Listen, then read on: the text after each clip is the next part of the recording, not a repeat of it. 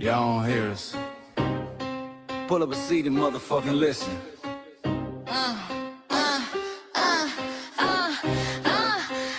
Pull up a seat and motherfucking listen. Pack your bag, time to go home. Talking crazy on our soil where our blood and bones grown. This our grind, we outside on it. While y'all fools on the outside looking, y'all show no respect to Black America, so leave. Hey. Y'all don't get it, so it's time to go home. Get the hell up out of America, take your disrespect and just fly on. Y'all don't get it, so it's time to go home. Get the hell up out of America, take your disrespect and just fly on. You landed on the tarmac, fresh off the boat. Talking about y'all building nothing, man, you choking on the note. My ancestors the reason that this country even breathes. Picked the cotton, built the White House, planted the seed. Jim Crow laws, redlined the map, we was the target. You think that struggle's a costume, man, you can't mark it. We fought the wars, we bled the blood, we died for our future's chance. And you come here and give our legacy a side eye while throwing shade on the guard. While you benefit from doors we kick down with our last breath. Now you spit on the architects who stared down death. Disrespectful, that's disrespectful, ungrateful, a slap in the face to only people who gave a fuck. So let me show your ungrateful ass to the right place. Pack your bags, time to go home. Talking crazy on our soil where our blood and bones grown. This our grind and we outside on it. While y'all fools on the outside looking, y'all show no respect to Black America, so leave. Y'all don't get it, so it's time to go home. Get the hell up out of America, take your disrespect and just fly on. Y'all don't get it, so it's time to go home. Get the hell up out of America, take your disrespect and just fly on. Passport, the visa, the privilege to be here. Cause my grandma did march for y'all, so disappear from our land. You cosplaying our pain. Think it's a trend you can borrow, but you ain't inherit the ghosts of our sorrow. We the foundation, the bedrock, the soil and the root. You not no branch on our tree, and unproductive people always cosplaying me. Talking about we ain't do nothing, you lost your mind. We built this from nothing, time after time. From the beginning to now, we been the backbone and muscle. Why you look down on the struggle and cause a whole tussle? The energy's foul with disgusting, it's whack. So let's make it clear, there's no turning back. This land is paid for in full. In blood, sweat, and tears, and dreams deferred. You don't get to come into a house we built from the dirt and telling Black America y'all ain't worth nothing. That's a violation, facts. Pack your bags, time to go home. It's our soil on our soil where our blood and bones grown. Show respect, this our ground. Y'all just tenants on a leash. Or get the step. Show no respect to Black America, so leave. Don't get it, so it's time to go home. Get the hell up out of America, taking your kids, I can just fly on. Don't get it, so it's time to go home. Get the hell up out of America, taking your kids, I can just fly on. Yeah, fly little birdies. Fly on back to where you came from. This ain't for you. The soil is sacred. We said what we said. It's time For y'all to go home. So fly a little birdies fly. So fly a little birdies fly. So fly a little birdies fly. Fly far, far away from here. So fly a little birdies fly. So fly a little birdies fly. So fly a little birdies fly. Fly far, far away from here. So fly a little birdies fly. So fly a little birdies fly. So fly a little birdies fly. Fly far, far away from here. So fly a little birdies fly. So fly a little birdies fly. So fly a little birdies fly. Fly far, far away from here. Bye-bye, little birds.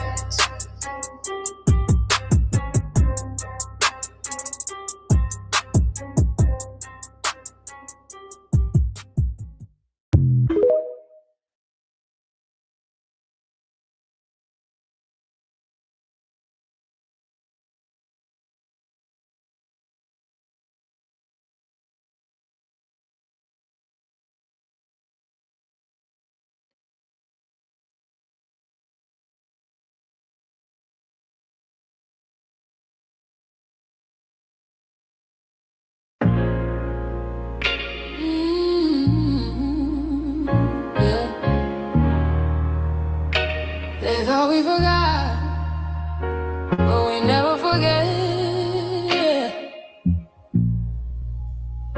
This one's for the root. built this land from dust and tears, 400 years, and we still here. They write new rules, but they don't see. Every freedom they got came off you and me. We planted seeds, they took the bloom. We lit the flame, they left the room. But we back now, no disguise. The spirit's woke, we realize. All we want is what we earn. That sweat and blood, yeah, that table turn. You can't buy culture, can't fake that fight. This is our day, this is our right. We happy day. Say it loud, say it strong. We the heartbeat that's been here all along. Foundation of Black Americans, stand tall. We ain't begging for nothing, we built that all. Born from pain and grace, you can see the truth written in our face. We the soul, the sound, to fight the flame. Foundational Black Americans, say our name. They love our rhythm, but they dodge our blues. Use our voice when it fits their news. They take our sound, but not our scars. We the backbone, we the stars. Now the veil is gone, the mask is clear. We see the game, we know what's here. No more silence, no more lies. We lift that flag and watch it rise. Rise up, rise up. We the ones that made this nation breathe. Our plains are power, our roots are trees. We know worlds. It's rhythm and grace, shout, and now we reclaiming our rightful place. Can't copy courage, can't steal pay. You can't inherit soul by changing names. Our story ain't done, it's the revival. We guard the gate, it's about survival. We FBA, say it proud, say it loud. The world dances on what we vow. Foundational Black Americans, still we stand, still we fight, still we demand. Every block, every song, we've been right here all along. The soul of a people strong and free. Foundational Black Americans.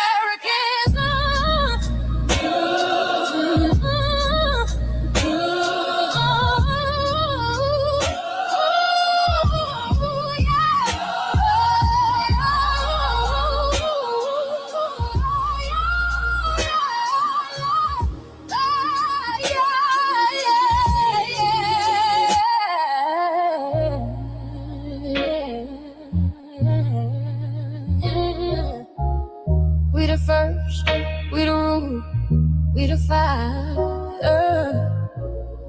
Still rising, still here. Foundational Black American. We set the tone and they copy the cadence. Dance to our drums and deny the foundation. Wear the style but don't honor the source. Smile in the crowd and you distance and force. Say you not us but you rap like we breathe. Take the rhythm, then fuse the receipts. I ain't mad, I'm just holding the glass. Showing the mirror, now answer it back. I ain't here to cancel nobody. Just keep it honest, keep it solid. If you eat from the table we built, don't act surprised when we guard it. Do you like that? Do you like that? When I flip your sound and I ride like that. Do you like that? Do you like that? Do you like that? Cause that's how it feel when you borrow my culture. Then act like we never matter. Hip-hop. Mike Larry. Now this shit here, it's what see it is.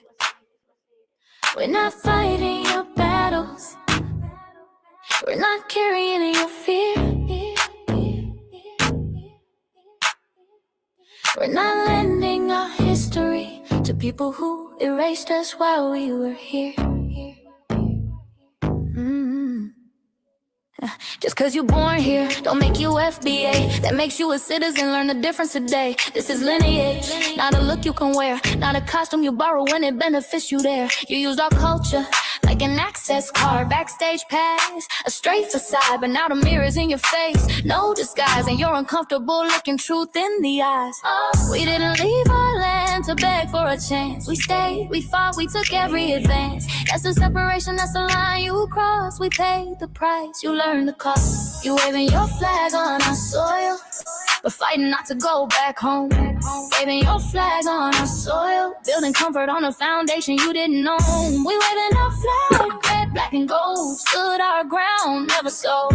You waving your flag on our soil, but scared to build what you claim you love. Our humor, our style, the way we move, the smoothness, the sound, the things we prove. Music we birth, language we shape, innovation forged under constant escape. Warrior spirit means stay and defend, not flee your land and rewrite the end. You call it success, but don't confuse the two. Ease came after what we went through. You abandoned your land and called it strategy. You waved that flag loud, but won't return to build your legacy. That contradiction tells the story for you.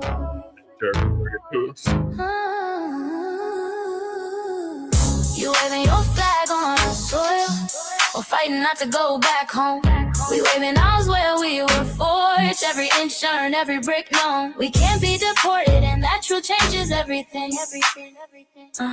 We can't be deported, and that truth changes everything.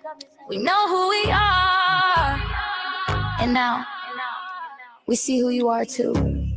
Just because y'all born here doesn't make you FBA at all. It makes you an American citizen. It's biologically impossible to be us because it's a lineage, not some damn costume you can just put on to look cool.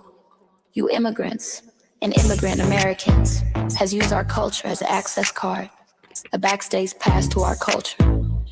Now y'all have to look in the mirror.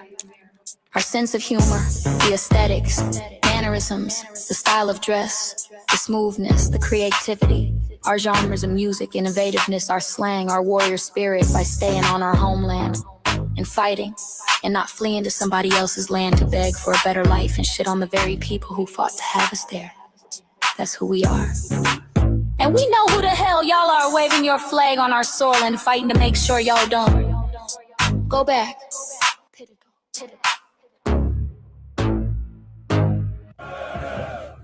You can't leech off our culture anymore. Beat it!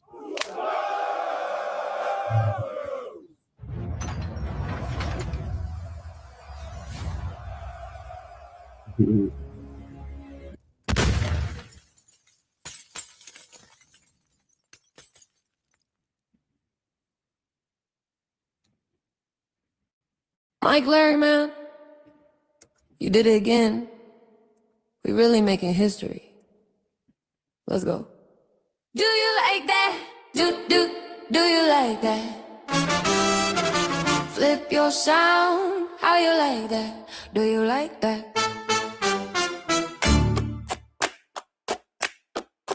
Do you like that? Say it loud, don't walk it back. Do you like that? Do you like that? You grew up mimicking us, now y'all switch it up.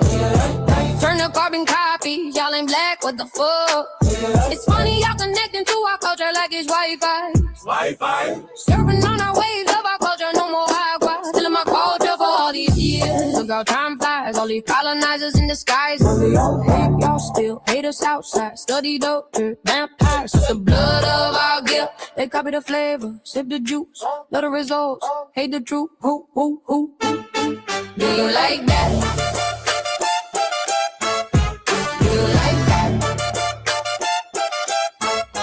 Do you like that? Flip your sound, how you like that? Do you like that? Democratic shields, talking points, the road they fill. Fish and chips, agent on the mic, judging FBAs, but ain't you half white? Talking like you one of us, we need a poo face. The agent type with a prune face, like 50 and Jim, it's a cold game. Throwing stones cause we build our own lane. I'm joking, kinda, but I mean it. Smile calm, pressure intact. Y'all proud where y'all from, where they flag, beat they drum. But when it's us, tone switch fast. Same pride, but it's too much. FBA pride, lineage solid, you can't put this on, can't try it on. Built here, stayed and fought, that's the difference. That's the card. Do you like that? Do you like that? Say it clear, don't twist the facts. Do you like that? Yeah. Do you like that? Point made. Nowhere to.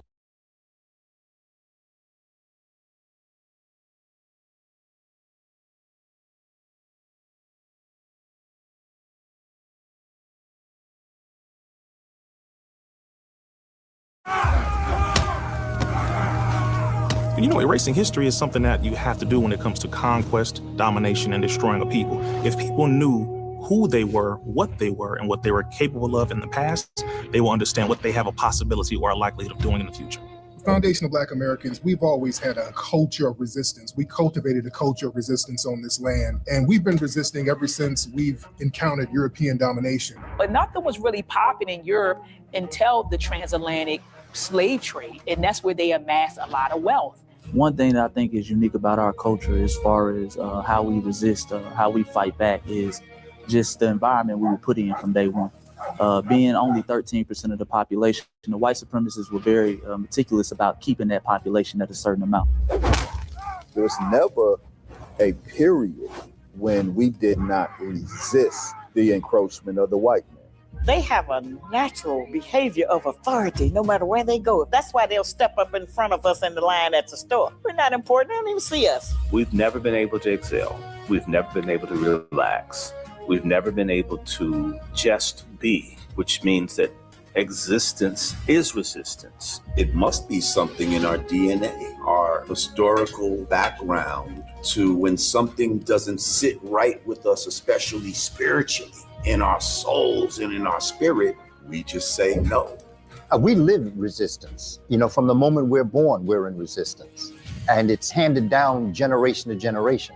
And so I think that cultural resistance is actually in our DNA, in our epigenetics, and then it blossoms out into the culture.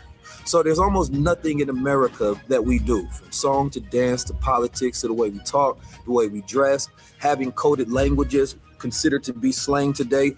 Everything about Black American culture is a form of resistance. Of course, they want to always downplay our contributions to the global tapestry because they continue to act like our number one export in this country is not Black innovation. Everyone understands that our resistance has been the cornerstone of what foundational Black Americans have always done. We are the life that breathes everything into this nation. The further back you go, the further Black you go. It's just simple like that, brother.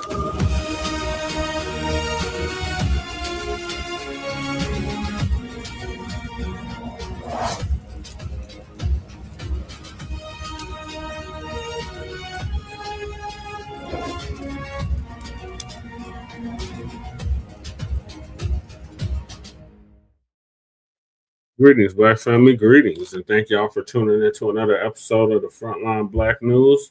I'm your host, Shane Krumah, and we should be joined here shortly with our West Coast correspondent, Representative Corey, Black Experience Enhanced, which I'm the co-executive producer and co-host of, and we should be joined here probably, hopefully, by the Lady Che. And on this season 6, episode 14, part 3, continuation of the Frontline Blacc News. We'll be discussing several topics we didn't get to in part 3. And that is gruesome Newsom, gruesome Newsom of California governor. Lord Pete the Heat, you still in here with this madness. Let me get you out the paint right now. We don't have time for your trolling tonight. Get the hell out of here, Pete. Gruesome Newsom said some racist ass shit. Gruesome Newsom's viral clip, fact versus fiction. Gruesome Newsom said this while trying to relate to Black people. Apparently he can't read. Then we got John Davidson apologizes to Michael B. Jordan and Delroy. Lindo. Did BAFTA deliberately allow a racial slur to air? Yes. Latina wants Black and brown unity, but will they really address the issues that cause the divide? No. Then we got why other groups are offended that Black Americans have set hard boundaries. Relevance in 2026. Then we got Black cultures Global Impact, Black Diaspora Debate, Accountability versus Systematic Barriers. Then we got Deportations, Human Toll, Illegal Migrant News, and Local Denver/Aurora News. Then we get the news from a Front Line and Black First perspective. We are a part of the new Blacc Media and also the signal boosters of the new Blacc Media. And we have been around for 6 seasons now and counting. And we have several platforms that are part of the Frontline campaign. Frontline Black News is the first one, started back in 2020, 2021. And Shabaka's Black Experience Enhanced is based on the 50th anniversary of the founding of the Black Panthers, original Black Panther Party for Self-Defense. We started on Blog Talk Radio back in 2016 and have been around for 11 seasons now. Shabaka's Black Experience Enhanced covers the Black experience from the beginning of time until 10 minutes ago. It is also part of the Frontline campaign and has recently, within the last 2 to 3 years, moved from Blog Talk Radio to StreamYard. Please make sure y'all like and share the broadcast, family. Please join us on StreamYard, YouTube, Frontline Black News. The links to all of our channels are in the description, including Frontline Black News, Frontline Black News 2, the backup channel. Just in case you try to take Frontline Black News down again, we'll have backup. So please make sure y'all sub it to Frontline Black News 2. Then we got my personal page, which is struck right now, Jesse Paris, aka Chan Kruma. That's usually where I stream all the city council meetings, community events, all of that. Okay, I'm glad it sounds crisp so far. That's good to know. And then we got the RBA Lady Chase channel, the Revolutionary Agenda. In addition to that, y'all make sure y'all sub to her Seduction Doll channel as well. Yeah, I got my hair did. Lady Che did my hair. So she put my hair in twists. So I got some twists going on. What was I gonna say? Then we got Jay Militant, our cousin, our local out the Bay Area. He his channel was Cracking TV with Jay Militant. Make sure y'all sub to his channel. Then we got Kukizi, a brother out the Mile High. He does an intro track for the Frontline Black News. His link is also in the description. Thank you. Thank Lady Chase. She did it.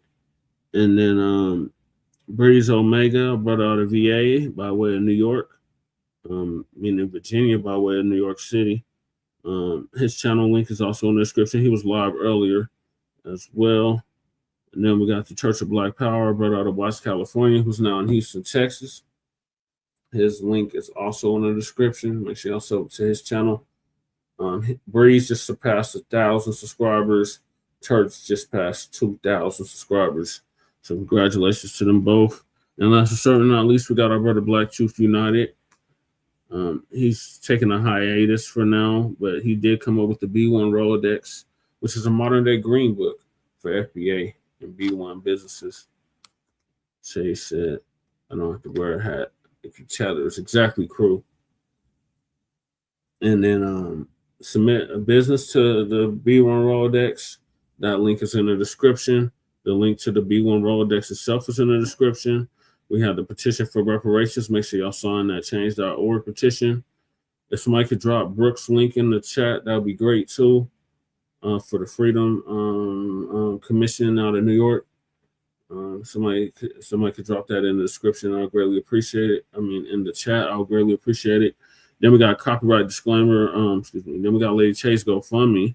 Make sure y'all support Lady Chase GoFundMe as well. That link is in the description. We got a copyright disclaimer under Section 107 of the Copyright Act of 1976. Allowances made for fair use for purposes such as criticism, comment, news reporting, teaching, scholarship, and research. And I do not own the rights to the music. And if you don't understand racism, white supremacy, what it is and how it works, everything else you think you understand will only confuse you. In all 9 or 10 areas of human or people activity, and that is economics, education, entertainment, labor, law, politics, religion, sex, and war. And some say health and nutrition, all 9 or 10 areas of human or people activity. And then when you're a Black person or captured by any race soldier, you must never fuss, fight, or flee. Comply and defend yourself in court, also by Neely Fuller Jr., producejustice.com. And when you, and then last but certainly not least, We got racism and white supremacy as conscious or subconscious behavior to maintain white genetic survival to prevent white genetic annihilation. Announced by the late, great Dr. Francis Chris Wilson. Transitioned exactly 10 years ago at the age of 80. And shout out to Tariq Rashid, our FBA brother out of Los Angeles, California, who paid for her funeral, along with several others. So those are the topics. Make sure y'all hit that like and subscribe button. Let me shout out everybody that's in here early. I got Twin in the building. I see you, Twin. I see Mac in the building. I see Black Joe. What up, cuz? Thank you for tapping in. I see Crew in here. Who else is in here? Goddess Nobby's in here. Salute to you, Goddess Nobby. Who else is in here? I think that's it so far. Shout out to y'all for tapping in. I wasn't even going to do a live tonight, but I'm kind of glad I did. Thank y'all for tapping in. He teaches the kids involved in gangs and breaks up fights. Having a whole conversation. Yeah, no trolls allowed. Keep them trolls up out of here. They want war, but want us disarmed. Yep, you already know. You already know, Black Joe. Make sure y'all hit the likes. Yep. So we're going to hop right into it with Gruesome Newsom. Oh, punk-ass Gruesome Newsom. A governor of California, Nancy Pelosi's nephew. Apparently, this nigga can't read. So he made a little joke about him scoring low on the SAT, which is the college aptitude test usually you take before you go to college, and depending on where you score, and that's where you end up going to school at. So he basically said that he can't read, and basically black people should be able to relate to him. Well, Gruesome Newsom, it was illegal for us to read and write. There were whole laws passed to keep us from reading and writing. No other group can say that but FBA. So, in this country at least, no other group can say that. They had passed whole laws to keep us reading and writing. What's your excuse, Gruesome Newsom? You're literally a trust fund baby. Your fucking auntie is the damn, what's the Secretary of State, Speaker of the House, amongst other things. So what's your excuse for not being able to read, Gruesome Newsom? So we're going to get into Gruesome Newsom. It's the same one that tanked reparations in California and calls himself running for president in 2028. So Lisa going to give us the first update. Then we're going to follow up with Tariq.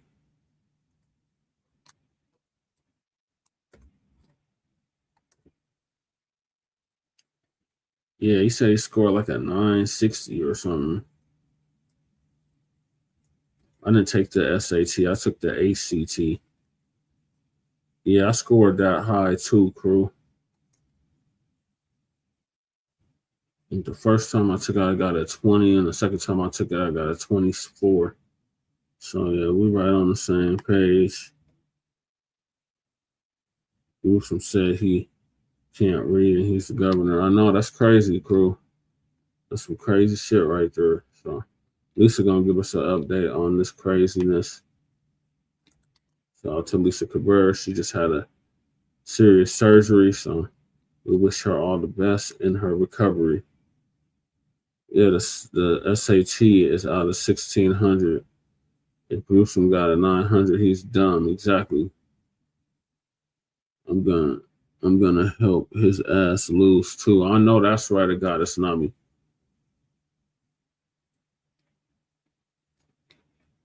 Yeah, she's in Cali, crew. She's in Whackdale, otherwise known as Palmdale. Tethers know more about the 1970s Black America than their own history. Right, Black Joe? Ain't that the truth, cuz? They definitely know more about that than their own damn history. And they surprised that we know they goddamn history. I know they goddamn history, but they know their damn history. They think all Americans are stupid, though. But Lisa's going to give us an update on this. Talk about Gavin Newsom. Oh, Gruesome Newsom.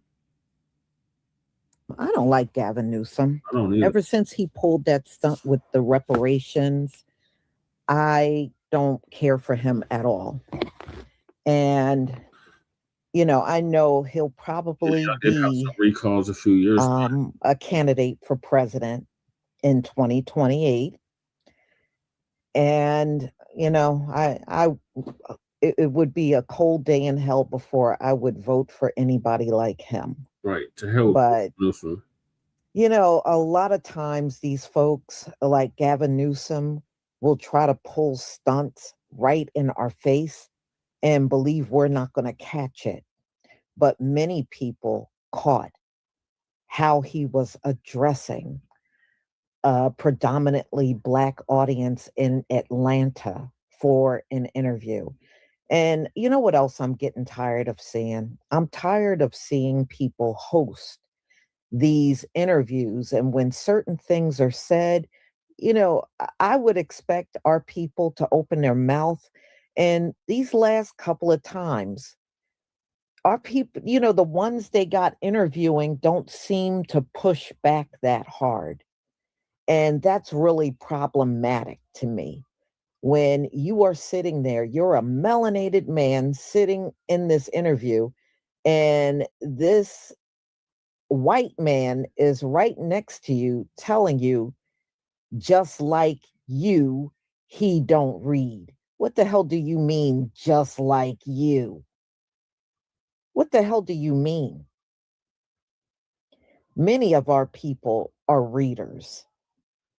And for him to get in front of a crowd and make that comment, see, he wouldn't have made that comment if he was in a crowd of white people doing an interview. He would never have let anything like that part from his lips. But many of these folks, they show their microaggressions in many different ways. And yes, I believe that was a microaggression. Because what you were implying is the Black audience is dumb and they don't read. So you sat there and downplayed yourself and then tried to imply it's just like us. That's very insulting. You know, two incidents where you should have told the guests to leave. One was that Haitian woman that said dirty Black Americans. There should not have been an interview. You should have called her ass the hell up on out of there. Right. And two, Gavin Newsom. The interview should have stopped at that point. You know, you don't let your guests come and then insult the audience. So I had a big problem with it. I really do. I mean, we need to get rid of these soft shoe Negroes that don't know how to really push back when something inappropriate is said, you know, during an interview that you're doing. I don't care if he's the California governor. It doesn't give him the right I don't even know who y'all come vote for in California. to our crowd and insult us. I don't care who he is. The only one I would support in California would be Bill. So y'all, I'm gonna go ahead and show you these videos. I would support. All right. Of course, there was used to answer any questions about gun rights. Newsom. Y'all, please give me a 1 if you can see my screen. He's so ignorant ass. He can't even read. He had the whole world given to him, and he can't fucking read. These mugs. Thank you.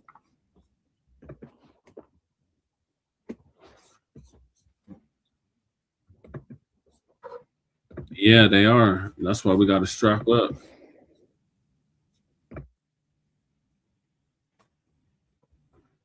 I'm not trying to impress you. I'm just trying to impress upon you. I'm like you. I'm no better than you. Yep. You know, yes. I'm a 960 SAT guy. And, you know, and I'm not trying to offend anyone, you know, trying to act all there if you got 940. but literally a 960 SAT guy. I cannot, you've never seen me read a speech because I cannot read a speech. Maybe the wrong business to be in.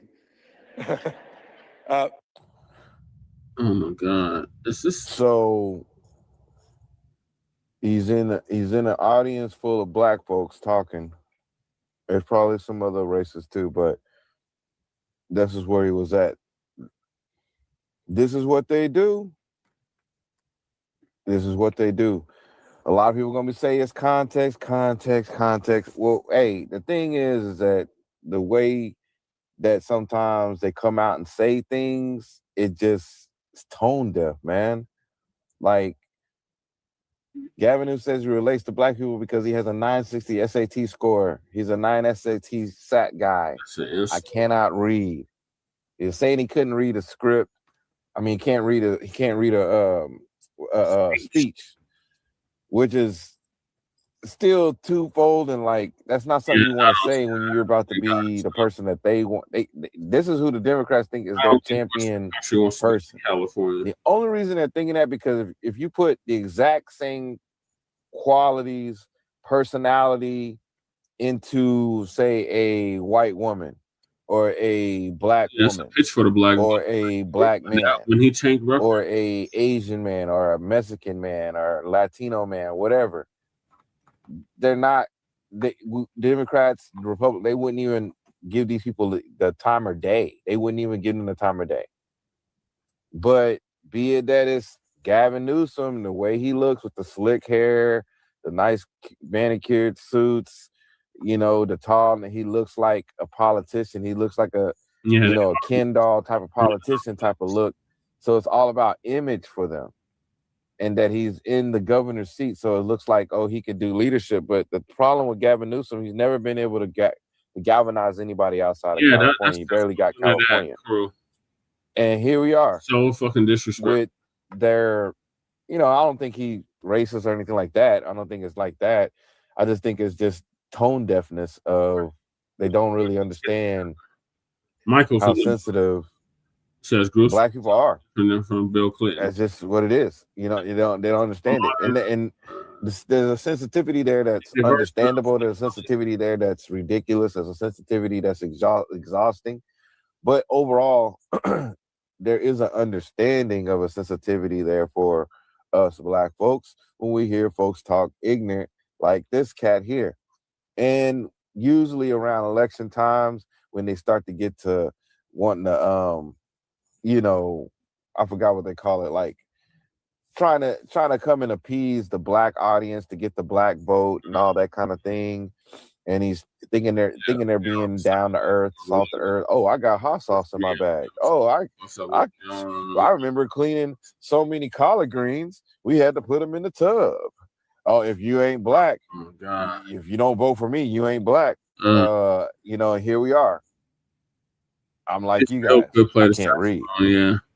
When it's just tone deaf, as in saying like, we know what the educational scores, we know what the levels are, we know what underlying reasons that could be, because I don't want to make it sound like, oh, it's just that and it's not. Because this is what this insinuates, is that, in the mind of white Caucasian Americans, black folks just can't read, we can't swim, we can't do anything. And that's not true. That's not true.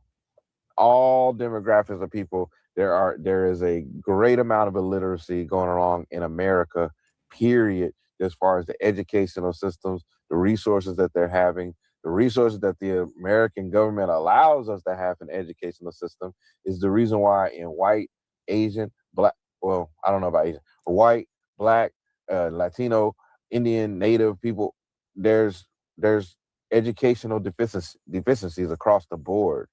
Across the board.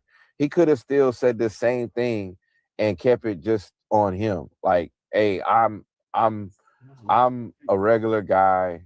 I didn't do well on my SATs. I'm a regular person. Something like that. But time and time again, it's just that, sometimes subconscious mannerisms, subconscious thoughts, subconscious ways of thinking and how you look at the world is going to come out. And I think that's just one of these things.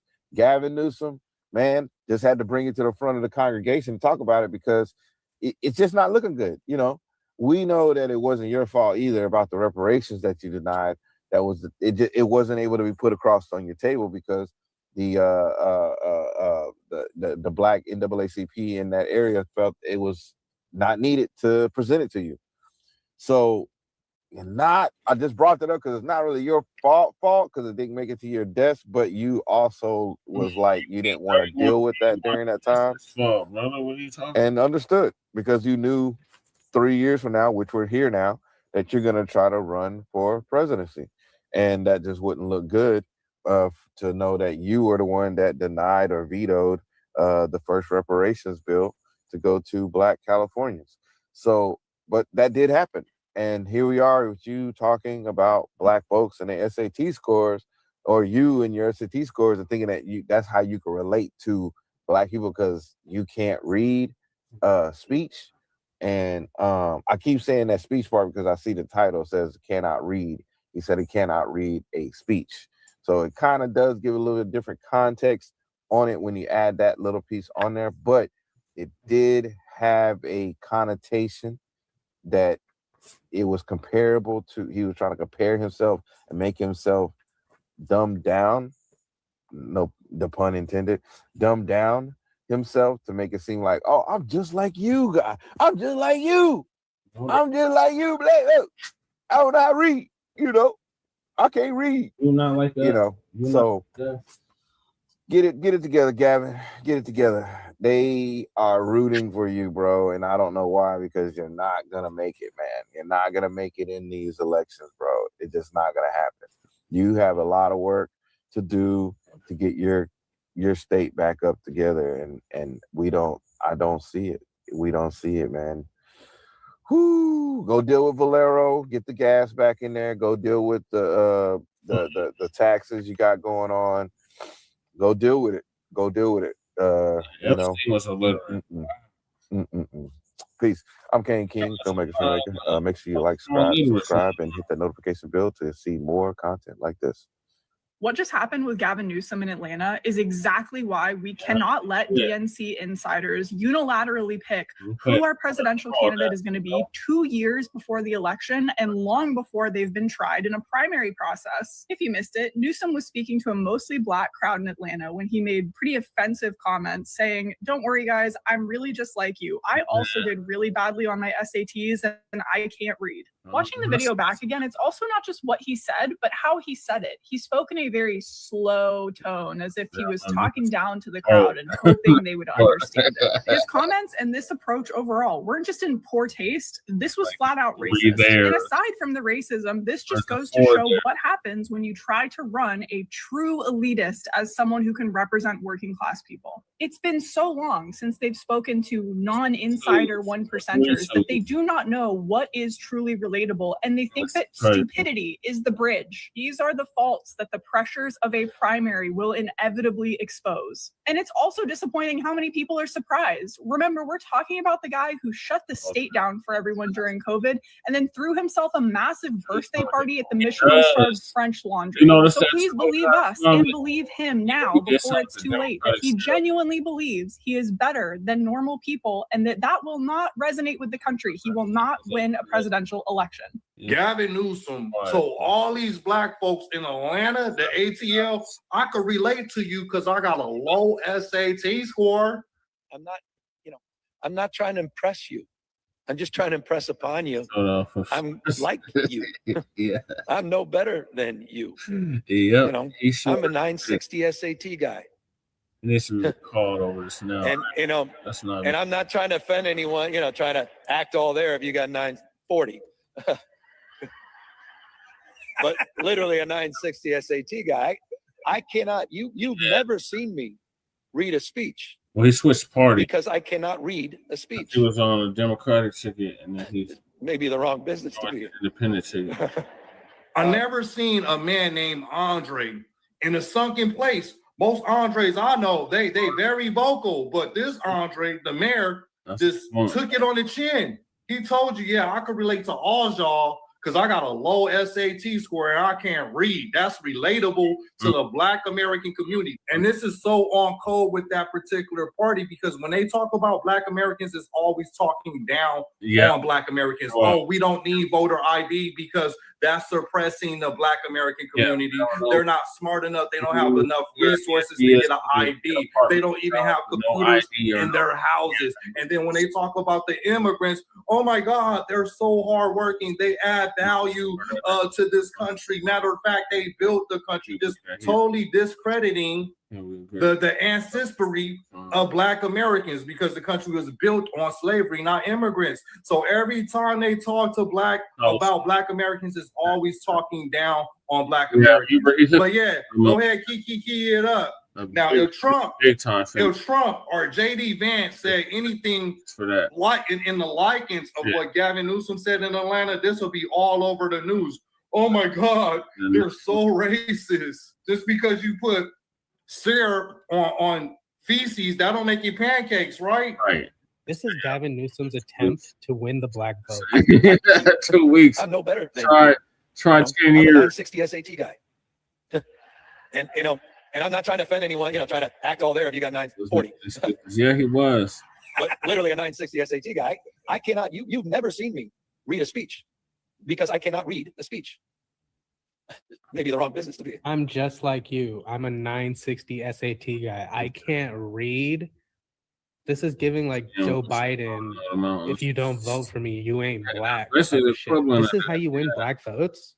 This is how you win minority votes, by leaning into the stereotypes. I feel like he knew it as it was coming out of his mouth, but it was just too late and he couldn't put it back. You can almost see in his face that he's regretting every second that he's talking. These politicians that are going to be running for president in 2028, they need to do a little bit more research on what their demographics actually want. I think people are tired of hearing the right things and they just want action. They just want things done. That's crazy to me. In what world did you think saying that I'm just like you, I can't read would work? You've been a governor for years. You've been in politics for years. That's like politics 101. Like you guys too. I'm a 960 SAT guy. I can't read either. We all ain't worth a damn. Did this motherfucker call us stupid? Yes, this prick did. Man, fuck this. Yeah, fuck him. Let's bounce. Excuse us. I'm not trying to impress you. I'm just trying to impress upon you. Bring you on, I'm but like it's saying the you. device not connected. I'm no better than you. I'm a 960 SAT guy. You've never seen me read a speech because I cannot read. So to appeal to this crowd, an all-Black crowd, he said that his IQ was lower and not better than you. I'm just like you. I don't have very high SAT scores. I can barely read. Dude, Gavin, that is so cringe, brother. He can't even read? Am I getting this right? This is like that moment when Biden said poor kids are just as talented as white kids. I don't know how else to say this, but the Democrats pander so hard, they try so hard. They don't even see how embarrassing it is. It's total secondhand embarrassment. I think somewhere else in this interview, he said that he grew up eating Stouffer's lasagna too. He said, oh, I got my mac and cheese and I just ate all my mac and cheese and that's all I lived off of. Democrats need to find another way to appealing to people. Maybe it's actually fixing problems and not creating more stereotypes. You guys have done enough of that, okay, buddy? With the adults, I'm not trying to impress you. I'm just trying to impress upon you. I'm like you. I'm no better than you. Epstein, I'm a 960 SAT guy. Literally a 960 SAT guy. Just taking I cannot. You've never seen me Dickens read a speech immediately because I cannot read a from what I speech. hear from the ATL. Maybe the wrong business to be in. He's saying, I'm like you, I can't read the Black people. There's so many examples of this. Poor kids are just as bright and just as talented as white kids. He couldn't Young read. Black kids growing up in the Bronx who don't even know what the word computer is. They don't know. They don't know these things. A lot of people don't know how to register. Not everybody in the community, in the Hispanic and the African American community, particularly in rural areas that are distant and or inner city districts, know how to get online to determine how to get in line. They don't know what the word computer is. Do you have a problem figuring out whether you're for me or Trump? I'm and Black. you ain't Black. Do you love it? Do you just love it, Black people? How about that? Says Nicki Minaj. It's true. African Americans and Hispanic workers and veterans, you know, and the workers without high school diplomas. That motherfucker's gone. You know this. I'm on the other side. Yeah, Dixon. Yeah, he was too soft on Gavin Newsom. No coulda, woulda, shoulda. It's all. Is it Dixon or Dickens? I thought it was. Put it all out here. Keep talking. Keep talking. I'm just trying to impress upon you. I'm like. Yeah, slow dimensions pro Biden. No better than. I'm a 960 SAT guy. Chewbacca, I don't know why it's. And you know. It's hard to bring him on. You know, try to act all there. If you Okay, hopefully he comes back on. Of course I don't know what happened. Literally a 960 SAT Yeah, it's having issues connecting. You've never seen me read a speech because I cannot read. Hold on, y'all. Democrat governor Gavin Newsom then got out there in front of a black audience and told them that he's dumb and can't read just like them.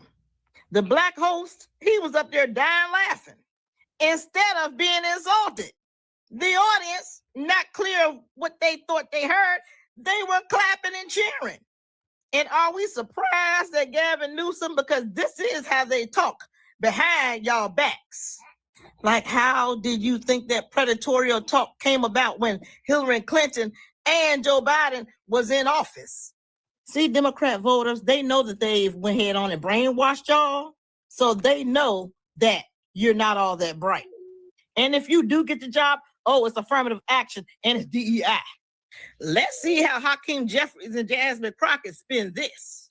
And if Trump said what Newsom said, what will be going on right now? I'm telling you what will be going on. Remember when Trump just posted, it was an accidental post of the Obama thing, pastors spoke out. The news media had it on CNN, right? But this type of stuff happens when the Democrats. I want y'all to understand what he basically Lord, said. not this damn right. A 96 is based. 960 is basically you cannot read. He just went in front of a room full of black people. Gavin Newsom. Can you imagine that being Trump and saying, "Y'all can't read"? Well, it's hard to bring. But they think that of us. They've said that a lot. They've said this to black people a lot. But then we're called coons. We are called Sambos because we vote Republican. We vote for the racist party, but they can tell us, but the Democrats continue to tell black people that voter ID, black people are too stupid to get a voter ID. That if you don't vote for me, you ain't black. That I too got a 960 SAT scores when there's a lot of black people who get way better scores than 960. Basically, with that type of score, you can barely get in any college. That's what they think about us. That's why they don't feel like we're that smart, and we prove them right. We prove them right every 2 to 4 years. We prove the Democrats are absolutely right because we go out and we vote the same way every time. We go out and vote the same way. We go out and do the same thing over and over again. And you know what that's called? Insanity. Right. When you make the same decisions over and over and over again, wanting a different result. So yeah, Gavin Newsom did. Can you imagine if it was Trump? Can you imagine if Donald Trump went out there and told a room full of black people, or a room full of white people, that black people can't score over 960 on SATs? Gavin Newsom told a mostly black crowd, I'm like you.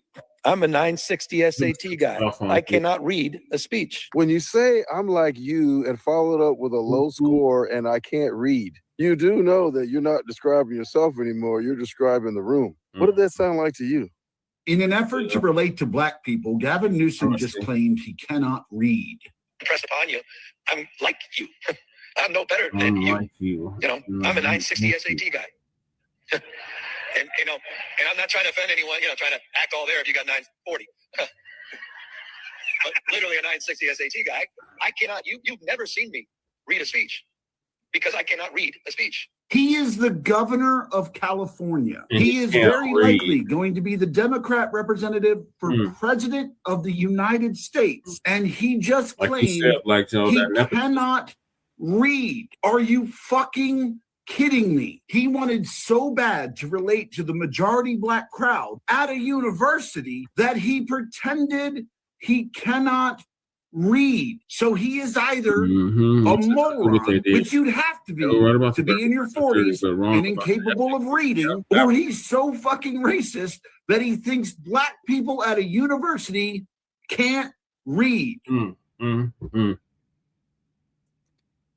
Wow.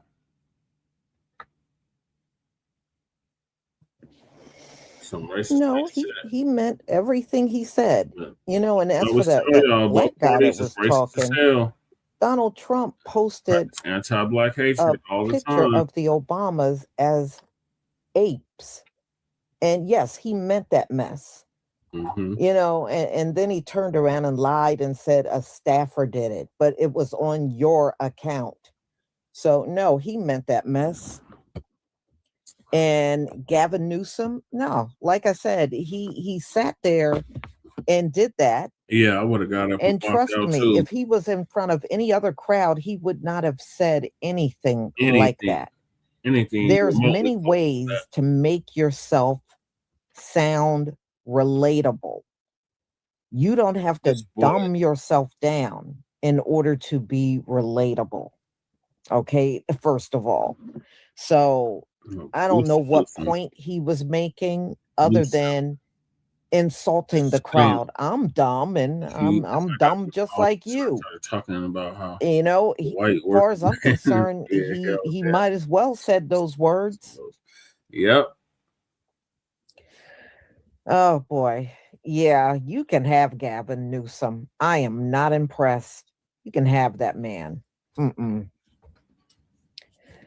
So y'all, I'm going to go ahead and conclude. I have another live coming up at 1:45, and I hope to see you there. This headset died. So we're going to, we got a lot to cover today. Trying to bring you on, Shabaka, but it's not connected. You know,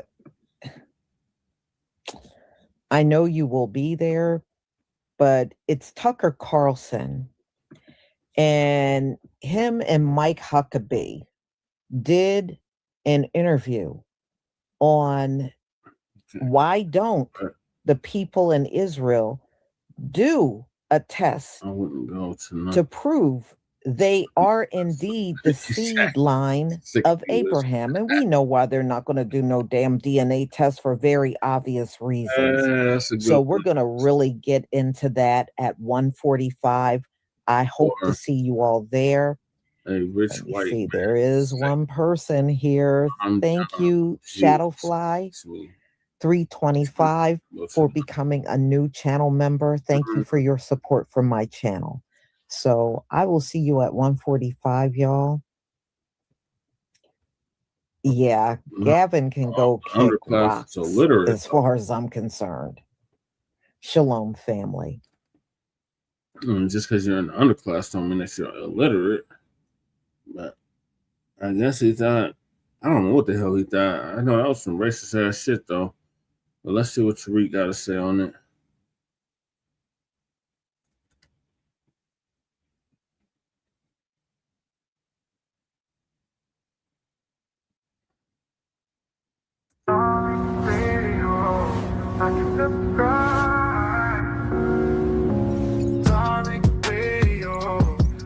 Subscribe. Darling Radio. Like and subscribe. Yeah, a lot of people did school. That's true. I'm not trying to impress you. I'm just trying to impress upon you. I'm like you. I'm no better than you. You know, I'm a 960 SAT guy. Yeah, this is the land of make believe and bullshit. You know, and I'm not trying to offend anyone, you know, trying to act all there if you got 940. But literally a 960 SAT guy. I cannot, you've never seen me read a speech because I cannot read a speech. Maybe the wrong business to be in. Y'all share the space. Let everybody know we are indeed live.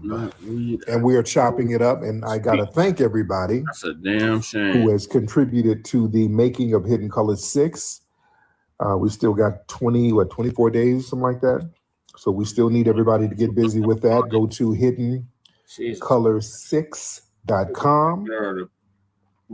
That's the number 6. Hidden Colors, the number 6.com, and make a contribution to the making of Hidden Colors 6, ladies and gentlemen.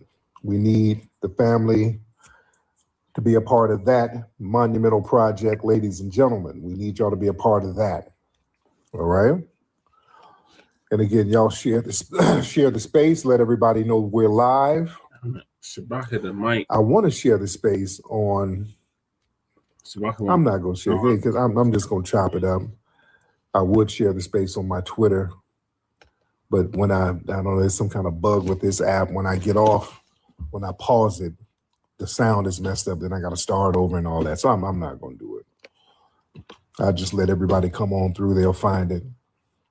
So you're watching The Rules of Racism now. Respect to that. Respect to that, ladies and gentlemen. Now what we got? We got a lot to talk about. My favorite one. We got a lot to discuss. I'm gonna have some of the calls call in. You understand? What'd you say? You gonna bust what? Okay, hold on. What kind of moist shit you talking about, bro? Cryptic? Okay, this is a punk. Okay, don't. Okay, this ain't that kind of party, dude. This dude, some punk is turned on by my picture. Okay. Hey, well, this ain't that kind of party, bro. I mean, there's Lil Nas X is doing a concert somewhere. You can go get you some tickets. Go to Ticketmaster, man. And just let your fantasies be free. All right.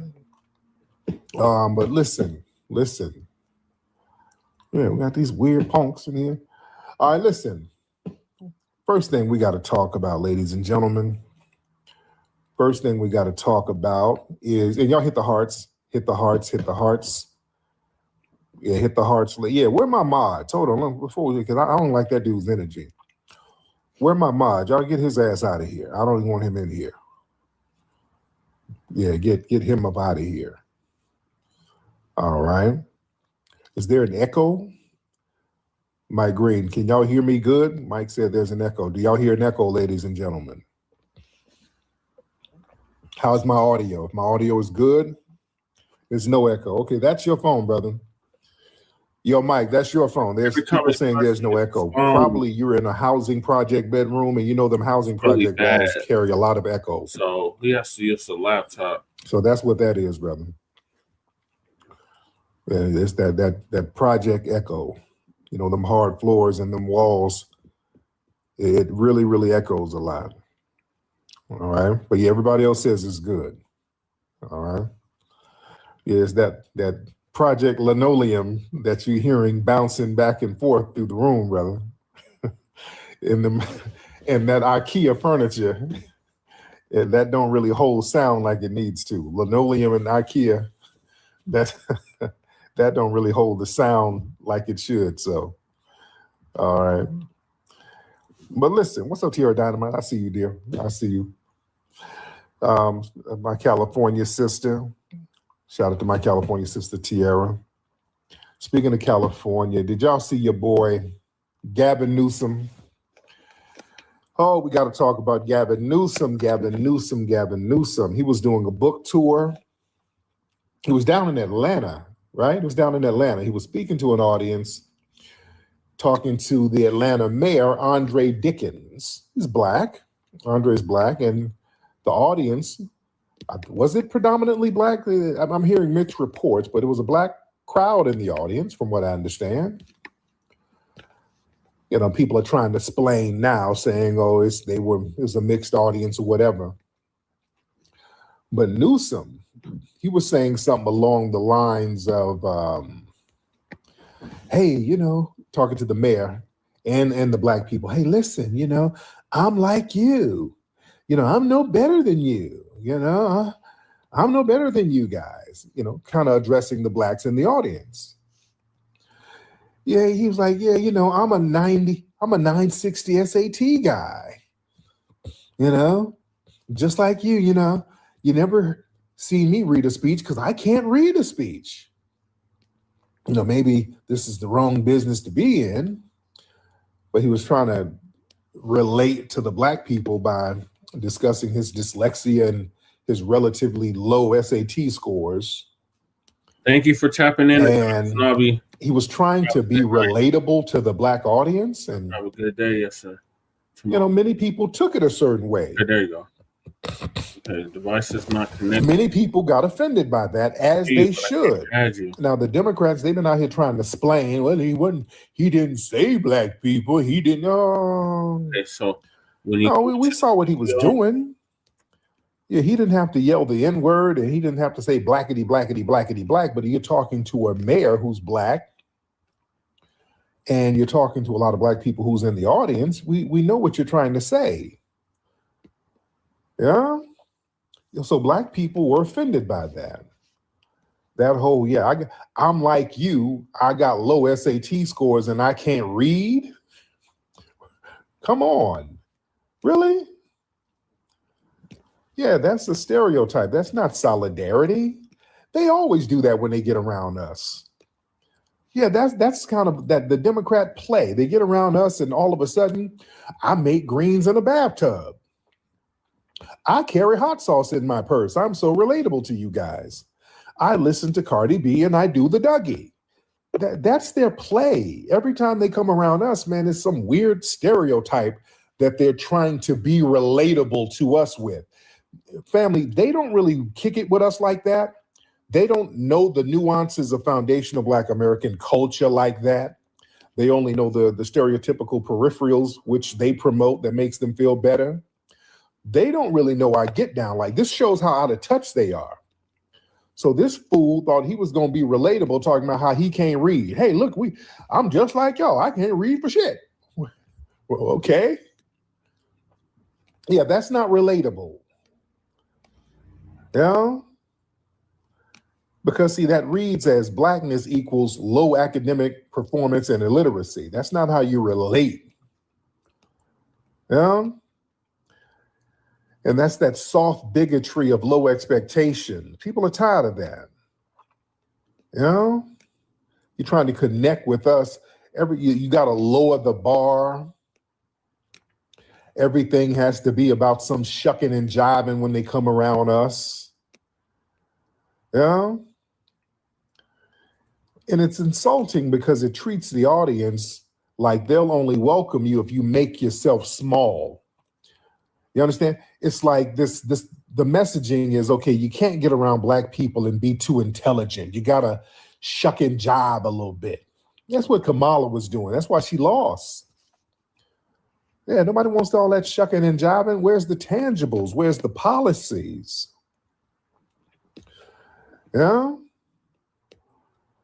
And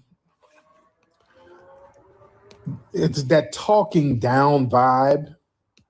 It frames Black people as the benchmark for underachievement. He could have said, hey, look, I struggled. I got dyslexia and I worked through it. Instead, he made Blackness the reference. And that was the reference point when he was speaking down. Like, don't worry. You know, I'm not better than you.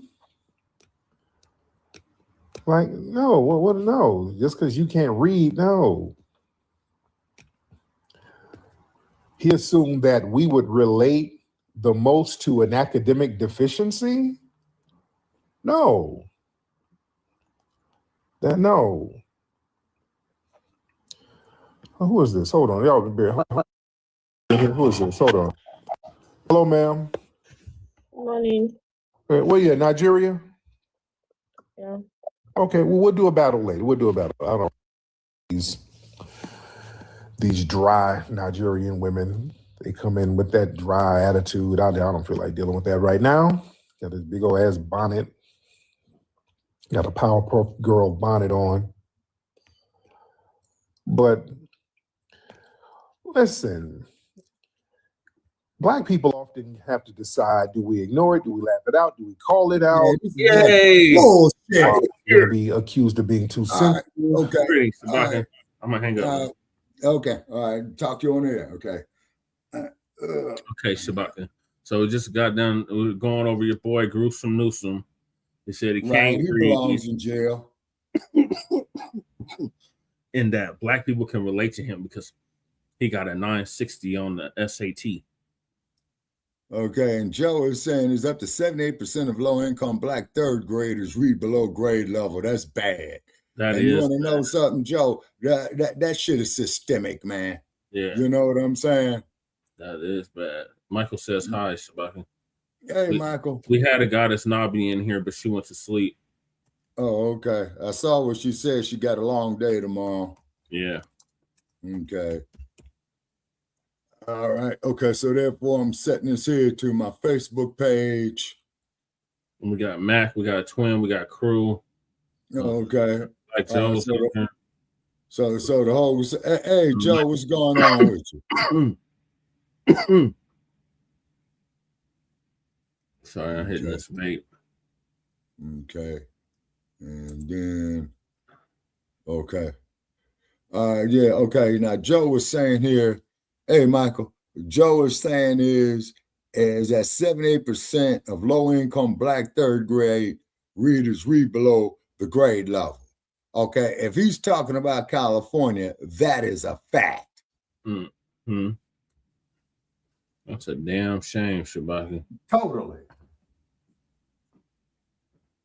That is really bad. Kahari's in the building. Kahari, we are at 287.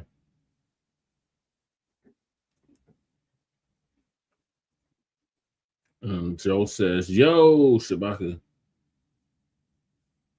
And this is why, hey, Joe. Okay, this is why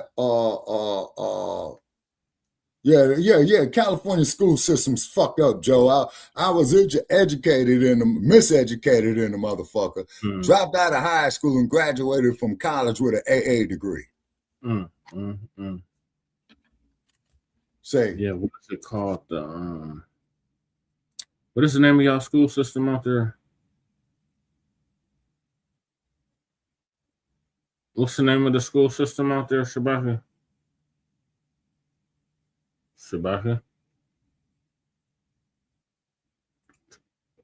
Earth Page and Shabaka. Oh, shit. This mic is acting up. You just lost him. I don't know what just happened. I hope it's okay. I'm going back on. Shabaka? Yeah. Okay, can you hear me? Yeah.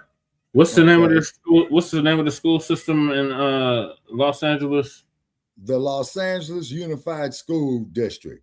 Unified School District. Okay. I couldn't remember off the top of my head. Can you imagine Gavin Newsom code switching by talking like Tyrone to attract FBAs? Oh God. Yeah. I could imagine that.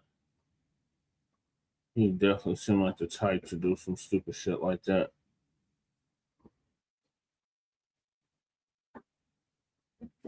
Shabaka's having issues with his mic. Okay, Shabaka. Damn. Shabaka. Yeah, can you hear me now? Yeah. No, it's this goddamn headset.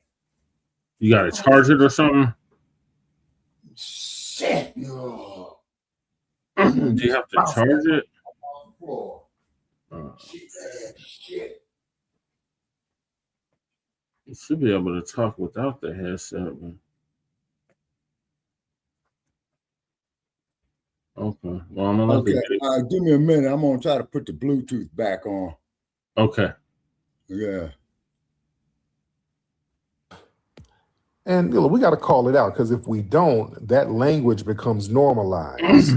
Being offended is justified, because it's not about the one line. It's all about the constant burden of having to police the respect and framing that's given in public life. You know, people always want to come to us with these little janky narratives, and we are correct for calling it out. You know, especially in a tone political moment when, optics are everything. You're on a book tour, you're sitting there with a black mayor in a major city in front of a packed audience. So it's not just a private, awkward line. That's a message that you're broadcasting that This has result in consequences. a child left behind, Black Joe. And it reinforces stereotypes. It sure Okay, is. can you hear me now? And we are justified in saying, Yes, I hey, can that's hear some you now, bullshit you bro. said. Okay. No Child Left Behind program, that every student succeeds program, as well as Common Core math. But you see, Black Joe, what's happening with that is we got to look at history here. This is the height of the crack epidemic. Mm-hmm. Okay, so there might be a correlation between the two. Well, No Child Left Behind was after the crack epidemic, Shabaki. Mm-hmm. Okay. No Child Left Behind happened when I was in school. Okay, what year was that? 2003. Okay. All right. Well, man, cheap ass head. Yeah, that's around the same time they took music out. They took home economics out. Right. Wood shop out. Yeah, all the shops. Electrical shop, wood shop, auto mechanics. You see? All that out. Because see what they was doing was they was getting, okay, in the 90s. Okay, AOL came out in 94. The www.com came out in 94. So they already knew then what they were gonna do.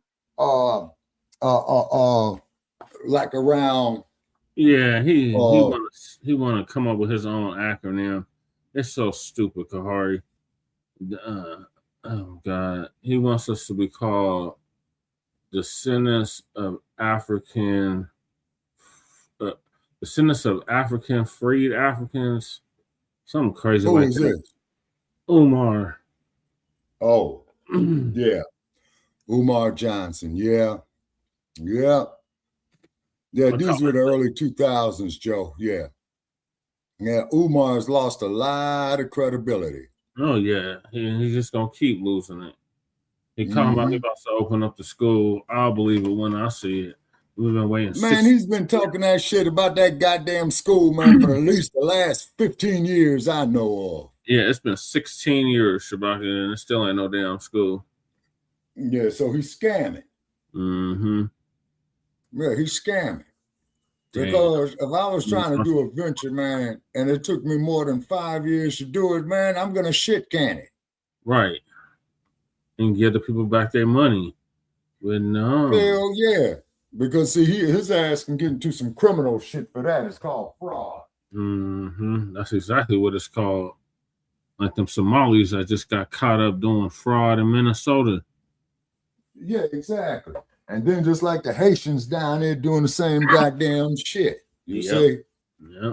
And the thing is, I got to say about these motherfuckers here, okay, yo, what that motherfucker tried to call me, man, when we was on PewTube and Akanta, and I said, you African nasty ass scratching motherfucker, go wash your ass. Oh, you're asking me if he dissed us? Yes, he did.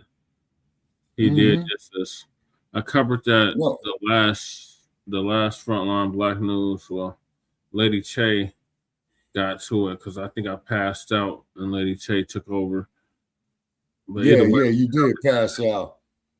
Okay, Somalians are demanding reparations. Who they demanding the reparations from, Joe? The damn government. These scamming ass damn Somalis. Okay, wait a minute. Generosity to demand reparations from the government. Okay, the U.S. government? Yeah. No, wait a minute. Wasn't they colonized by the French? The Somalis? Yeah. It was either I think it was the British. Then that's who they need to go see about for reparations. Right, but they're talking about what happened in Minnesota with the ice. Man. Okay. The only thing I can say about Crew's in the building. I'm assuming it's Ray G. Is that you, Crew? Yo, sir. Yes, it's me. Certified B1. Certified salute. All right, Black. And Shabaka certified. Hey, Shabaka certified. No, I'm gonna get on my old stuff. Certified, man. No, I still rock with you, Shabaka. Salute to you, Shabaka. Yeah. Nah, man, how y'all doing in the shy, man? I'm hearing them Great Lakes is the winters is hitting y'all real bad. Oh man, it's very nice out here. What's the temperature? What right now is like 30. Okay. All right, yeah. Hold on, Yeah, let me show yeah. you. Like, look, this outside the window. Okay. All right, hold on. Okay, because Michael's comment is over Cruz's picture. That's the snow on the ground. Oh, okay. All right. And out here, man, it's on the cusp, man, because we get warm and tan. Okay. All right. Okay, Hey, so hey, Che and Shabaka. Yeah. Yeah. So I'm with my guy right now, my buddy John. All right. John, what up, John? Yeah. He can't hear you because I got my Bluetooth on in my ear. Oh, okay.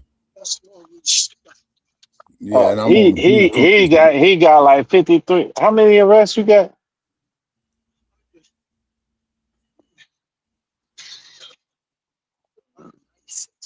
$196. Damn. 196 arrests. Damn. Yeah, but he FBA. Okay. He's smart as hell. Shout out to John.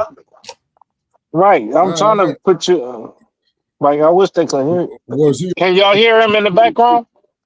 Like, I ain't no dummy. Like, far from it. You get me? But like he dummy, I wouldn't be with Gunball. Yeah, that's what he called me, Gunball. He said if I was a dummy, I wouldn't be with Gunball. Right. Damn. Black Joe inbox you, Shabaka. Okay, he inboxed you. Niggas in this car. Okay. Motherfuckers hate on me. God don't look at me. Like I wish you could hear this. And yeah, I barely hear him in the back. No, I wish you could hear it. Like I wish you could hear it like I could hear it. You know what I'm saying? Yeah. Cause man, like he is a legend. My bro is a legend.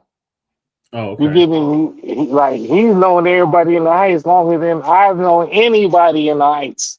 You get me? And the Heights is right next to where I live at. But like everybody knows him. Like the Heights is right next to the fields. Yep. You talking about Chicago Heights? Yeah. And it's like Western Avenue dissects Chicago Heights from Olympia Fields, right? But we all go to school together sometimes. You get me? And then there's Park 4. Like we all the same hood, right? We just the burbs of Chicago. Yep. Y'all part of the You land. point me the way you getting dropped off. What, 16? Chicago land. Like we passing a Pace bus station right now and everything. Like, man. So, crew, what are your thoughts on the Bears moving to your neck of the woods? Hey, you know I live in Indiana, so Okay, it's all good with the Bears moving there, man. It's just like how the New York Giants. I just wish they'd have moved. I just wish the Bears would have moved to 2300 Jackson Street.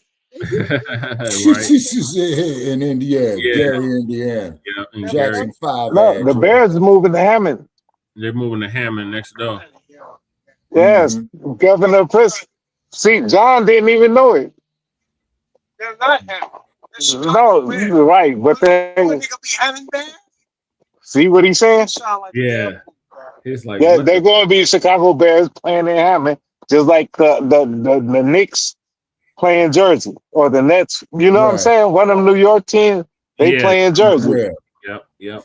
There's a whole bunch of teams that don't play in the city that they represent. Yeah, like the Warriors used to play in Oakland before they built Chase Center over in San Fran. Right, across the bridge and everything. I know it's all beef, ain't it? Goddamn. San Francisco versus Oakland. Man, y'all on the other side of the bridge. I'm going to burn this bridge down, bitch. Nah, damn earthquake, damn, they took that whole motherfucker down in 89. Yeah, that Bay Bridge ain't no joke. No, a nigga built that Bay Bridge, I think. So that bitch ain't going nowhere. Nah, it adjusts. It adjusts. They have what do they call it? Stilts. They have stilts. Yeah, that's what I said. That's what I said. Nigga probably built that shit. That shit ain't going nowhere. Yeah, and then what happens, crew, when a quake comes, it's designed to sway with the quake. Yeah. Unless that motherfucker's a 9, but if it's a 9, then every goddamn thing's coming down. Yeah, everybody's done. Yeah, and like I say, for all you out there who get hit with a 9 in an earthquake, the first thing you go get you some damn water. Go buy it, trade for it, steal it, because your sewage is going to be hold on. I got you. I got you, Shabaka. There's this guy named Water God on YouTube. Oh, yeah, shout out to Water God.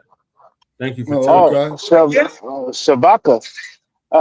You know, there's a way you can build 3 sandboxes and then put some rocks and then put some more rocks. And then you don't even need no motherfucking water. You get me? You can take rainwater. You can use toilet water. You can use toilet water and get you fresh drinking water in an hour out of your toilet water. Wow. Yeah, you're right. No, he's right about that. Because when them motherfuckers was doing that gold rush up there in Northern California, that's exactly what they was doing. Yeah, they was doing that here in Colorado too. Mm-hmm. You filter it through the sand. Yeah. With the bacteria at first. Mm-hmm. And then once it go through the bacteria, then it go through the sand, then it go through some more fine sand, which captures every bacteria.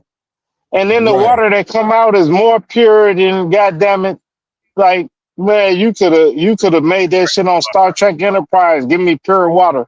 Oh, damn. And the water you get out that sand is even better. Which way, John? Yeah. Yeah. Because I gotta come back. Oh, you're right here. You're on this street. Okay, and then out the west. Man, they need to impeach that motherfucker, man. Recall that motherfucker. Throw his ass in the same goddamn. Hey, saying Shabaka. Hey, saying Shabaka. Yeah. Yeah, go ahead. No, I just okay. So I'm with my. See, he don't even know where he's staying. I'm with the number one dude in Chicago Heights, right? Oh, word. Probably out of Chicago, period. Oh, okay. You get me? Okay. Man, hold on. Stop. Respect. Okay, good. All right, though. Come on.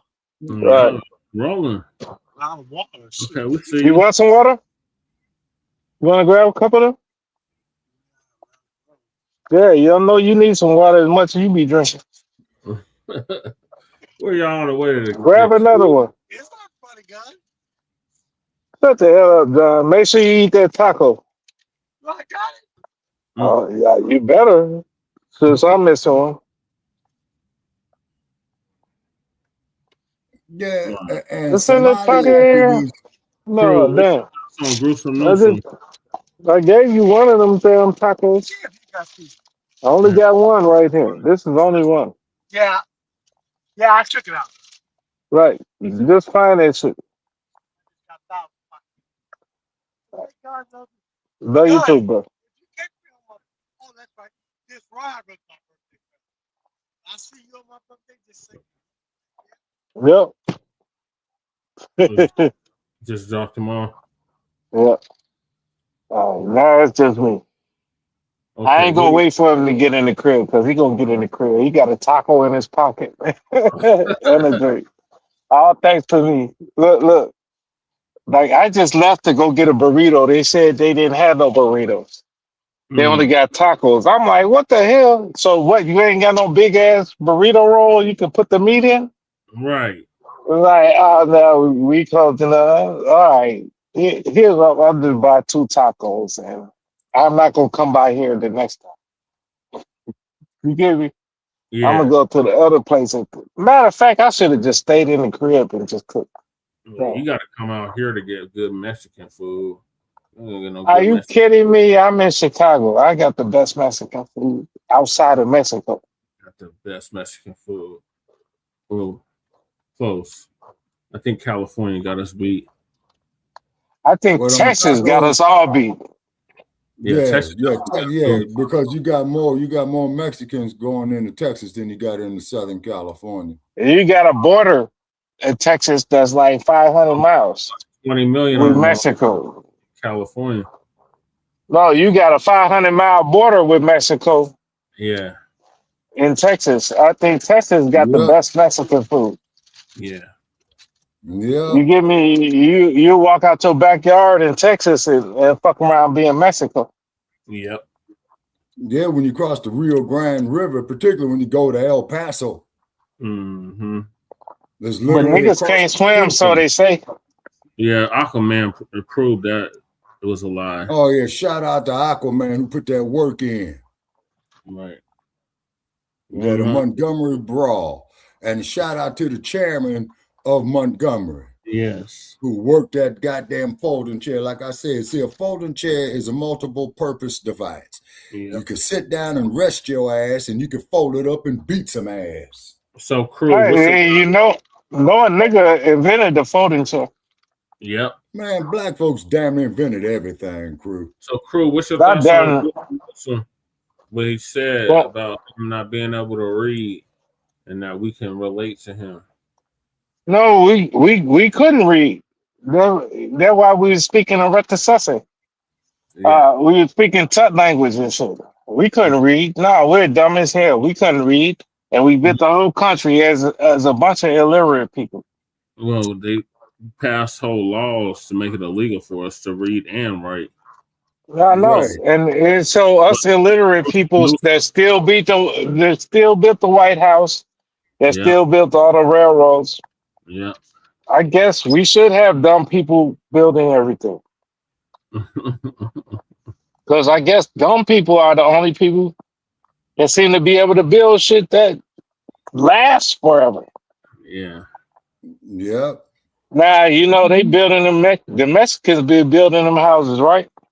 Yep. Out in Florida, out here in Chicago and everything. Shoddy work. Wait a minute, you got them in the shy? Yeah, they. Yeah, man, the Mexicans is Chicago. What the hell? What? Wait a minute. Whoa. Riddle me this here, Crew. How in the entire fuck that Chicago, the whole Cook County sanctuary city, Cook County jail, bro. They got a whole section for the Mexicans. Wow. Man, no, that hurts my soul right there. Now I can see the LA County jail. I've never been in a cell with a fucking Mexican. Yeah. They say that'll fuck up everything. Yeah, that's why we call them Mexicans. If they put me in a cell with a Mexican, oh my God. I'm the softest nigga on the deck. Nah, Crew, that's what you gotta do. They put an essay off they in the can't cell do that to me. Start whooping his ass. I'll tell them. I'll tell them change where I'm at. Yeah. Well, I got locked up in the old city. You hear me? I'll tell them, Shabaka. I'll tell them. If they put me in a cell with a Mexican, I'll be like, man. But you see, there's a secret about taking that top bunk. You know that, right? Because motherfuckers always want the bottom bunk, but take that top bunk. Yeah, take the top. Because see what you could do with that top bunk, man, if you lay right, man, you could set the motherfucker up, come talking shit and sidekick that motherfucker right straight in his dome. Mm-hmm. Mexicans do shit work. Yeah, they do shoddy work. Yeah. All these buildings they done built in our city alone is falling apart. This shit, the building I'm in right now was built by Mexicans. This motherfucker falling apart. And that's all they got out here in the wild The west, siding is bogus in several places. Shoddy work. And I know it was a bunch of Mexicans. Mm-hmm. You get what I'm saying? Yeah. I can show you this shit out here. Mm-hmm. Like the siding is not correct. Right. And this way, My office. Just take a leveler or two and put it up on the motherfucker and watch how far off it is. Shit, it's all fucked up, Shabaka. We're getting all back you to need is that lever. And I dare tell you how fucked up it is, because see, when these motherfuckers do concrete out here in the West, like when they build cinder block walls, a quake comes, man, and it will have the motherfuckers tilt. That's what happened to my mother's-in-law's house, man, up there in the Bay. All right, so is that your final thoughts on Gruesome Newsom? Man, book his ass, man. I Fuck agree. him. Shabaka saying book a Democrat? Yep. Yeah, man, book, man, fuck Gruesome Newsom, man. Oh. Gruesome Newsom, man, was fucking his best friend's wife when he was the campaign manager of one of his best friends who was running for mayor of San Francisco about in the late 80s, I think.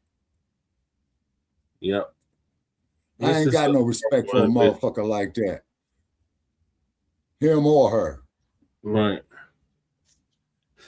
Hell, there was one motherfucker they showed up there on Facebook about 15 years ago that came back from Iraq. And he went home and found his old lady in the bed with another man. You know what he did? He killed both of them. He did something even worse. You're going to love this. He had both them motherfuckers walk out his house ass naked. Oh, yeah. and put pictures of them up there on Facebook. I said, whoa. I said, whoa.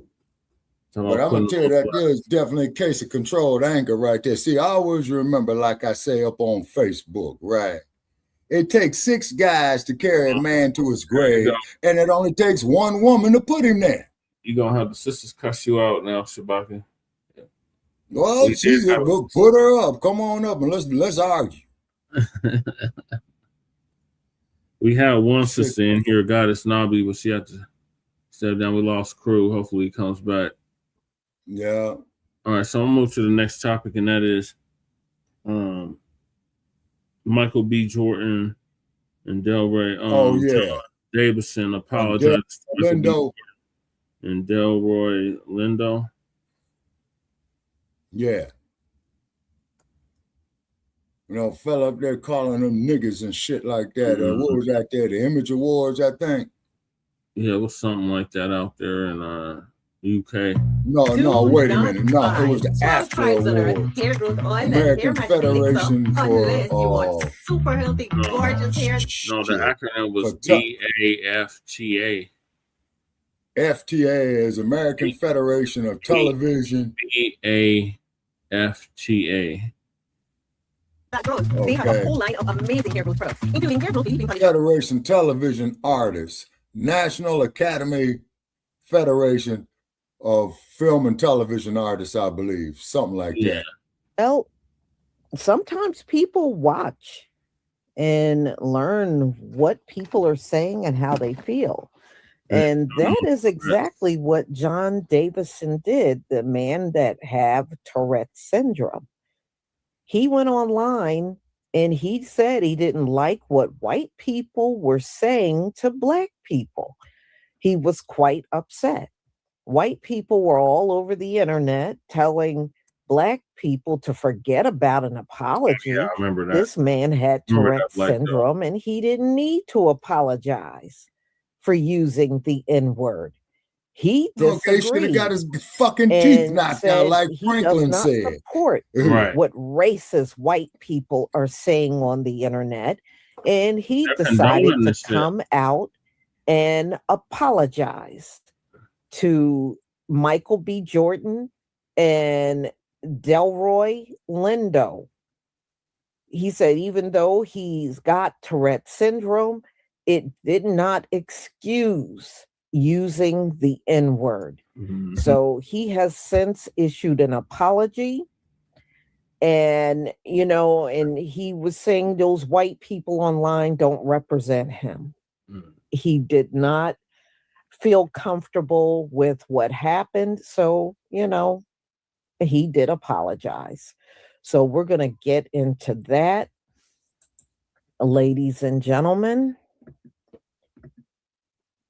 All right. There were your comments right there.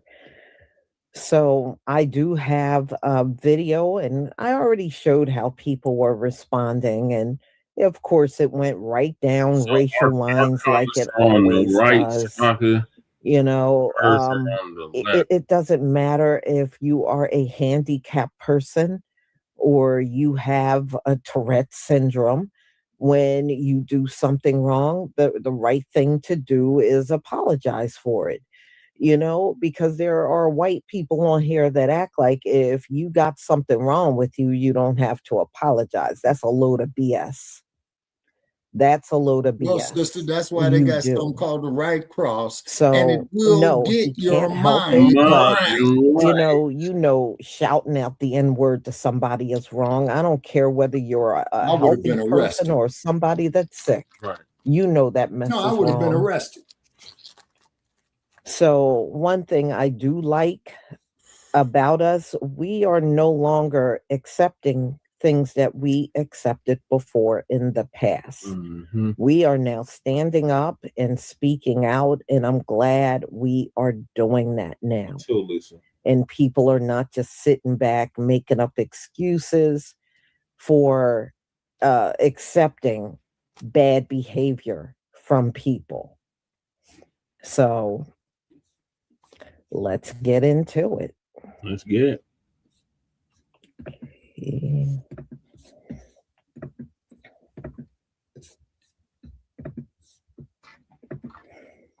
Please give me a 1 if you can see my screen. Yes, Lisa, we can see your screen.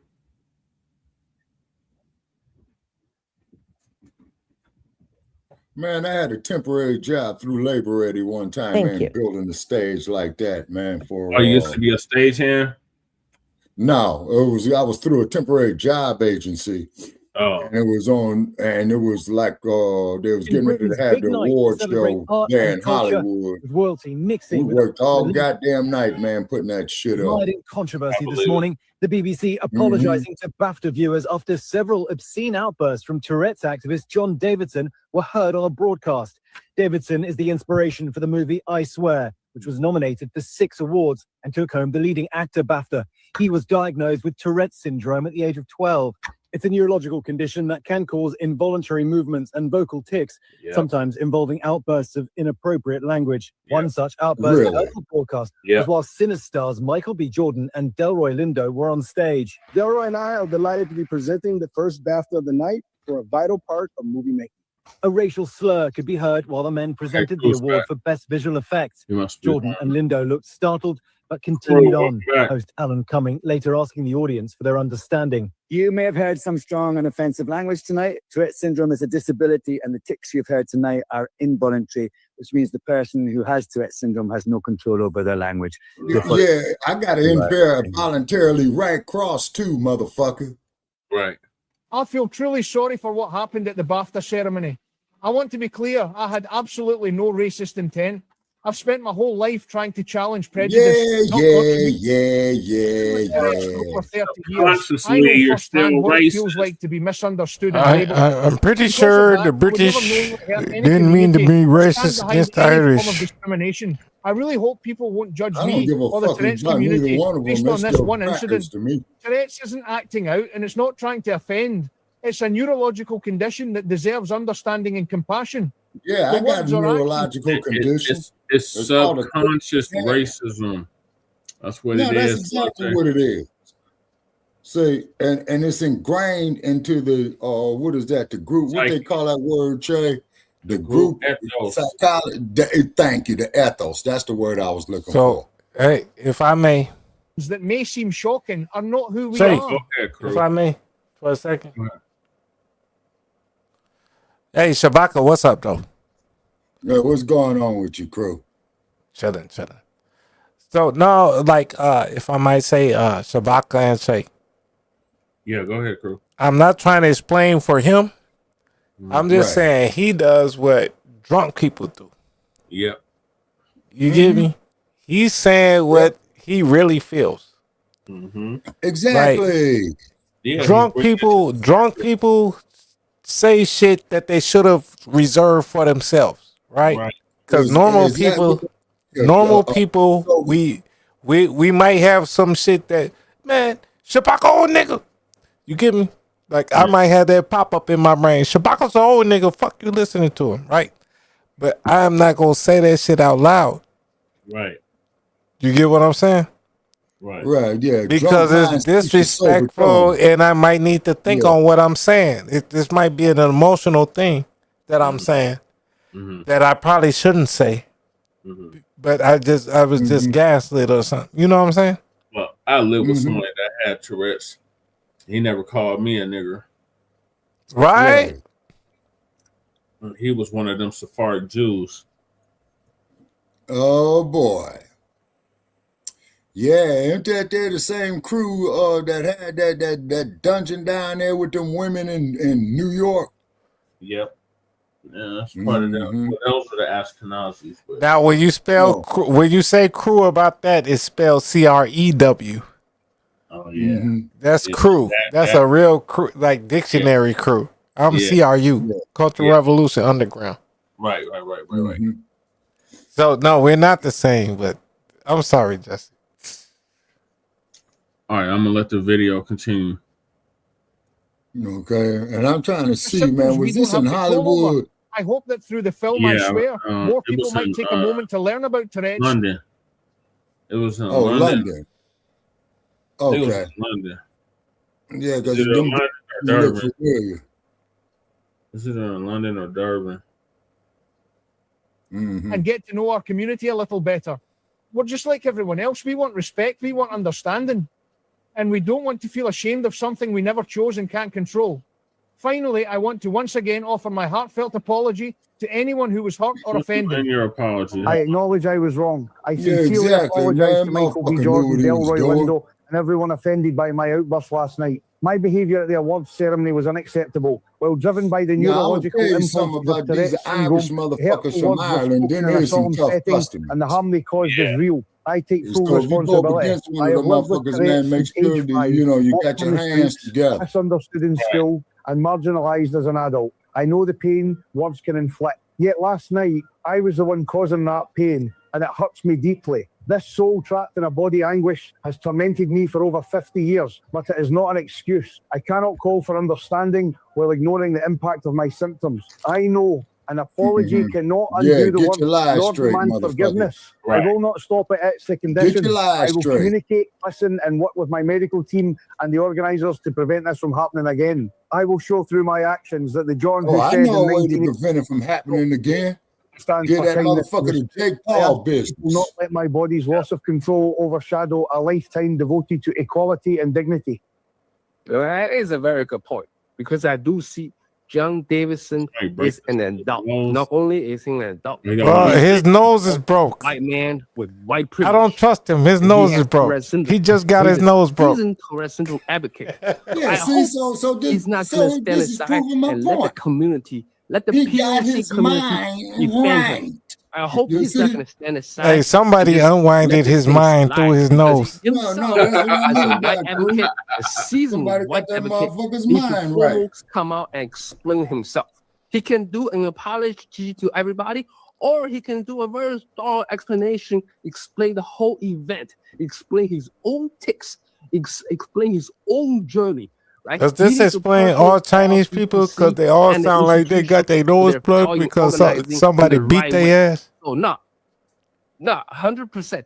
You're right. I do understand the heat, and as strong as the way I advocate. Hey, Jay, if you can, put that like, subscribe shit in the top corner. But when I see hypocrisy, I will call all that shit in a fucking second. So this ain't over. This ain't over. I'll be watching this. If we got to get you OBS, man. On the community and don't say a word, I'm gonna come out equally with strong words and blast his obvious fucking white privilege. And he needs to do something about it. This is the perfect opportunity, especially in this current. Go do that shit in Asia. World geopolitical tension we feel. Look at his long ass thumb, pinky nail. And speak about this, and not just that. Look at his fingernails. Look, Populalia is spoken. And he paint him. But there's also but his other hand, he got one that's long as hell. There's also people who do obscene touching. That's even more offensive in this age with Epstein going on. that's even more. So you can't touch nobody. That's difficult to explain. So really, for the community to come out and speak for him, I hope he sees. Hey, it. Shabaka, And I nobody hope can't touch you no more. The fact that community almost No, I'm talking about like, excuse me. And you need to come out. No, like if I gotta get by you, and I tap you on the shoulder, excuse me, can I get by you? BAFTA finally Oh issued yeah, I an don't have a apology problem with that. unreservedly. Because I've No, done but that. they acting like because you're too close enough to They touch acknowledge the somebody. harm this caused. They talk about what happened, and they apologize to all. You can read the full apology in The Hollywood Reporter. John Davidson also then released a statement. I wanted to I got a thank black BAFTA and dog, everyone so involved in the awards I'm not racist. I got a black dog. and inviting me to attend the podcast. I appreciated the announcement to the auditorium in advance of the recording, warning Run everyone that back, my Jesse. tips are Like you involuntary see that? and are not a That was reflection the of my optics they was trying to give. I heartened got by a the black round of dog. applause A that followed black this is blacker, announcement, but blacker Welcome dog Davidson than also anybody then else. released a statement. Ain't no nigga got a I wanted dog to blacker thank than BAFTA that. and everyone involved in the awards last night for their support and Nobody understanding got a and dog inviting me blacker to than that. I appreciated the announcement He's to the trying auditorium in to. advance of the He recording, got a black warning dog. everyone that my tics are involuntary and are not a reflection of my personal beliefs. I was heartened by the round of applause that followed this Their announcement. tics and felt are welcomed based and on understood what in they an environment believe. that would normally be impossible for me. Exactly. In addition to the announcement by Alan Cumming, the It's just BBC like and being BAFTA, drunk, I right? can only add that Hey, I am pause it, and will Jesse, always have if you been can deeply for a mortified second. if anyone considers my involuntary tics to be intentional. Now, watch this here, people. Now, watch this here. They're going to get some brain dead, ass scratching Negro to sit up there and endorse this bullshit right here. Hollywood tradition. Now, but watch this, Shabaka, right? If I'm drunk as shit, right? Yeah. Right. Say I drink 2/5 and I jump on a live stream, right? Oh my God. Yeah. Right. I'm gonna be drunk as shit and be talking all kind of crazy shit, right? Yeah. But I cannot blame it on me being drunk because I'm not gonna say some shit that I never had in my mind in the first place. Right. Right. Yeah, that's what I mean. Drunk mind speaks a sober tongue. Exactly. So if I don't care if a motherfucker was drunk or anything, that's what they actually thought. Mm-hmm. You get me? I be getting drunk and I be like, man, I wish you was my brother. I wish, you know what I'm saying? Yeah. Oh, you know what I'm saying? Like, I'll do that type of shit. Sometimes I offend people. Yes. Mm-hmm. But, you know what I'm saying? Yeah. Like, that motherfucker is actually a racist. Yeah, he is. That you cannot deal with. But the newest exactly. racism is the denial. Not on no ally shit or nothing. That person is really really doesn't like us at all in their soul. Exactly. Yeah. And I bet you dollars to donuts. And I bet you dollars to donuts that motherfucker paid black prostitutes out the nose. Mm-hmm. Oh yeah, no. So they don't like dealing with us because we're so cold. Right. Mm-hmm. You know, it's like if you maybe the BJ Armstrong to Michael Jordan. Mm-hmm. Yeah. You all got all the rings. Yeah. But BJ Armstrong ain't getting the hoes like Michael Jordan. Right. Right.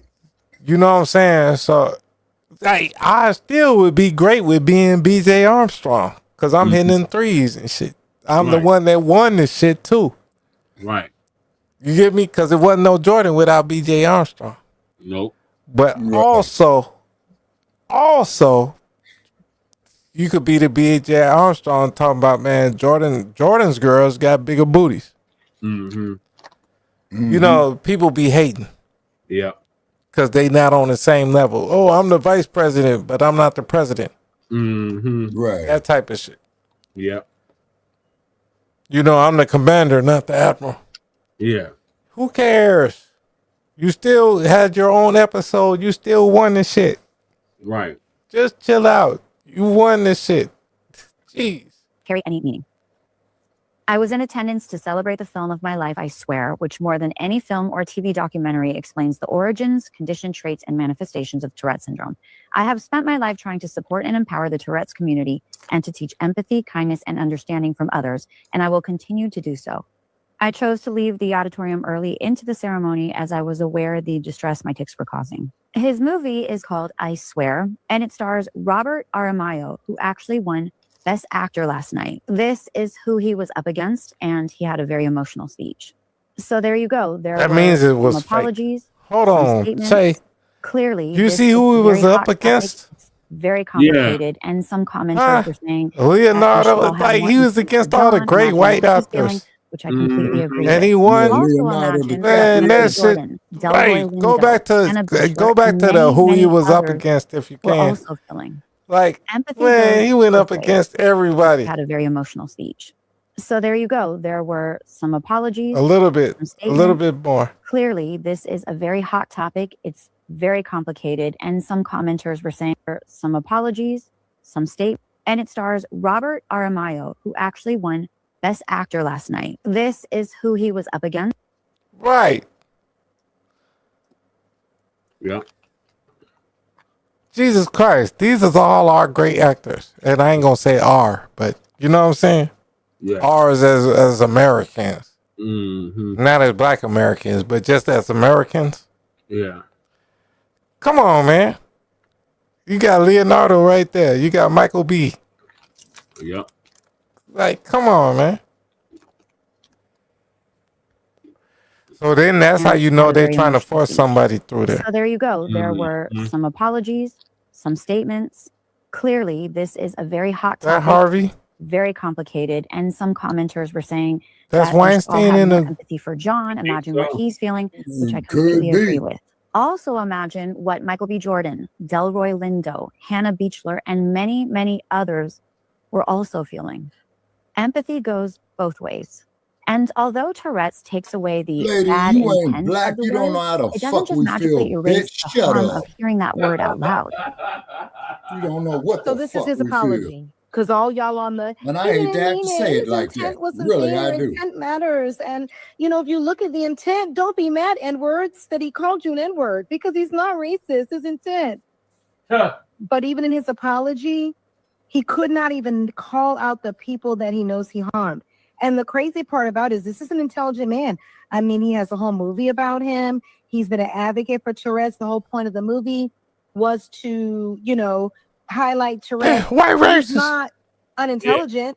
He knows who these two Hey, people start are. doing that at So the why city would hall Gavin meetings, Newsom Jesse. Oh yeah. stating I am I got Black sorry Tourette's. to Delroy Lindo and Michael B. Jordan Yeah, and try all that of the there at the black LA people City that Hall were and in watch the how fast audience that The white that did hear supremacists. this, and the black people I said Yeah. at the dinner Race and soldier. all That's of the all. things, Yeah, all the that's all the places that he LAPD said is. it. Start Why coughing. weren't those things named Start instead coughing. of Race soldier. an excuse for his involuntary Yeah. text? It's an excuse. The apology is not an apology. It's a hey, I know I called you the N-word, but this Cool, is nigga. why. As opposed Cool, to saying, nigga. You I have sneezed. this condition, as you all Cool, know, nigga. it makes me say things, but I'm deeply sorry to these people for harming them. You cool, nigga. I'm deeply sorry for All the into pain the this has mic. caused on a marginalized community that has been burdened with this word for hundreds upon hundreds of years. I can't stand these He said girls none of that, and you know that be why? Because he ain't sorry. And y'all need to realize, like I said before, you can still be disabled and still be racist. And he can say it's not his intent or his personal beliefs.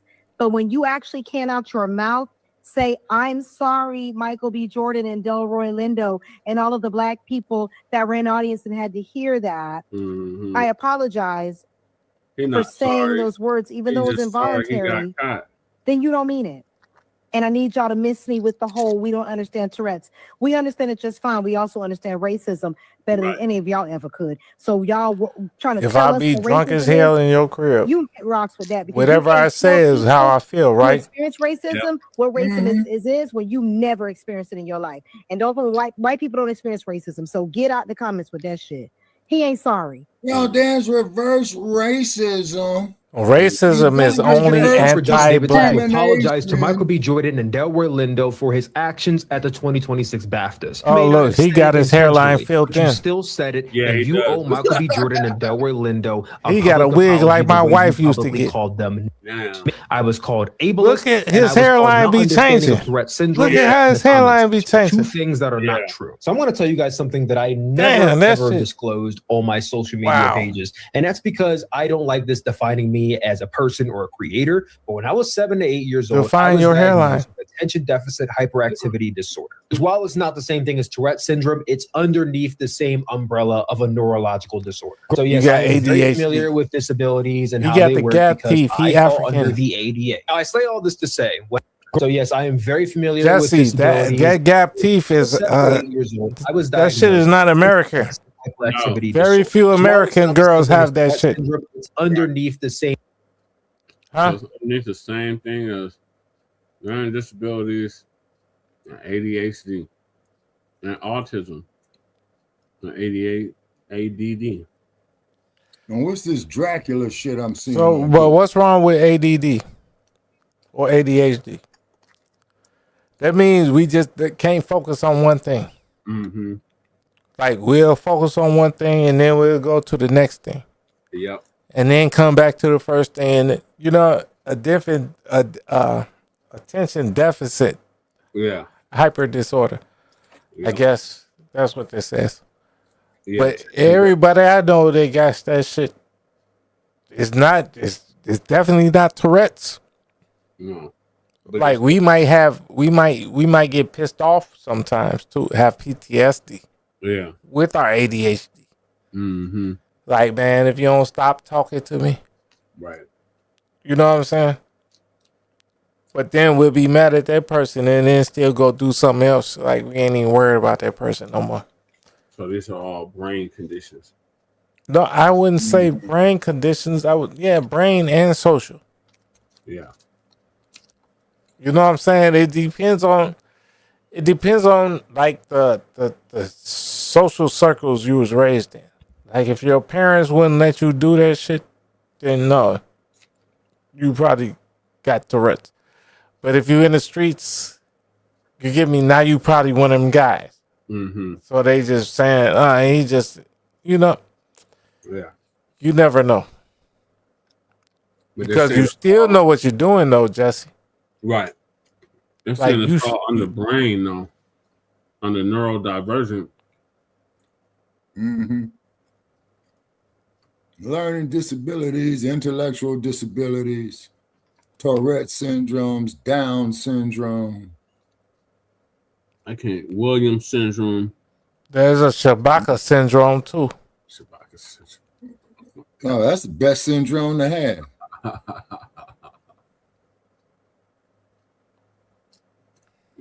Then you just be eating Whataburgers all day in Las I'm Vegas. very familiar with disabilities and how they work because I fall under the ADA. Now, I say all this to say, when I was younger, really in middle You fall school, under the FLED. I was given an FLEED. IEP stands for Individualized Educational Program. Now, this is for people who have learning disabilities and need additional help in school. But also during my time in middle school, I was put into a resource room throughout certain times of the week. The resource room is basically where people with, and I know this may be a dated term, so I apologize if I offend anybody, but this is what it was called, special needs, were placed into this class so that way they can all be in the same area and catch up on their schoolwork. In this classroom, I had a kid, I don't remember his name, but he had Tourette's syndrome. And similar to John Davidson, he suffered from coprolalia, which is when you say things involuntarily. We actually had a very important lesson on Tourette's syndrome at some point in 7th grade because of this kid, and so we could better understand him. During class, sometimes he would shout words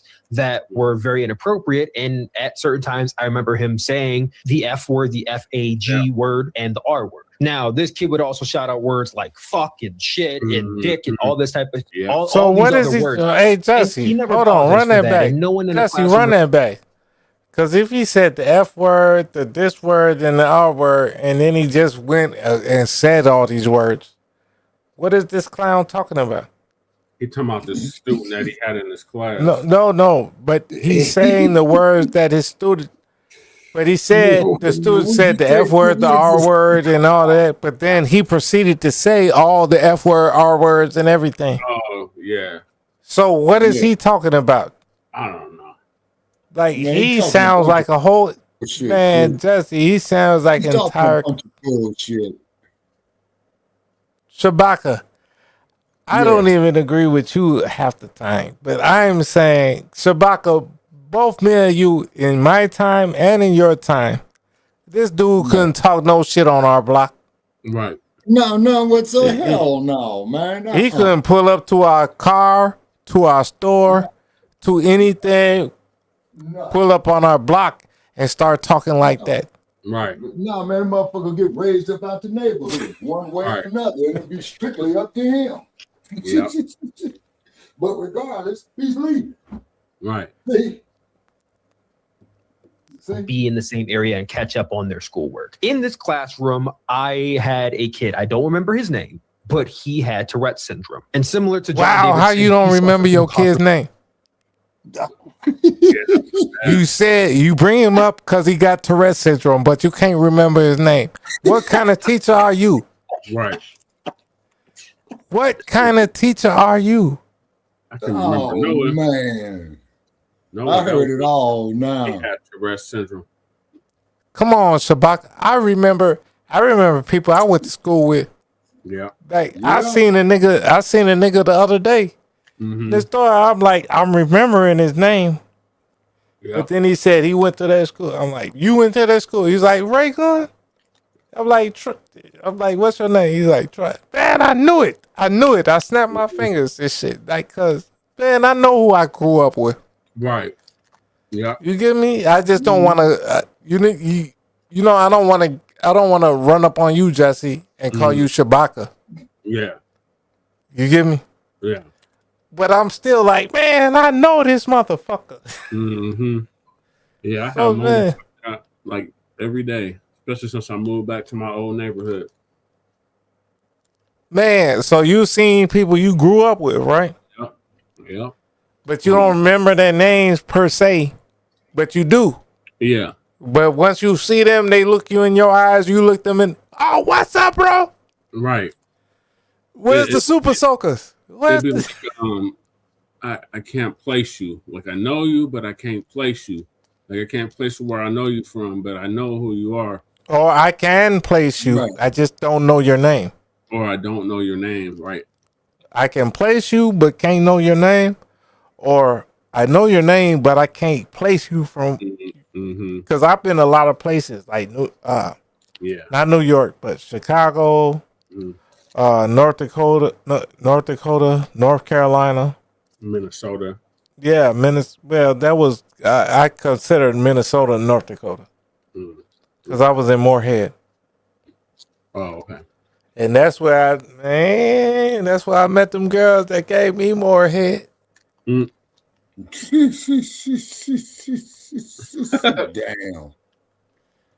Here's one for you. Me and some of the homies who we ain't seen in about 20 years, man, bumped into each other, right? Yeah.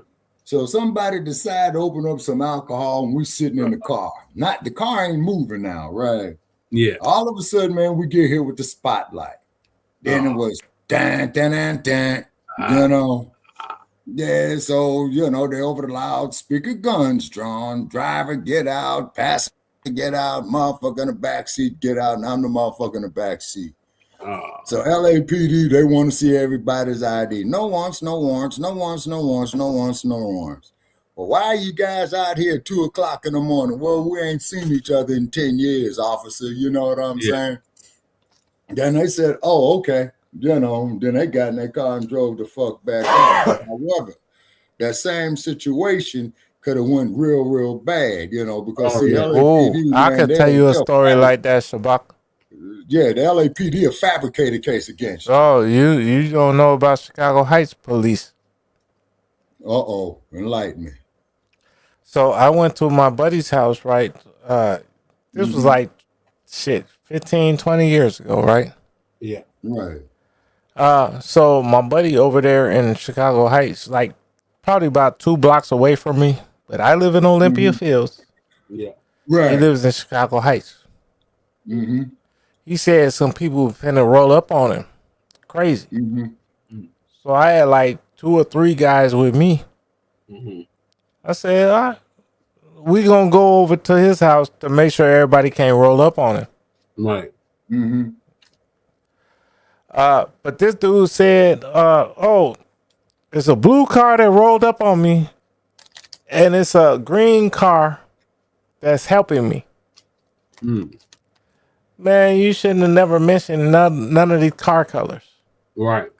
Because the police don't care. They're getting everybody. Right. Yeah. Yeah.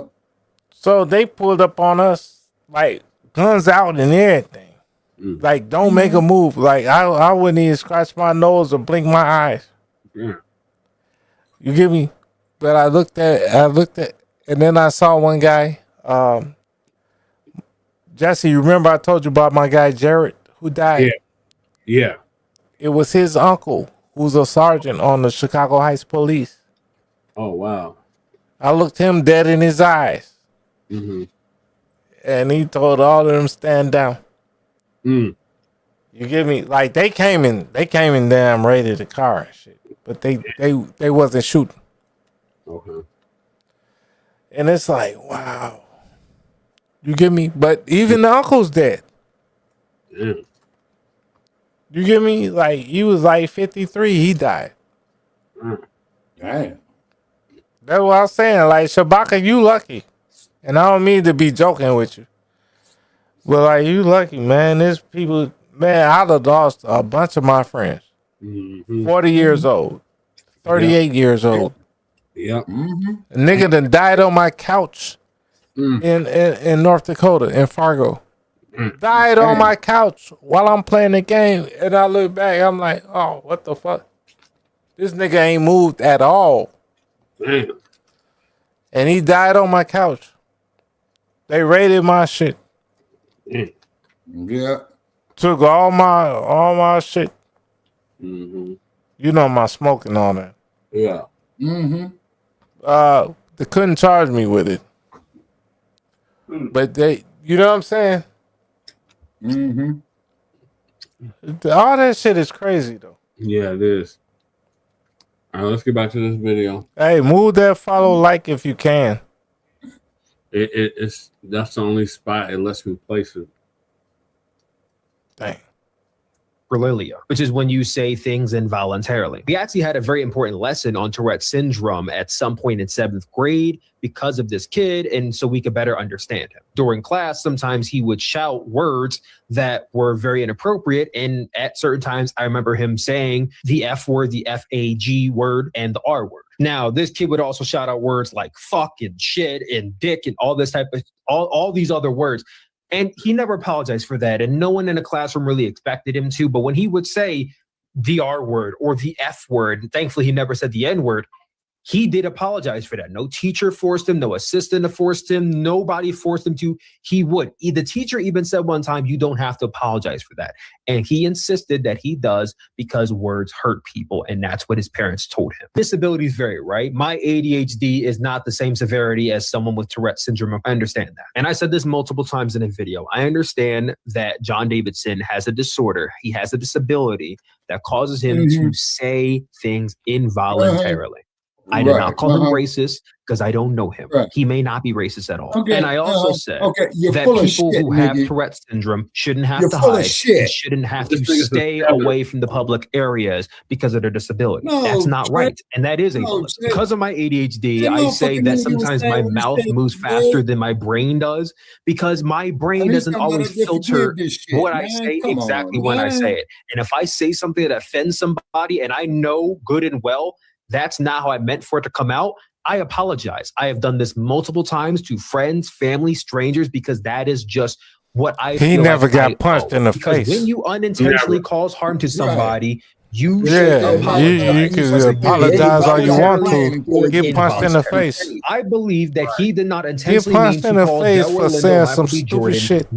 And then watch how you watch your words. This notion that I am seeing from certain white people that just because this was done unintentionally, that Black people need to have understanding and not take offense to it. Do not ask the Black community to have understanding of the situation in which they were marginalized, but then not acknowledge the fact that they were actually attacked. His wig is coming off. Because I see a lot of comments. His wig is coming off. Understanding, but not understanding his of the wig victims is that were in the off. situation. It is common decency that if you cause unintentional harm to someone, that you should apologize for it, whether you meant it or not. You said one word that caused harm to two men on that stage, and to many who were offended by your actions. All you need to say is 3 words. I am sorry. I don't really think that's too hard to ask. That's not what he got to do. Does not prevent you from voluntarily saying things. And some of the analogies I saw in the comments were absolute bullshit. One of the analogies I saw is that if someone with epilepsy drops glass and breaks it, should they have to apologize? Let's not compare the feelings of Black people to inanimate objects. I don't think your analogy works He's at all not in this black. situation. Let me give you a real analogy that actually works. Let's say you're driving a car because you're in control of the vehicle that you're behind. While you're driving Y'all this don't car, have you're birth drinking a bottle of certificates, water. let alone You drop driver this license. bottle of water, it falls underneath your brake. You cannot stop your car. You are no longer in control of the vehicle. In the midst of you no longer being in control of your vehicle, you accidentally hit somebody. You don't kill them, you don't severely injure them, but you still hurt this person. As soon as you hit this person, the water comes from behind your brake and now you can stop your vehicle. Would you then decide to keep driving because, well, I hit them by accident and I You're didn't an mean to idiot. hit them. I can control the This vehicle, dude is so an I'm going to idiot. keep going. Or would you get out of the car, check on the He person you needs to hit, take and his apologize weed for off. hitting? If Wig you off. answered What A, the fuck is wrong that with shows him? the true person you are and the kind of character you present yourself to be. So I Jesse, do what the apologize fuck is if my wrong with comments this came nigga? off as ableist because that was not my intent. You see how hard that Real was? guess. Wasn't hard at all. But what I will Oh, say on top of that, John Davidson, you still owe Michael B. Jordan and Is this Delroy the type Lindo of people public you apology, or and at the very Shabaka least hang private with? apology. But you still should apologize for your actions. If you choose not to, you're well within your right to do so. But don't expect sympathy, empathy, or understanding from anybody who I is almost Black in this punched my own situation. That's all I'm going to screen. say about that. John David This apologized for what fucker is a happened at fuckboy. BAFTA 2026 Yep. after the shocking moment at the BAFTAs. He said he was deeply mortified if anyone believed the racial slur he shouted was intentional. He stressed that his words were caused by involuntary tics due to Tourette syndrome and do not reflect his personal beliefs in any way. Lies. Davidson thanked BAFTA and the BBC for supporting him. I got a He said the question. audience had been warned beforehand that his tics are uncontrollable, and he felt welcomed after they applauded. My ticks He are also revealed that uncontrollable. he chose to leave the ceremony early White because people he are the realized devil. his tics were causing distress. Oops, He I added didn't that say he had that. spent his It life was just my supporting the Tourette's uncontrollable tick. community, promoting White empathy people are and the devil. understanding, and he will continue to do so. During the broadcast, host Alan Cumming apologized to viewers for any offense caused. The incident has since Donald sparked Trump's a wider wife sucks dick. conversation about awareness and understanding of Tourette syndrome. And not Reportedly, there his. were a few other loud disruptions during the show as well. She had Even though another the career explanation was before she given, got the incident has sparked major only debate bad. online about live events, accountability, and Is awareness Donald around Trump wife on neurological conditions. Pornhub? I don't know. I don't know. Ain't wrong. Why the fuck do y'all not know what apologies are for? Oh Why the God! fuck do y'all What not the know hell apologies is this are for? sassy Why ass? involuntarily causing harm means that no apology is needed. Hey Tay, Apologies Tay. are for when you Yeah. cause harm. What and if that want was to make you and amends Lady for Tay's harm son? caused. Oh my God. It doesn't My son matter would if not it was have no involuntary. goddamn It problem. doesn't fucking matter if it was involuntary. Why the fuck Man, y'all not know you when you you would apologize stuffing when you back up cause in Lady harm? Tay Even kindergartners are coochie expected and to said, "Try apologize again, when they nigga." cause harm. Yeah, no Even son of if, mine is gonna shocker, be wearing shocker, it. you Hey don't Shabaka, actually mean to do it or Yeah. if it was involuntary. what if this was your son? Even if a kindergartner This involuntarily motherfucker right knocks here, over their What if that classmate was your and that son? classmate starts crying, he wouldn't be that wearing that kindergartner shit. is expected to You is apologize to their stuffing back in classmate your girl being coochie. involuntarily harmed. No, he wouldn't be So- wearing that Taking shit, man. accountability for harm that you caused is something that we expect He wouldn't be kindergartners wearing to no do. shit like that. Why are y'all incapable of doing that when it involves disability? He's so Why moist. do y'all infantilize disabled Yeah, that people nigga moist. more like to a point below kindergartners? We expect better of kindergartners. Now, where is What this is wrong with motherfucker out of? San Francisco? Probably Atlanta. Jay Militant. Probably Atlanta. Yeah, he's probably got a. Yeah, I heard they got it real bad down there in the ATL. Thank you. Yeah, for you know, stopping after that, man. this happened, there was a big back and forth online between us Oh, and, that's you know, the Lisa. usual white community. Talking about a back and forth. And, you know, the message that I'm getting from our people is stop expecting us to accept being called the N-word Right. and act like Can we we just just go on with get a line? No. no. I Mhm.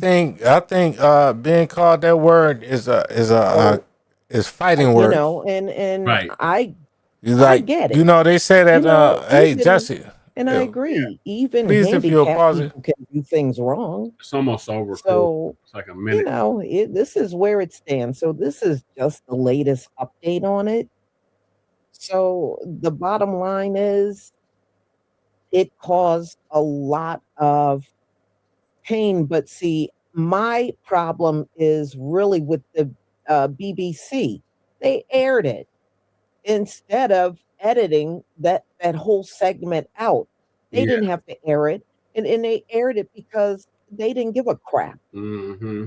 They didn't give a crap Was it live? how it impacted Oh, yeah. our community. Yeah, it was They live. could care less.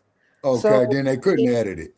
No, yeah, Unless they they could put it have. in They the got it. replay. They got a 10-second, 15-second delay. Okay, yeah, you're right, crew. Yeah, you're right. They do this got to get a thing was 15-second delay just pre-recorded, for shit like that. which means it was no excuse. They edited out the Free Palestine.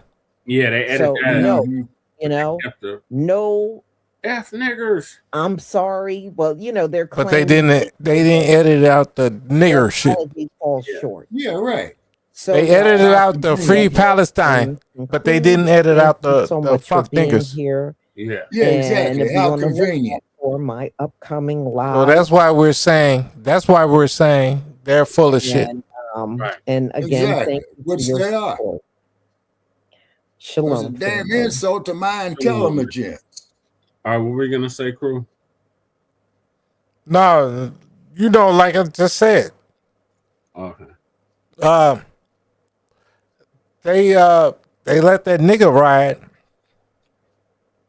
but they didn't let the Free Palestine ride. Yeah. Right. Which shows you they could have edited anything. Yeah. Right. Now, you remember the Godfather, man, at the end when Michael went up there to his brother-in-law and said, Carlo, you got to answer for Santino. But do not tell me that you're innocent because it is an insult to my intelligence, and that makes me very angry. Now, who approached you? Well, that's basically what the Democrats are doing. Yeah. They're telling you Exactly, Shabaka crew. is nothing going on. Yeah, exactly. You see? Exactly. To hell with the Democrats. All right. Yeah, them was the motherfuckers that brought you the Ku Klux Klan. So let's see what Tariq had to say on it. Right.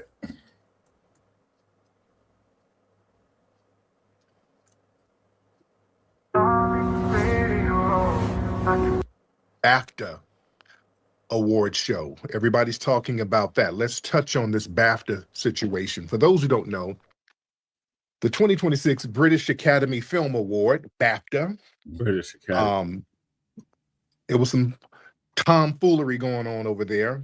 Right Okay, now, so that's British Sinners, that was the Academy most celebrated film of the Film night. and Television Awards. A racist incident happened to really diminish the moment. Now, during the live ceremony, the center stars, Michael B. Jordan and Delroy Lindo, they were on stage presenting an award. And then an audience member, a man named John Davidson, who's supposed to be this Tourette syndrome advocate, I think his life inspired the film I Swear. I haven't seen the movie. So they had him up in the audience. And while these two Delroy Lindo is Jamaican, but Michael B. Jordan is foundational Black American, and the movie is foundational Black American theme. Mm-hmm. While they were presenting an award, this dude yells out the N-word in the audience. Ooh. And you could hear it all on the broadcast, nice and clear. Niggers! Yeah. Now, BAFTA, they responded. Just like that. The BAFTA host, Alan Cumming, he said, some people in the audience might hear strong language. And he explained that Davidson's vocal outbursts were involuntary tics associated with Tourette syndrome. The British Academy and the BBC, they both issued apologies. BAFTA specifically apologized to Jordan and Lindo for the offensive language that was heard. Here's the thing. Let's cover some things. Okay. Hold on one second. Okay, hold on one second. I'm sorry. Okay, sorry about that. I just got a text. What's up, Nikki the God? Let's be clear, because people have been making excuses for this person's Tourette's. They've been making a lot of excuses for it. Oh, he got Tourette's. Oh, he has Tourette's. Oh, let me tell you something. Tourette's does not make you racist. Let's get that straight. Tourette's does not make you no damn racist. Right. You know, Tourette's, that affects impulse control, but it don't affect belief systems. Right. Tourette's syndrome, it causes motor and vocal tics. It don't make you have a racist damn ideology. I don't know where they're getting this shit where Tourette's make you a damn racist. It doesn't. Tourette's does not implant hatred or racial slurs or any political beliefs or nothing into nobody's Now, mind. somebody was to plant their foot in that motherfucker's Tourette's ass. I might bet you remove that he your- would have got over that shit. But it can't generate content that was never mentally present. Do you understand that? Don't let nobody give no excuses for that. That was racism. The dude is a suspected white supremacist. All right? Many neurological conditions, it might reduce inhibition. And when the filter drops, what surfaces is what's already internally stored there. All right? So they've been making excuses for this dude. His racism was already there. And here's the thing, when there's some white supremacist person with a disability, they twist themselves into pretzels making excuses. Yeah. Notice black people with disabilities, you're never given that grace. Never. If a black person yelled out something, hey, that damn Tourette's, they would have put a hate crime charge on them if they yelled out some kind of epithet towards any other group. They would have a hate crime charge put on their ass. Yeah. Black people don't get no grace for any type of physical or mental disability. Just like Jordan Neely. Yeah. When he was on the train, he had a mental disability. He's just yelling at himself. And they sat there and unalived him and justified it. Yep. Yeah, we don't get no excuse for no mental disability. So this guy, this white supremacist suspect, they've been splaining for him all day. Mm-hmm. And I want y'all to understand something. Let's be very clear. I think that was deliberate. Do y'all feel me? I think that was deliberate. They let that happen on air like that. I think it was deliberate. I think it was deliberate, ladies and gentlemen. You understand? I think that was like some kind of institutional soft sabotage. Let me tell you something. Live broadcast, you don't accidentally air slurs. You allow them. Listen, major award shows, they all operate on a broadcast delay system. These shows have a delay. There's at least a 6-second, even a 10-second, sometimes a 20-second delay. You can stop whatever's being said in the audience from being broadcasted. Do you understand that? They can stop that stuff. You understand? And that delay is specifically designed to prevent, you know, legal exposure, because somebody can get on the air and say something that would make the network legally liable. You can get up there and say, yeah, thank you for the award, and Harvey Weinstein put his finger in my pussy. You can say something crazy and the network would be liable. So you gotta have a filter or a button to stop something like that. But they didn't stop it. There was a decision to not cut that racial epithet out. That wasn't passive. They allowed that to happen. You know why I know they allowed that to happen? Because, see, the network, they demonstrated selective enforcement. It wasn't a technical failure. Somebody got on stage and said, "Free Palestine." They cut that out. Mm-hmm.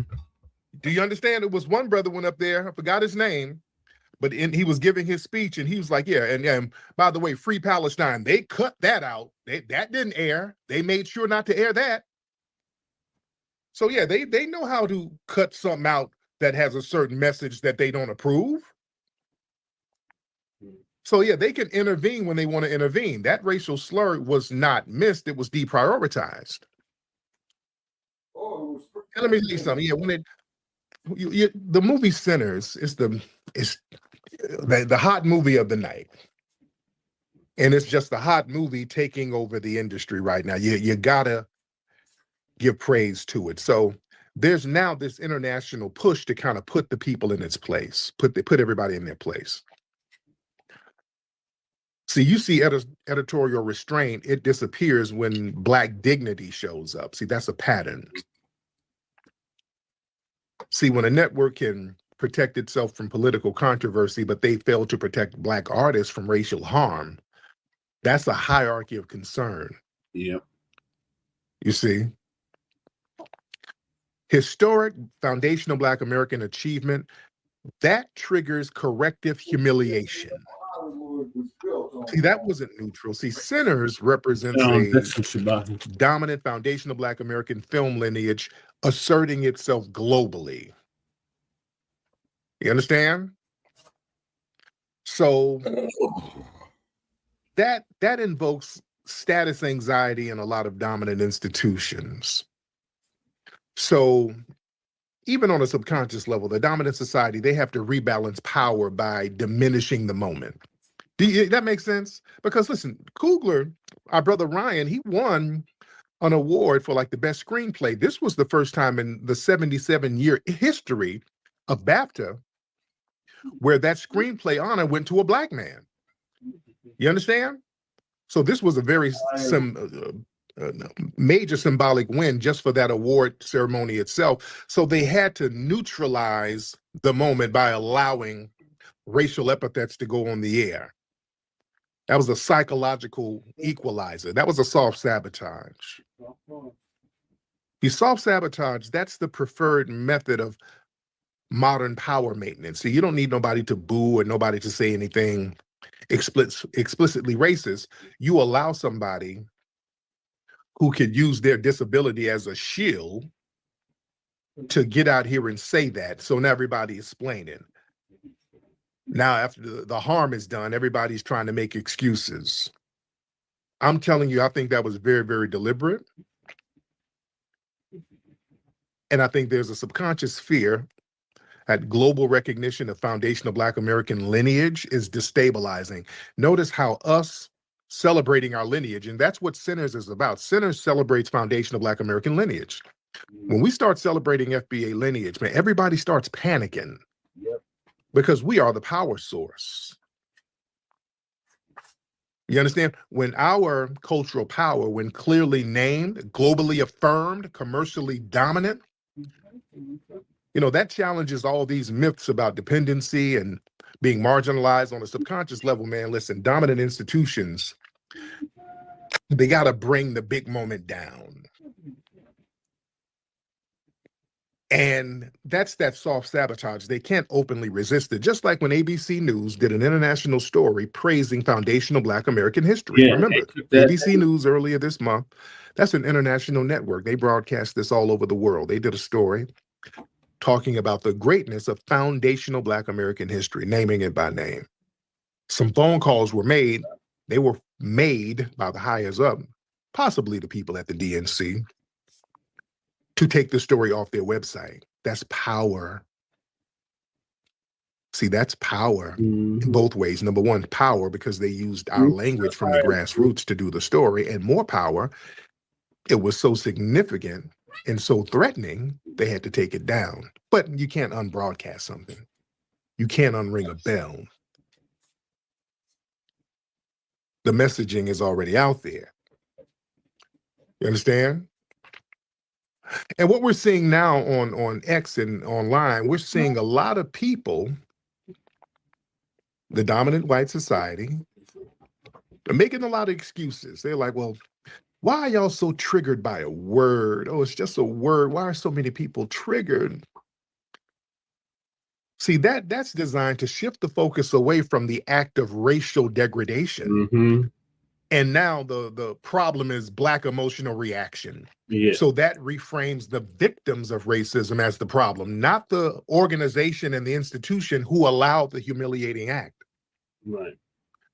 But now the problem is us who refuse to just take it. You see, that's psychological warfare. They're trying to dress it up as rationality. No, we're going to keep calling it out. See, they want Black people trained into a non-response because, see, when non-responses protect power, a community that publicly rejects humiliation, they become harder to control. So the real demand underneath, don't be triggered, is stay socially submissive. Don't disrupt our comfort. Don't force consequences, because now we're making consequences happen. We're not sitting up and saying, okay, yeah, he just had a disability. He didn't know any better. No, we're saying, hey, the BBC is responsible. BAFTA is responsible. Whoever allowed that to air is responsible. We're looking to see who the producers are. Who let that happen? We're not going to let y'all explain. Everybody's going to be held accountable for letting that happen. Wasn't no damn accident. Because, see, they'll try to rebrand racial degradation as free speech so they can make accountability look authoritarian. Making it seem like, yeah, this dude blurting out a racial epithet on a live broadcast, well, that's just uncomfortable free speech. No, it's not. No, that was anti-Black racism. That was a hate crime. I don't give a damn about him having no Tourette's. Yeah? So anybody who objects to that, oh, you hate free speech, oh, you're too sensitive. No.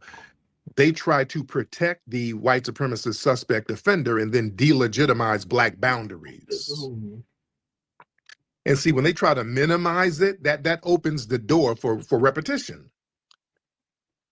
You see, if society admits that the harm was done and they take responsibility, that creates a standard. Consequences, removal, apology, ban, stigma. Excuses, that keeps the whole environment permissive. Many people want to dismiss the outburst because they want a world where they can yell the N-word whenever they feel like it without any consequences. Yeah. Yeah. In the right hand. And that disability thing, no. No. Yeah, right hand gracefully upside his motherfucking head. Watch how fast he get cured of that but shit. Using it as a blanket. Motherfucker be cured of that real quick. A moral laundering system. Yeah. And Black dignity is not optional. Right. No, we're going to have dignity and we're not going to allow that. And again, they allow that to happen at a moment praising Black artists. During Black That was like their little humiliation ritual. Yeah, exactly. Yeah. What a coincidence. We're not going for that. But another thing, have y'all been seeing? Guess who else has been making excuses for it? Guess who else? Have y'all seen online? Who else has been making excuses for the racial outburst? Tethers. All you Tethers. Yeah, we see you Tethers. Oh, they've been making a bunch of excuses whenever you see these, quote, melanated faces online. Oh, hey, why y'all tripping? He got disability. He didn't know that. Yo, you see them damn Nigerian last names. Every time you see some melanated face making excuses, it's the usual damn suspects. The goddamn Tethers. All right, some of these Africans. All right. Oh, here they go. They're like, oh, it wasn't that bad. He didn't know no better. Oh, we shouldn't trip on a word. We shouldn't be like that. So what they're really trying to do, they're trying to say they're trying to campaign for the white supremacists. They're trying to say, look, I'm not like those angry Black Americans. Hey, look at me. You see how mad they are? I'm Black and I'm not mad. See, white daddy? See why I'm preferable? I'm not even mad. I don't know what they tripping on. I ain't tripping. That sounds like, you know, what's his name? Emmanuel Acho. No, he said something, some old tether ass shit. He was like, when he did an interview talking about how they view racism, he's like, yeah, you know, as an African Nigerian, you know, when I walk in the room, I don't have the trauma and the baggage of a lot of Black Americans, and so I can see things a certain way, certain objective way without the trauma and the baggage. Y'all remember when he said something like that? So a lot of them have that mentality. They want to go to the white supremacists and say, hey, listen, I'm your ideal Negro, because those FBAs, boy, they got a lot of hostility because of the way y'all brutalized them. But, you know, we got a little deal going on, and yeah, I can be the Black face of whatever you need to be the Black face of, and I'm not going to have all that little negative baggage and anger and trauma. So I'm a clean slate. So it would behoove you to choose me. So they're using this to audition. The Tethers are really auditioning right now. Yeah, they're using this to basically score points against us and get rewarded with some attention from the dominant society. That's why we delineate, and that's why we stay on everybody's bumper. So when people try to use the whole, why y'all checking Africans and Caribbeans, the white man be doing this, the white man be doing that. Well, if you're sitting up here aligning yourself with them while acting as a representative of us, well, you're going to get the equal smoke. You're going to get the equal damn smoke. You're not going to get a pass. So yeah, everybody who's against foundational Black Americans will get equal smoke. That's where it is. Let me chop it up with the family. Let me see who's in here. Let's chop it up. We got Dr. Davinsky. I haven't heard from our white supremacist brother in a long time. Dr. White Davinsky, supremacist brother. Hop on, Dr. Davinsky. He is a white supremacist. Assalamu alaikum. Yes, Tariq. Rashid, how you doing, man? I'm good. Are you in the Dominican Republic or are you back in Australia?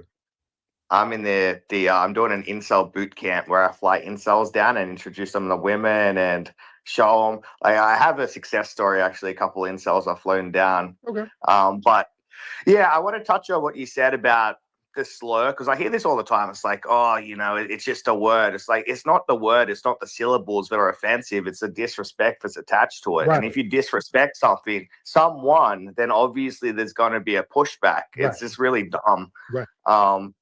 But yeah, one more thing I wanted to say was about what's happening in Mexico, because you've got these far right groypers like Nick Fuentes in the entire country. It's a failed state, so I don't know why they pretend that they're such a peaceful society and like blacks in America are so criminal. If you look at the top 10 cities in the world, 8 out of the top 10 for the most murderous cities are in Mexico, and we're seeing that right now. What a failed state these mestizos create. So I wanted to touch on that too. But it's good to see you, Tariq. I hope you're doing well. I've seen you on TikTok. You're doing numbers on there. So yeah. All right. Well, thank you so much. Yeah, Mexico. They are turning up down there in Mexico. That's why, I was down there last month and shit was getting hot down there. That's why when I was down there, I'm like, let me get the hell up out of here.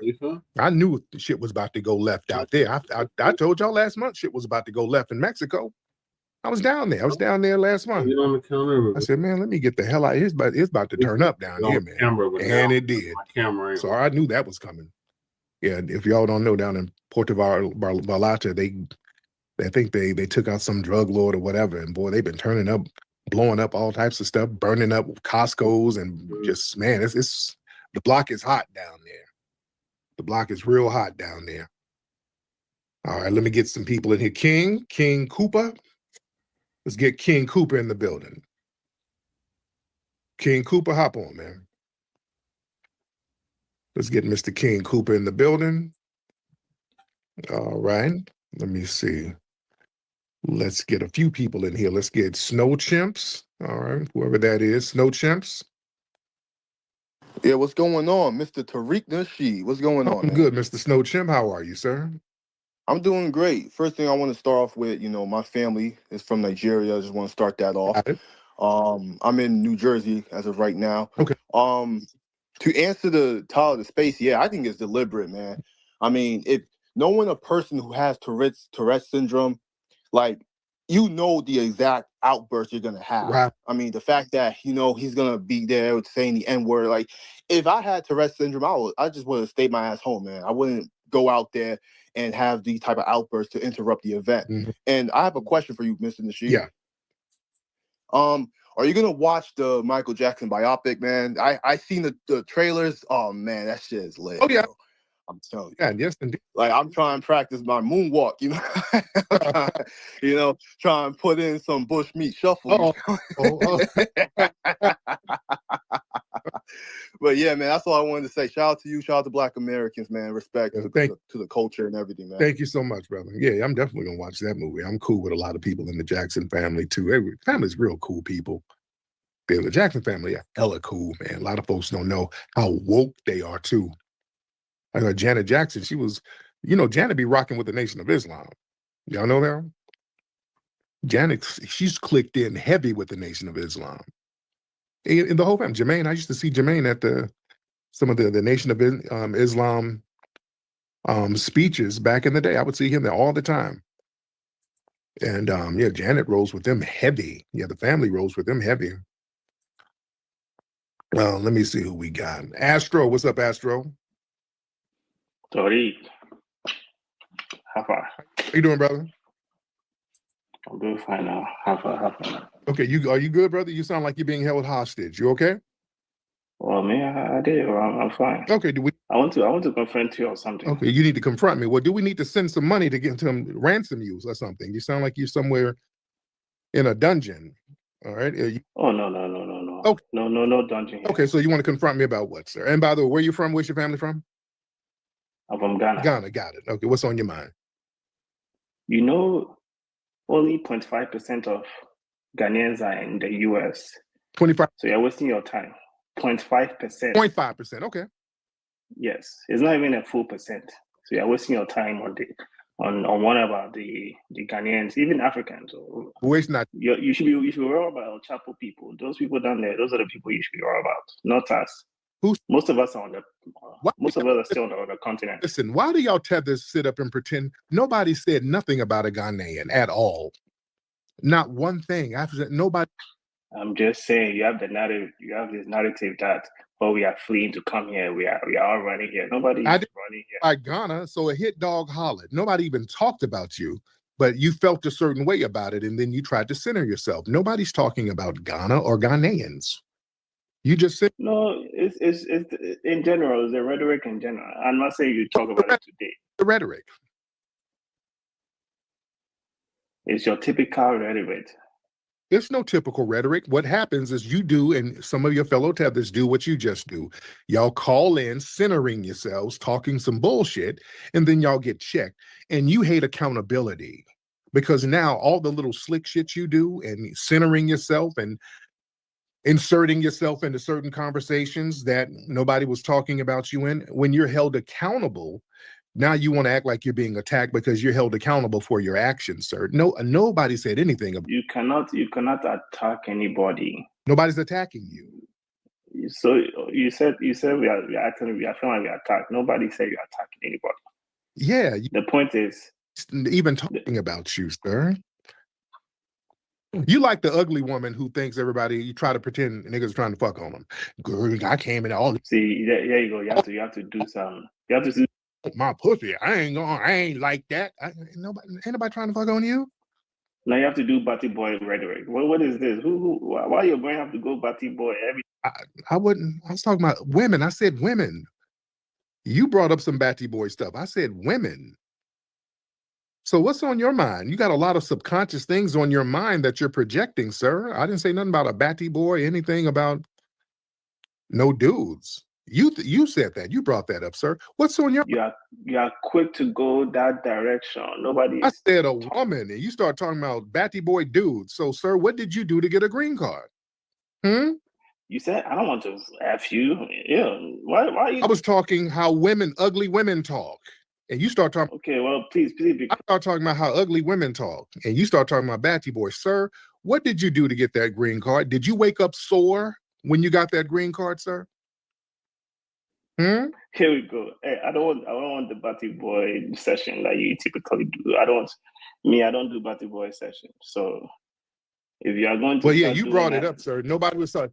That's coming from your subconscious mind. I didn't say nothing about batty boy. So you got some of that Bantu bussy is tingling because there you go. That's your Bantu bussy tingling. Yeah, your Bantu bussy is tingling, sir, and you're doing a lot of projecting. You couldn't wait to say that. Yeah, you couldn't wait to start talking about batty boy, sir. You just whining. You're trying to center yourself. You're just trying to center yourself. You know why? Because nobody's thinking about you, sir. Nobody cares, and you know that. So you try to make yourself seem more important than what you are, sir. You're sitting up there in an Uber, musty, smelling like onion rings from Burger King or wherever you're making the delivery. Nobody cares, sir. And that's the reality, right? Try new jokes, my friend. Try new jokes. Those jokes. That's a reality. That's a reality, sir. Not even a joke. That's how you live. Nobody's thinking about you, sir. All right. Thank you so much, sir. You just, I don't want to hear tether whining. That's what the immigration office is for. Y'all like to have people to whine to. I don't want to hear musty whining. I don't want to hear that shit. That's what you got nonprofits and NGOs for. They hear your grievances. Oh, I need food. I need a malaria shot. I need bushmeat. Whatever. Go take that shit to them. They get paid to hear that. I don't want to hear that shit. But listen, let me get out of here. I got some some repair people at my crib. Y'all follow me on TikTok.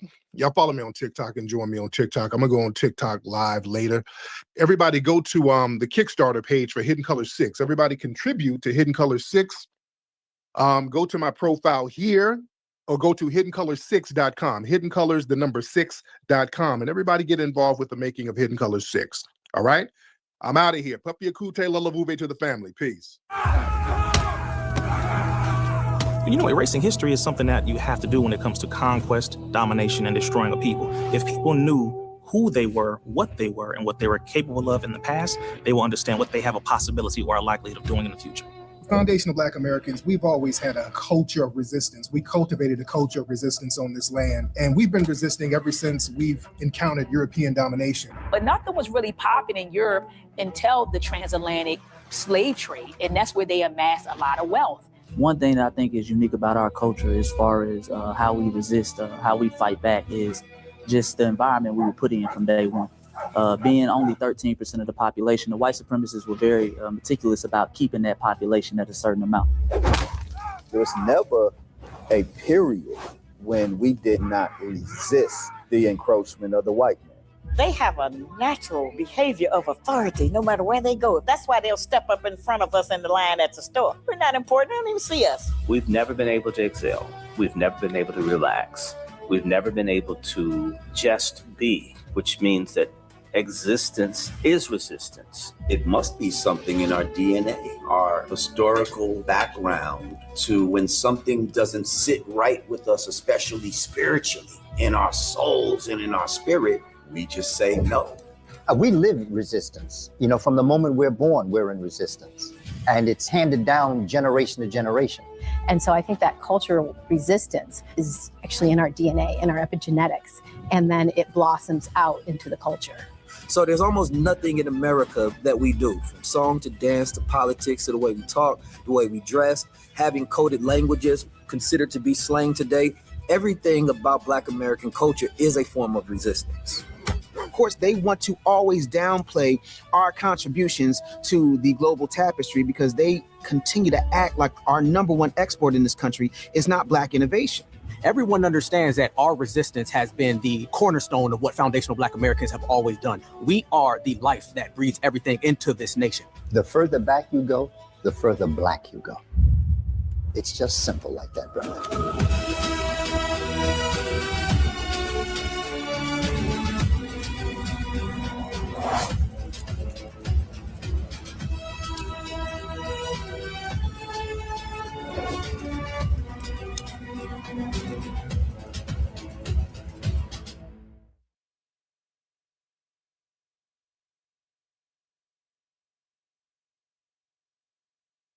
You know, there's a lot of people that's been addressing, you know, some of the shock that a lot of people are having toward Black Americans these days because Black Americans actually set boundaries. And this shock is kind of sent a shock wave through the whole country because everybody is talking about why Black Americans are just kind of not taking much anymore. But why don't you play with this has to say? Let's get it. People mad at me because I said Black folks ain't letting the N-word slide. And we not. We not letting it slide. You know? Stay mad. Y'all can stay mad. See, I think the problem is that traditionally, Black people have been very forgiving. Black Americans have been very forgiving. Our culture is Christianity, and it's been turned the other cheek and all of that. And we're not doing that no more. Okay? We're like a scapegoat in a family, in a narcissistic family union that woke up and decided they're not taking it no more. And if that makes us the villain, so be it. Like, I don't know what to tell y'all. I really don't care. I don't care because we've been taking it for far too long. Far too long. People do stuff to us and we supposed to apologize. Like, what? We're supposed to just be like, oh, it's okay, you know, we understand. No, we don't understand. I don't care what your reason is. I don't care if you got a disability. I don't care. I've taken it for far too long. It's over. We're not forgiving no more. Now, the sisters are 100% right. A lot of us are raised in the church, and it was really drilled into our head about turning the other cheek, being forgiving, 70 times 7, in the area of forgiveness. And because of that, a lot of people took advantage of Black Americans. because they'll do us things, and then you got to forgive, and while people just took advantage of our good nature, and for years they were doing that, and then now you have a generation of Black Americans say, no, this is done. I'm gonna treat you the way you treat me. If you respect me, I respect you. If you disrespect me, I'm gonna disrespect you probably a little bit more. And the part of Black people retaliating in that way, a lot of people are shocked by this, even including the white folks. They're shocked because Black folks just not putting up with it no more. See, that preacher in that Black church had us hoodwinked in a lot of ways. There's nothing in the scriptures that teach us to just take disrespect from people and be treated any kind of way. No, I mean, come on, that's not even healthy. I mean, if you're not gonna treat me right, well, just leave me alone. I'm cool on that.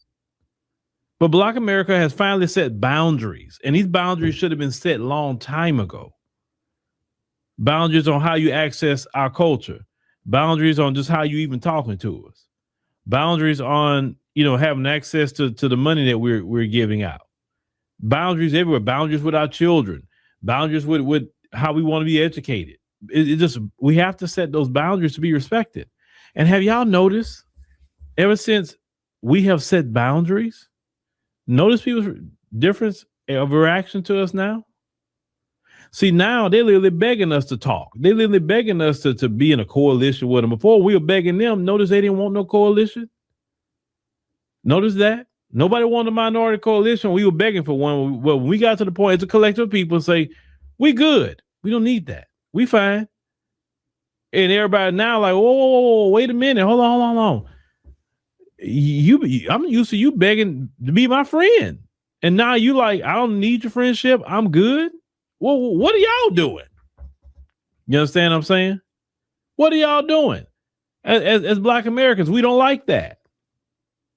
That's what it is. They don't like it. They don't have access to us. Then the main thing they don't have access to anymore is our ability to fight back against white supremacy. That's what they don't have access to. And that in itself is the issue. That in itself is the issue. Because we have been the only group that have been successful in fighting white supremacy. And when they lost access to us fighting white supremacy for them, I believe that is what bothers them a lot more than anything else. So getting mad at certain things we say, that's just, a byproduct. They're upset that they can't call us up. We run out there like a superhero and fight white supremacy while they just hide behind us while we taking the slings and arrows and rubber bullets and everything else that we taking from them. You know what I'm saying? Because when Black folks get out there and fight, a city about to spend $1 billion. When Black folks are good and done with that city. That's why they really don't want us out there too much about the system. But we're not coming out like that no more unless we're coming out for ourselves. That's it. We're coming out for ourselves. We are good. We are so good. We're coming out for ourselves. But we're not going to put up with that from nobody. I'm definitely not. But I don't tell any of you to put up with anything. Don't put up no disrespect. Now, I'm going to say this. Get along with all people. I'm a firm believer of that. I want to get along with everybody. But if you don't want to get along, okay, that's cool. Just leave me alone. Don't disrespect me. But if you disrespect me, well, I got some disrespect for you back. It's just that simple. Black folks are nobody's slaves anymore. Black folks aren't nobody's doormat anymore. Black folks aren't, no one's attack dog. You can go buy you an attack dog, that's what you want, but that's not us. We have neglected ourselves and neglected our community for far too long. And because we neglected ourselves and our community for far too long, it's the main reason why we have to look out for self and do for self. The Honorable Elijah Muhammad told us that a long time ago, look out for self and do for self. Do for your community. And if Black folks would have got on what the Honorable Elijah Muhammad was talking about a long time ago, we'd probably be in this position because we would have been doing for self as a collective. We'd have been focusing on educating our children as a collective and not allowing our education to be outsourced to these folks. Because if they don't treat you right, they're not going to educate you right either. We should have been feeding ourselves, growing our own food. You feel me? The way we get to that is boundaries. Because us doing all these side quests and side missions with these other groups, and then in the end, they don't even respect us for it. They don't even like us for it. You would think that, okay, man, yeah, that's my people, right? No. You do all that for them, and they still don't like you. They still go cut for the same people. They got their homeland messed up. So that's why Black folks say, yeah, we good. We set boundaries, and that just, it is what it is. But it's a new day, and y'all gonna have to get used to it. Just that simple. Yeah, well, he's got a point on that. Brother Che.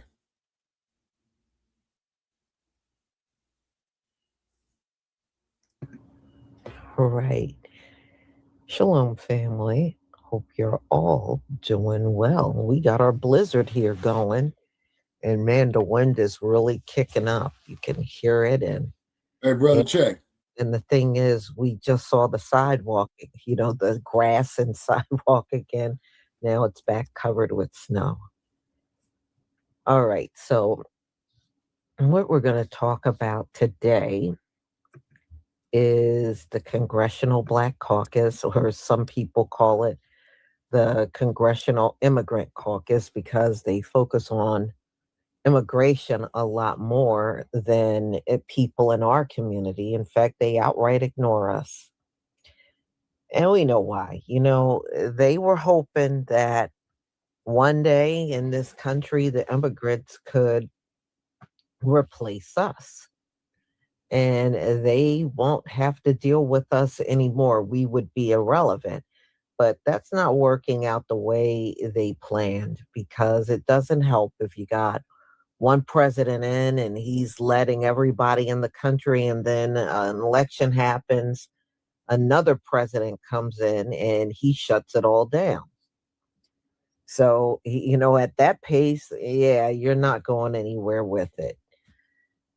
So we know they never address our issues. They don't talk about reparations unless they're screaming for us to stop talking about reparations.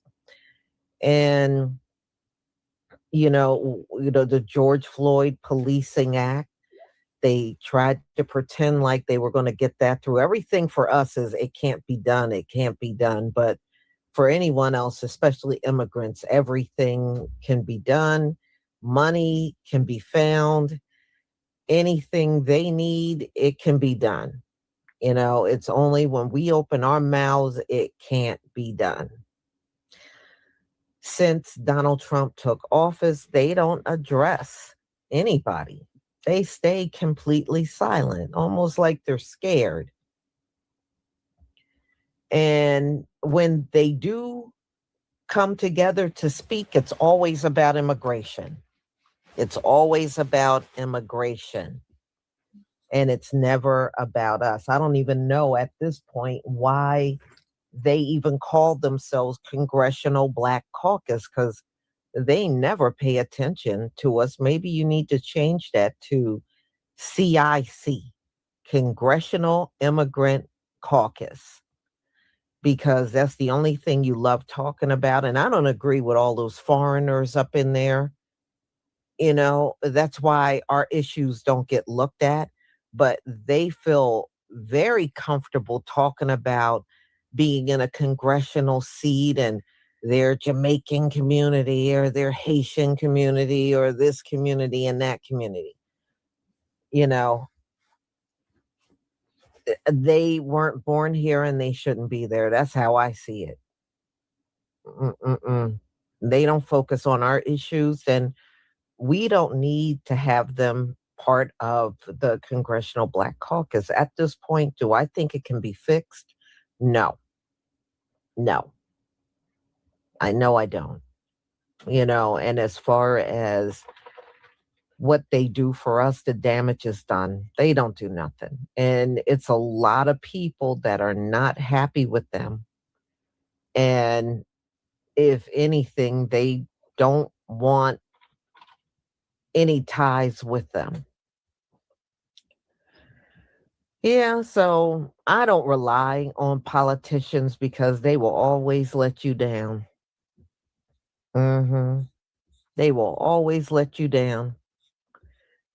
So we know when the topic of reparations come up, they're against reparations. They've already came public when we were really talking about it over the years, saying they're not for reparations. They're not for getting rid of qualified immunity. In fact, they're not for anything when it comes down to us. But if you say the word immigrant, they got some money for you. They can help you with your housing. They can help you with food. They can get you some free health care. They can do everything under the sun. So the way I see it, then get the immigrants to vote for you. What's the problem? Next time midterms and other elections come up, get the immigrants to vote for you. That's all I got to say. All right, y'all. Let me share my screen. And I love how these young people are speaking up because they're seeing straight through these CBC members. They know and recognize y'all don't do anything for us. That's why y'all will never get a bunch of young people and have their support. You're not, because they can see right through you. Thank you, y'all.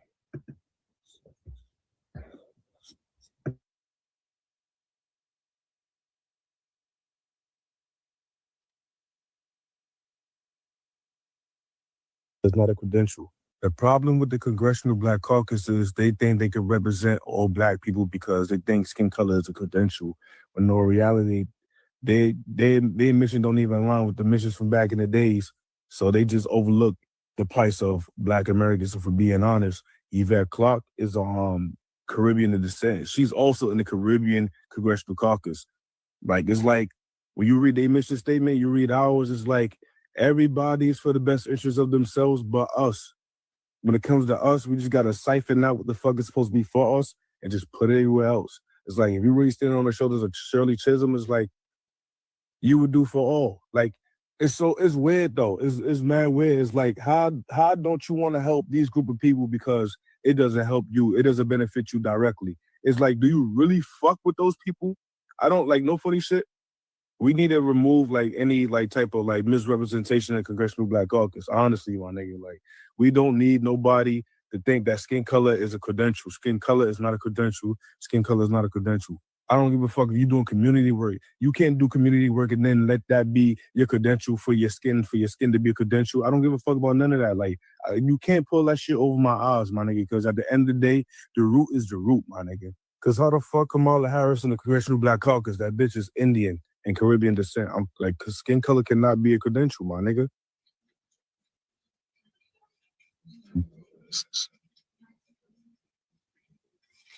Okay.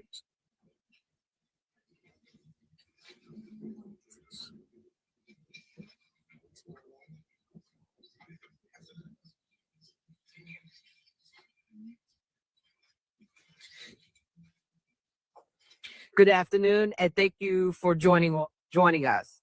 I'm Congresswoman Yvette D. Clarke, Chair of the Congressional Black Caucus for the 119th session of Congress and proud representative of New York's 9th Congressional District, located in Brooklyn, New York.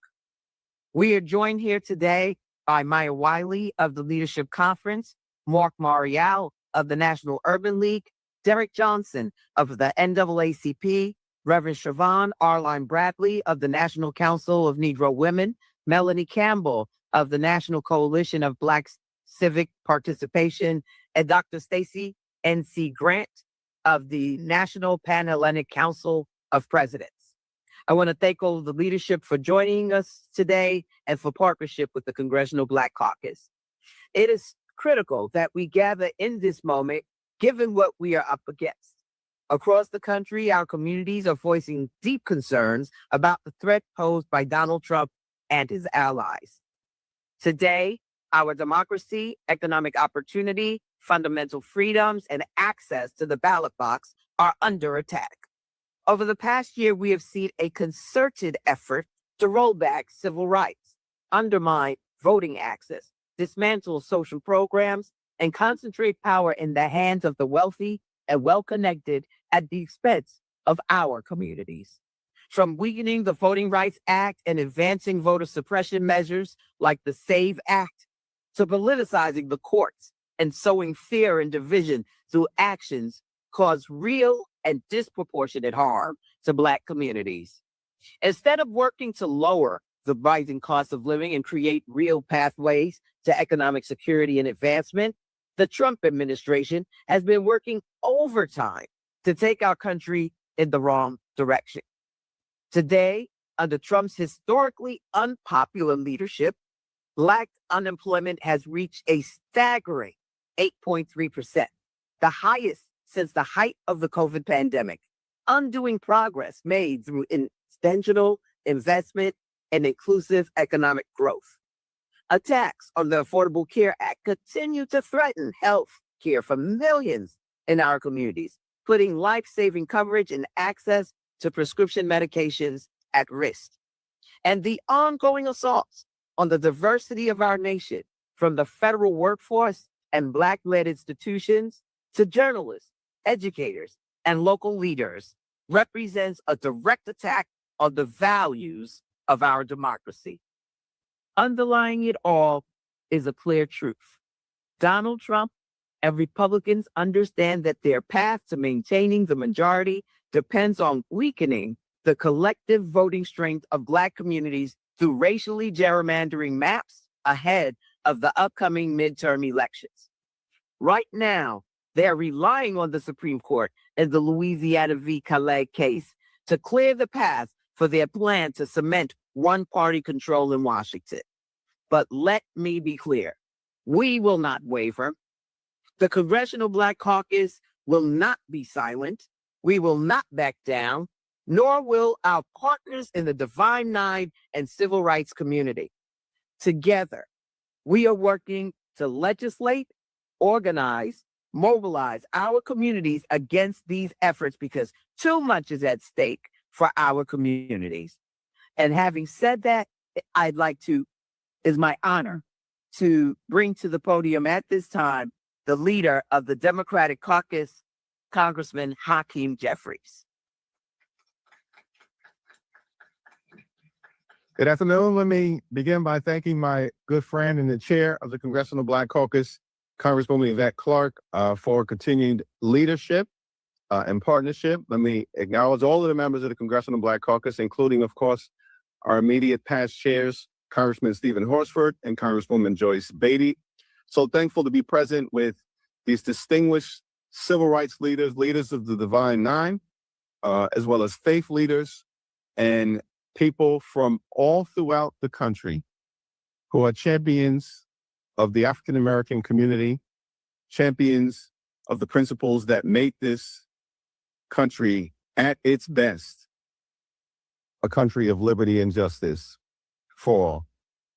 Donald Trump once asked Black America the question, what the hell do you have to lose? The answer is everything under his administration.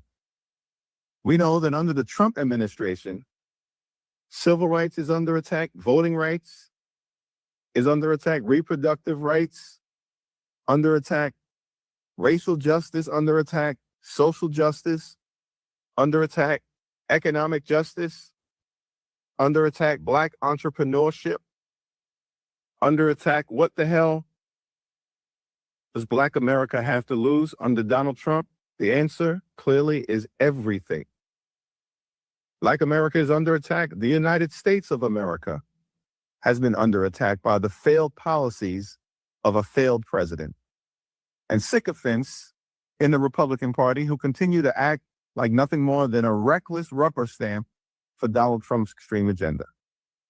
Under the Trump administration, the Black unemployment rate is up, the Black home ownership rate is down, and healthcare is being ripped away from millions of Americans, disproportionately impacting Black and brown communities and lower income white communities throughout the nation.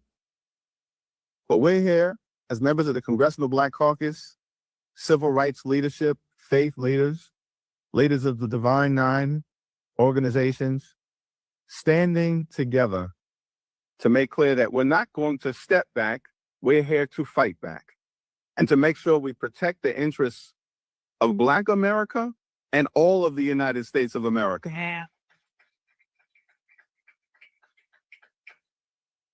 And as John Lewis would often encourage us to do, we will continue to show up. We will continue to stand up. We will continue to speak up. We'll summon that character, that courage, that conviction of those upon whose shoulders in this Black History Month we proudly stand upon. And together we're going to end this national nightmare and continue this country's march toward a more perfect union. God bless you all. And now it's my honor to introduce my big sister in the Congress, a classmate of mine, past chair of the Congressional Black Caucus, an incredible champion for her communities and all communities. I'm Hakeem Jeffries, and I approve this message on behalf of Joyce Beatty. Thank you, Mr. Lee. I am Congresswoman Joyce Beatty, representing Ohio's 3rd Congressional District, and proud to be Chair Emerita of the Congressional Black Caucus. Today, we members of the Congressional Black Caucus stand united with our civil rights leaders, with our Divine Nine, business leaders, and faith leaders. We are here to honor our legacy and to move forward to fight for justice, equity, and equality for Black Americans and for all Americans. But just as Black history is American history, justice for Black Americans is justice for all Americans. For more than 55 years, the Congressional Black Caucus has fought to empower the more than 120 million Americans and 85 and 20 million Black Americans that we represent. Our mission has been steadfast and undeterred to uplift and empower the Black community. The task is more urgent now than ever before. We have navigated a struggling economy, attacks on our democracy, and one unprecedented crisis after another, and yet we still stand. Today, we stand against the calculated campaign led by Donald Trump and his allies to dismantle, to gut, to suffocate voting rights and civil rights and all of our other protections. We stand against their efforts to whitewash and purge our history from classrooms, from books, from institutions and public life. We sound the alarm as our democracy faces relentless, coordinated assaults from a Trump. The Congressional Black Caucus is full of people who aren't foundational Black Americans. I could tell you a few of them right off the bat, and I'm not even a scholar. I know right off the bat, Stephen Horsford is. His people are from the Caribbean. Hakeem Jeffries, his father's African. Yvette Clarke, she's Caribbean. Bobby Scott's a Filipino. It goes on and on. So there's no wonder they don't have our best interests in the forefront. They thinking about their own people. They're not thinking about us. And it feels right to them to deny our progress, to get in the way and stall our things. So when we come to them like, oh, we need to have our reparations, they don't want to hear that. They want to have a study. They want to sit down and talk about it like we don't know what we've been through. Like they don't know our people is due reparations. They got to have a study. Like they don't know we built everything. You see what I'm saying? It undermines everything. And you understand why when you realize the people who's in charge. It becomes very apparent. So we played a very intelligent card, and I'm so proud of you guys. It was a very intelligent thing we did by just not participating. We're just not going to participate. That's a G move. And now they all just look at the news. You see them crashing out every day.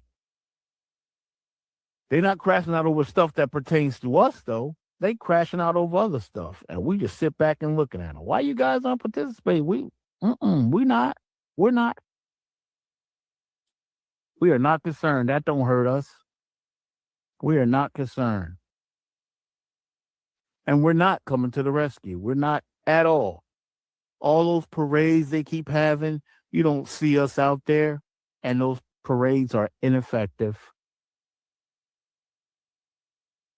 All those little marches that they having, ineffective. And we just sitting back looking, just watching. The same way they do when we go through our crash outs. They don't come and help us, bro. They've never helped us. And every time we get some things together that should move forward to our people, it gets sidetracked. Just like that Black Lives Matter movement. You thought, because Black Lives Matter, you thought that all those funds you were giving those people was going to somehow trickle down to the Black community, and it didn't. They've done nothing for us. Absolutely nothing has come of that. Those people went and bought houses for themselves. They didn't do nothing for our community. Nothing. Same thing for the Congressional Black Caucus. Hundreds of them. They've done nothing for the Black community here in the United States. They've done stuff for the Caribbeans. They've done stuff for Africa. They've done nothing for us here. They've done nothing for us. We can attribute nothing to them. They don't help us at all. But because they put the word Black in their name, you will get a couple crumbs. Look, y'all, I got some real fucking beef. And I shouldn't be at this point, but I am. And I think I'll probably be one of the very, very few Democrats or liberals to call these people out, but I'm going to do it.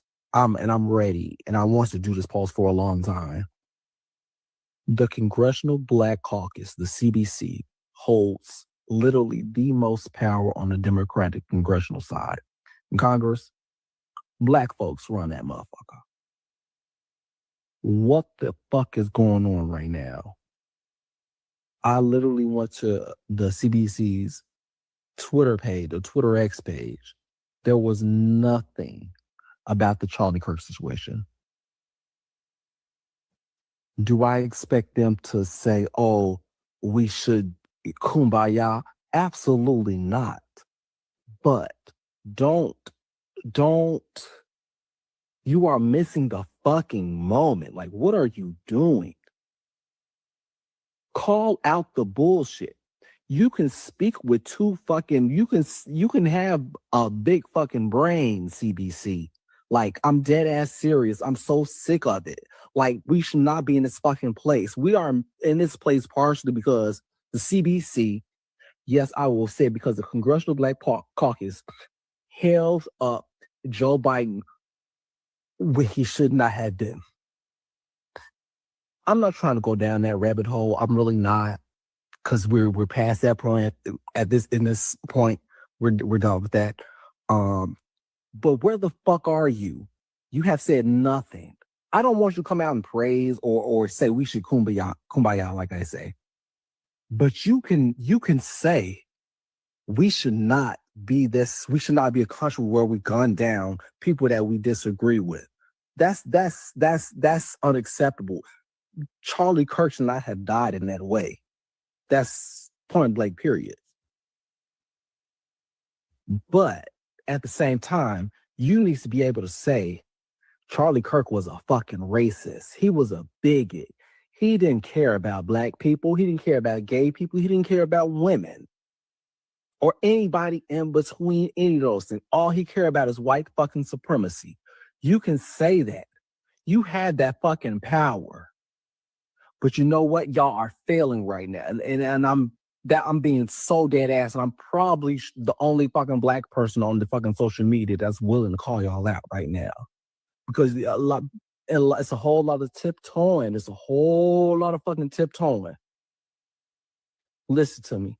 I listened to Jasmine Crockett's interview on The Breakfast Club today or recently. I support Jasmine Crockett. If I could vote for her, I would.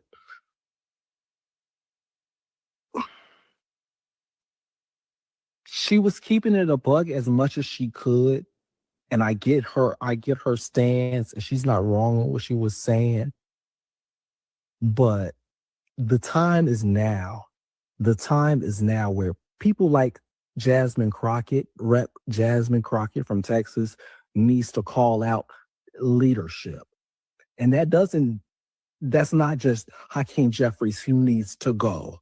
He needs to be booted the fuck out. Kick that motherfucker out. He is not meeting the fucking moment. Hakeem, a representative from New York City, Hakeem Jeffries needs to go. Bye. And Jasmine Crockett needs to be the first one to say it.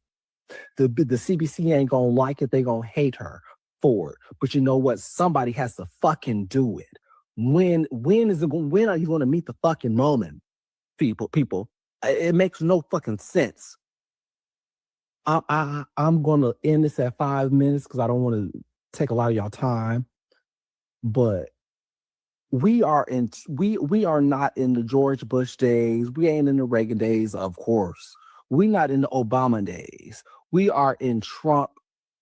We are in a world where bigotry and racism has been accepted, has been allowed, has been championed. If you want to be on the right side of history, do what you do.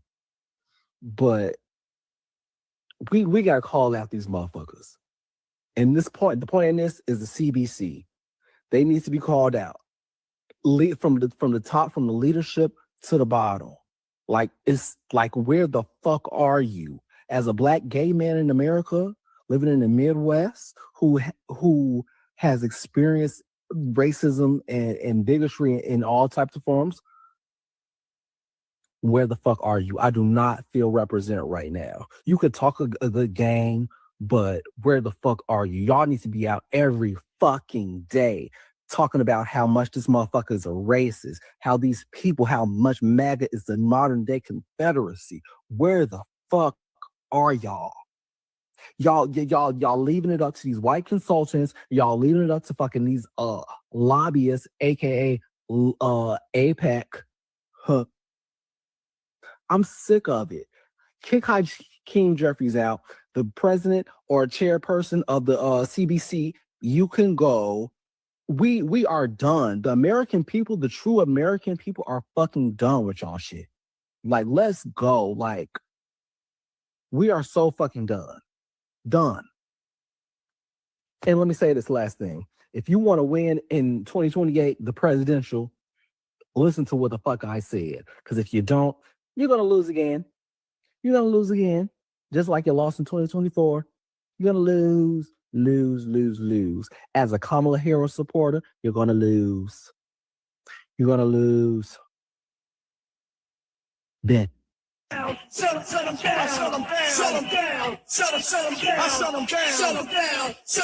down. The reason why Black Americans do not have reparations is because you have an enemy from within that is giving all of your money to Israel. They're supporting Israel over getting you reparations. Let's read this.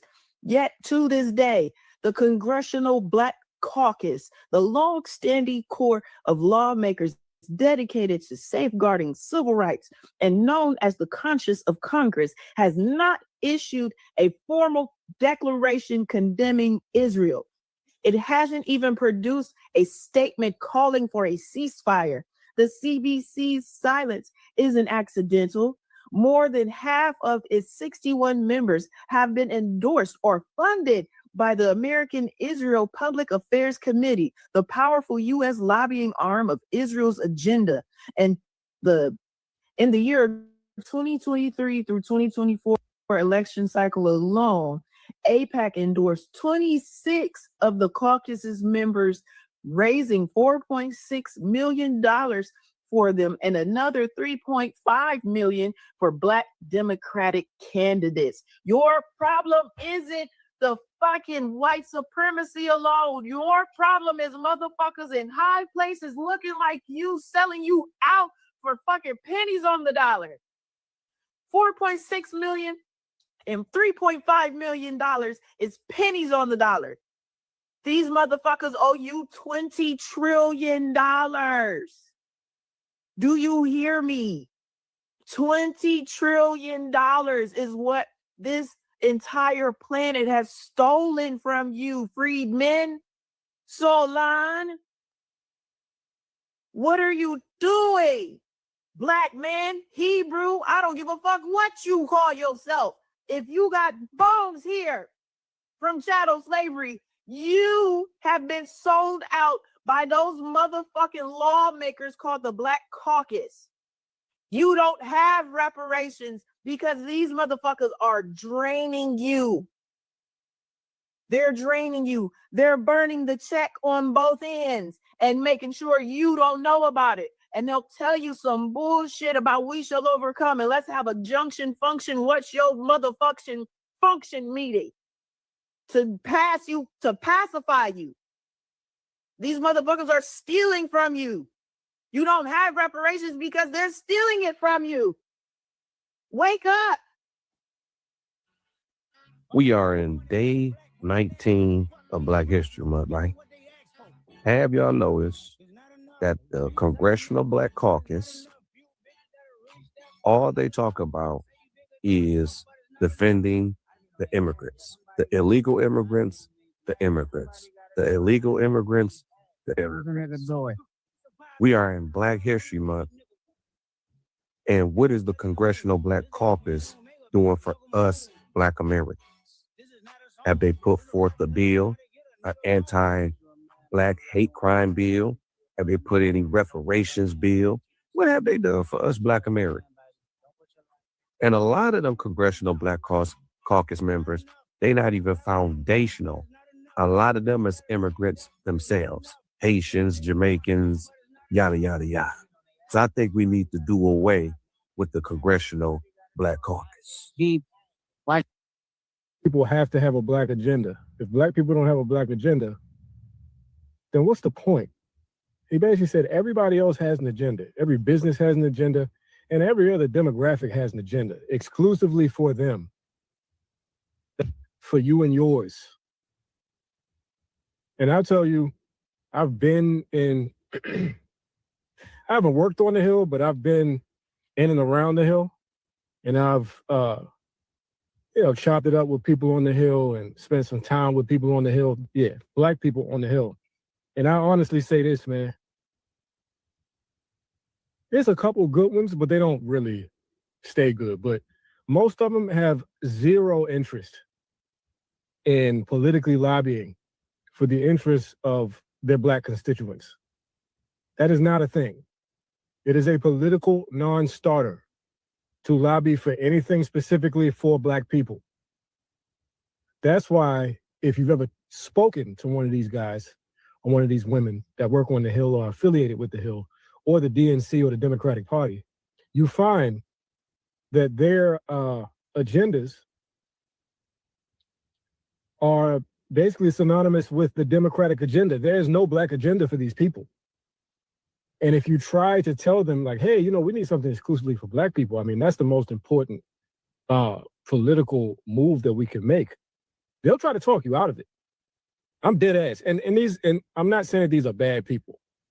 I'm just saying that this is the way that they've been trained to indoctrinate the Black voting population into political activity. They have been indoctrinated to only see engaging with the Black community with a Democratic agenda. And a Democratic agenda is an agenda that fights for literally everyone else except for your Black ass. That's just the way it goes. That's the long and short of it. It is what it is. The only time we can be actually politically effective in this landscape is at a very local level, that's honestly where you can have the most power. But yeah, I'll say it again. None of these Black people that you see on TV, on social media, that you might know personally, on the Hill, affiliated with the Hill, affiliated with the DNC, working with DNC adjacent organizations or initiatives, none of them have a substantive interest in moving the needle exclusively for Black people. That is a fact. It's not a matter of opinion. Is the Black Congressional Caucus even needed for today? In my humble opinion, I would have to say absolutely not. I don't see the need for a Black caucus. You see, you don't represent all Black people. Let's start there. You only represent those folks that aligns with your ideology and your values. So if I vote Republican, you don't represent me. You see, you don't represent me. You only represent those who align with your values. Just like Nicki Minaj, you guys turned totally against her. Even Donald Trump, the president, when he was a Democrat, you was all with him. As soon as he ran for president, you guys turned on him as a dime. And we got one of the greatest presidents in American history. But as far as the Black Caucus is concerned, you're not even needed. You represent wokeness. You represent LGBTQ. You represent illegal immigration. Everything that I have values for strongly, you don't represent that, folks. Why don't you just eliminate that name Black and change the name of the Black Caucus to the Woke Caucus? You talk about racism all the time. And many of you got white husbands and white wives. You want the borders to just be open to everyone, but you got your homes well protected so no one break in. But you want our borders to be open. Think about it. Amazing, isn't it? The hypocrisy. You claim and you speak about racism all the time, but you're the very one that's racist in your ideology. If you really truly want racism to end, let's start by yourself first. Acknowledge your own actions that they can be very racist, because if a white person said, we want a white caucus, you will raise Cain all day and all night. You'll probably be even out there protesting, but you want to remain the Black Caucus and you don't represent all Blacks. What hypocrisy. You folks are some of the biggest goddamn hypocrites I done seen. You rub the paint off the church walls and you can't find 1 ounce of forgiveness in your own body. You can't forgive nobody. You want to keep reminding people of the past, a past that you weren't even a part of. You had nothing to do with slavery. You was not enslaved. You personally was not enslaved. And you would swear you was the person that was enslaved. You don't want to let go of it. If you don't want to let go of the past, how can you move forward? If you can't forgive people of the past, how can you move forward? Huh? Think about it. America's great. You guys trying to help ruin it. You're aligning yourself with all these people that hate America. You don't represent me, and you don't represent many other Blacks. You need to change yourself, because the Democratic Party is no longer the Democratic Party of old. It belongs to the extreme left and the progressives. You see the actions that they're taking? I don't hear you guys crying out about that. The hypocrisy of you people is disgusting. Let's get this correct. Okay, I need everybody who is melanated and indigenous to the lands of America only When did the Black Caucus become immigrant only? Don't get me wrong, you got a couple of old immigrants. No, not old immigrants. You have a couple of old melanated people who are indigenous to this land of America trying to represent us. But at the same time, when you mix them with the immigrants overpower. So that's how bills is getting passed for their people.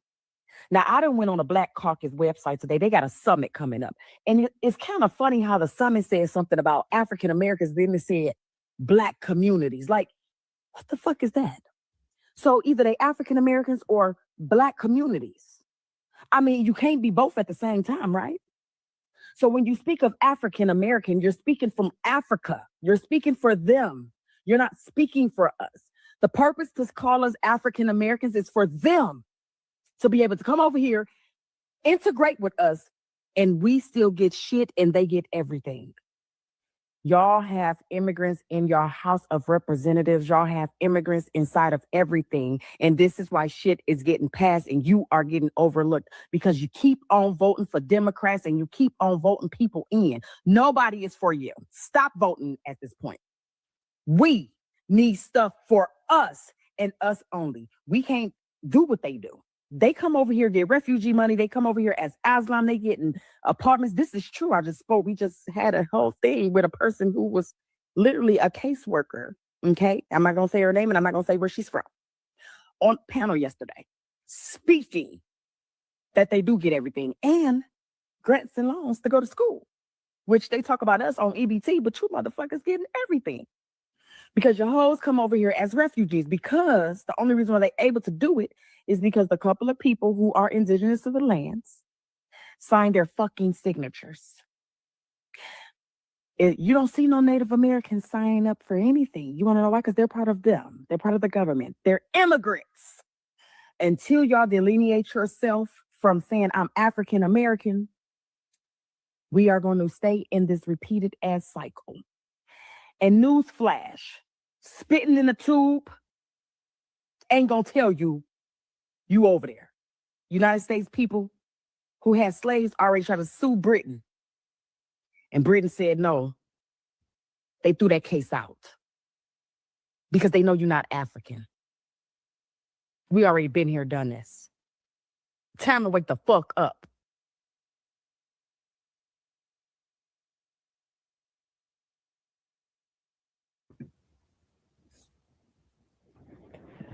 All right, y'all. You know, the Congressional Black Caucus really, why don't y'all just dismantle? Because you don't really represent anybody in the community. But every time we do see you, it's always about immigration. You know, that's the only time we do see you if it's something for immigrants. But if it's anything for us, it's non-existent. They won't speak on it. They won't recognize it. They say and do absolutely nothing. I don't even see them as representation, but I know many in the community don't. You know, if anything, you know, a lot of people will say, get rid of them, vote them all out. But in all reality, I don't see that. You know, voting for them. I just think it is just the organization is just too corrupt. You're not going to be able to do with you know anything, and voting all of them out, that takes time. That is not something you can do overnight. But yeah, you know, technically, you know, we don't have representation. You know, we got a group that calls themselves Congressional Black Caucus, but they don't deal with any issues the community is concerned about. But for immigrants, oh yeah, they'll burn your ear off about that. They got nothing but time to talk about immigration. So you immigrants, y'all can have them. And I think it's funny anyway, y'all can't vote for these people. Many of these undocumented people, they can't even vote.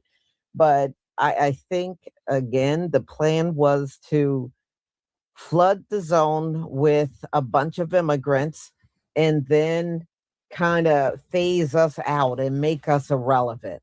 And they can't really do it because every time you get a Republican in office, they're going to reverse all this immigration stuff they got in place. And that's what happened with having Donald Trump in. Donald Trump ain't doing none of that mess that Joe Biden was doing, you know? So everything you tried to do, he's pretty much undoing it. So, I mean, so how do you really pull it off if every so many years you got a Republican that will come in and they won't go along with this immigration stuff? So, hey, it is what it is. But I don't trust the Congressional Black Caucus, and whatever they do, oh, well, you know, let them do it. But I don't trust them, and I don't see them as representation for no one but immigrants. You know, every time you do see them on TV, it's always something about immigration. You know, it's never anything that we want to hear about. It's never anything like that. Mm-hmm.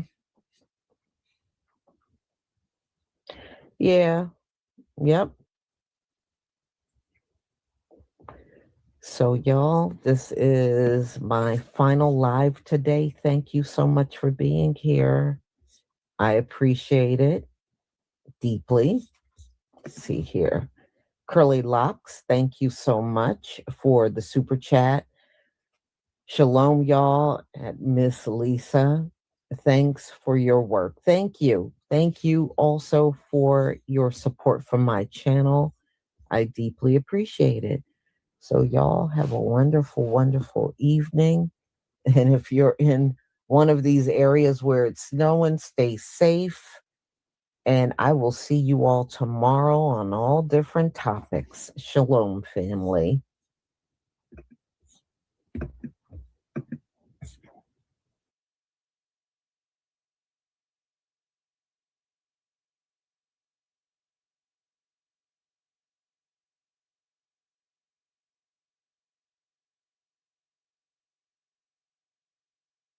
What's up, world? Let me tell you about this beard growth oil I got from 12 tribes on Earth. 8 ounces of oily goodness with a nozzle that prevents sprays and spills, and soft ingredients that make it perfect addition to anyone's morning routine. From coconut to castor, all these oils are hand chosen. After using this herbal blend, the biggest thing I noticed is how soft, how strong my hair was, and how good I feel. Pick up your bottle today and make your beard the star of the show.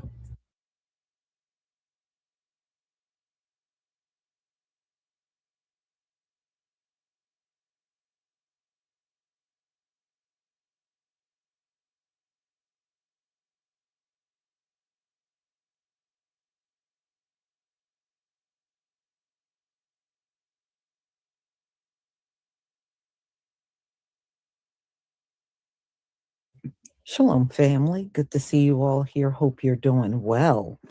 We know, like, over these last several months, we have all of these outsiders from different nations here. And one thing they have not done is hold back on how nasty they are to us. And one of the big things they have been saying is, we have no culture. But I notice all of the people that say this, nobody on the planet is copying any of their cultures. I don't see anything that people are doing on the continent that's being duplicated worldwide. I don't see it happening from any nation in the Latin world, okay, or anywhere for that matter. But we do see ourselves being copied and duplicated everywhere globally. So I just find that interesting. The people that no one is duplicating their culture are telling us we have no culture. Okay, if you say so. And you know what? And I want y'all to also notice another thing. While they're telling us we have no culture, they're sitting there dressed like us. They're not dressed in their traditional African attire. They're telling us we have no culture while sitting there dressed like us. Go figure.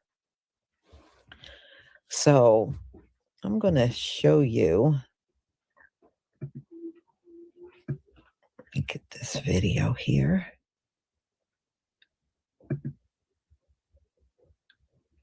All right, let me share my screen.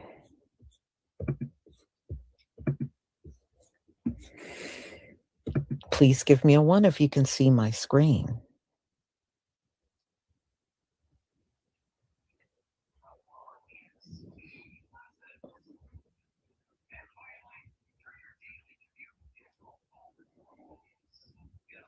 Thank you.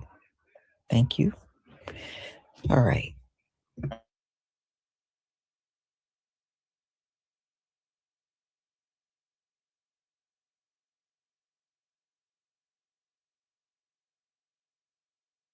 Unc does not mean uncle, guys. Unc does not mean uncle. Does anyone know Unc does not mean uncle? What does it mean, Wyatt? It means uncool, but like, I just found out what Unc means. It means uncool. Did anyone else know that Unc means uncool? I just found out that Unc means uncool. And respectfully, shut the fuck up. God damn. Do you ever shut that trap of yours? No? I say that. We absolutely need to start gatekeeping our culture. It's gotten to a point where white people feel so entitled and comfortable taking Black culture, especially AAVE, and whitewashing it to the point where they think they own the terminology and the uses of something to redefine what it means. Unc means one thing, and I'm not going to explain what it means to y'all because y'all don't need any further explanation to try to steal and regurgitate it back to us. But I know one thing Unc doesn't fucking mean, and Unc does not mean uncool. You know what's uncool? That you guys can't come up with your own slang. Back in the day when I was growing up, you guys had some cool ass shit you would say. You're on thin ice, pal. Oops, I'm just gonna scooch right past you. Get a load of this guy. Newsflash, pal. You guys have so many cool things that you could do and come up with yourself, but you are stealing Black speak, trying to make it something else, and telling us that Unc means uncool. On the first day of Black History Month, please stop. Stop. And that's one of the biggest talking points when you talk to immigrant Blacks. You know, we don't have no culture. They have no culture. They have no culture. We have no culture, but everybody in the world steal from us. You got Asians trying to get afros. You got Asians doing trap music. You got Asians doing Black spiritual music now. They got band choirs over there in Asia singing like Black people. You got African people, Dido and Burna Boy and all these people that try to emulate what we do, Nasty C. The list goes on. But we have no culture, but everything y'all do, it comes from We are the culture, man. We are the culture of the world. They sell a cereal, they sell a pop tart, they got hip hop music in it. You know what I'm saying? Like everything comes from what we do, but we have no culture. We are the culture. Yeah, we are the drumbeat of the culture. Straight up. Like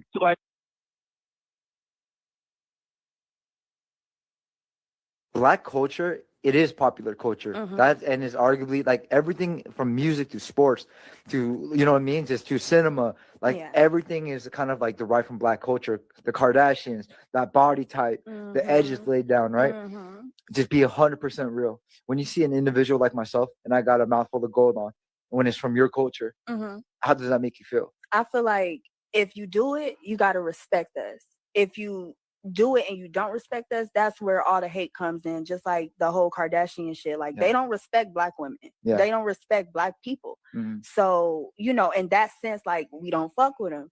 But if you respect us, we respect you. And, you know, it's right and wrong. Like wearing braids. Wearing braids ain't for everybody. But y'all will find out on your own when your hair start falling out. You see what I'm saying? Yeah. We can't tell Pulled y'all all what the to way do. back and shit. Yeah, Right. yeah, I feel you. We can't tell y'all what to do, but as long as y'all respect us, because, you know, you doing something that came from us. Yeah.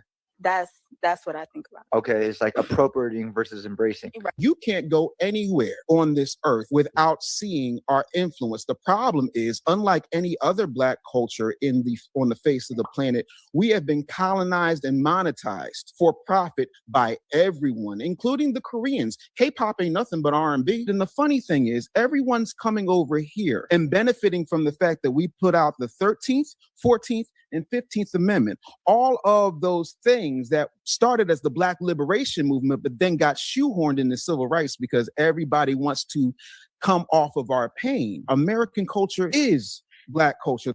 They say Black Americans have no culture, but let's break that lie real quick.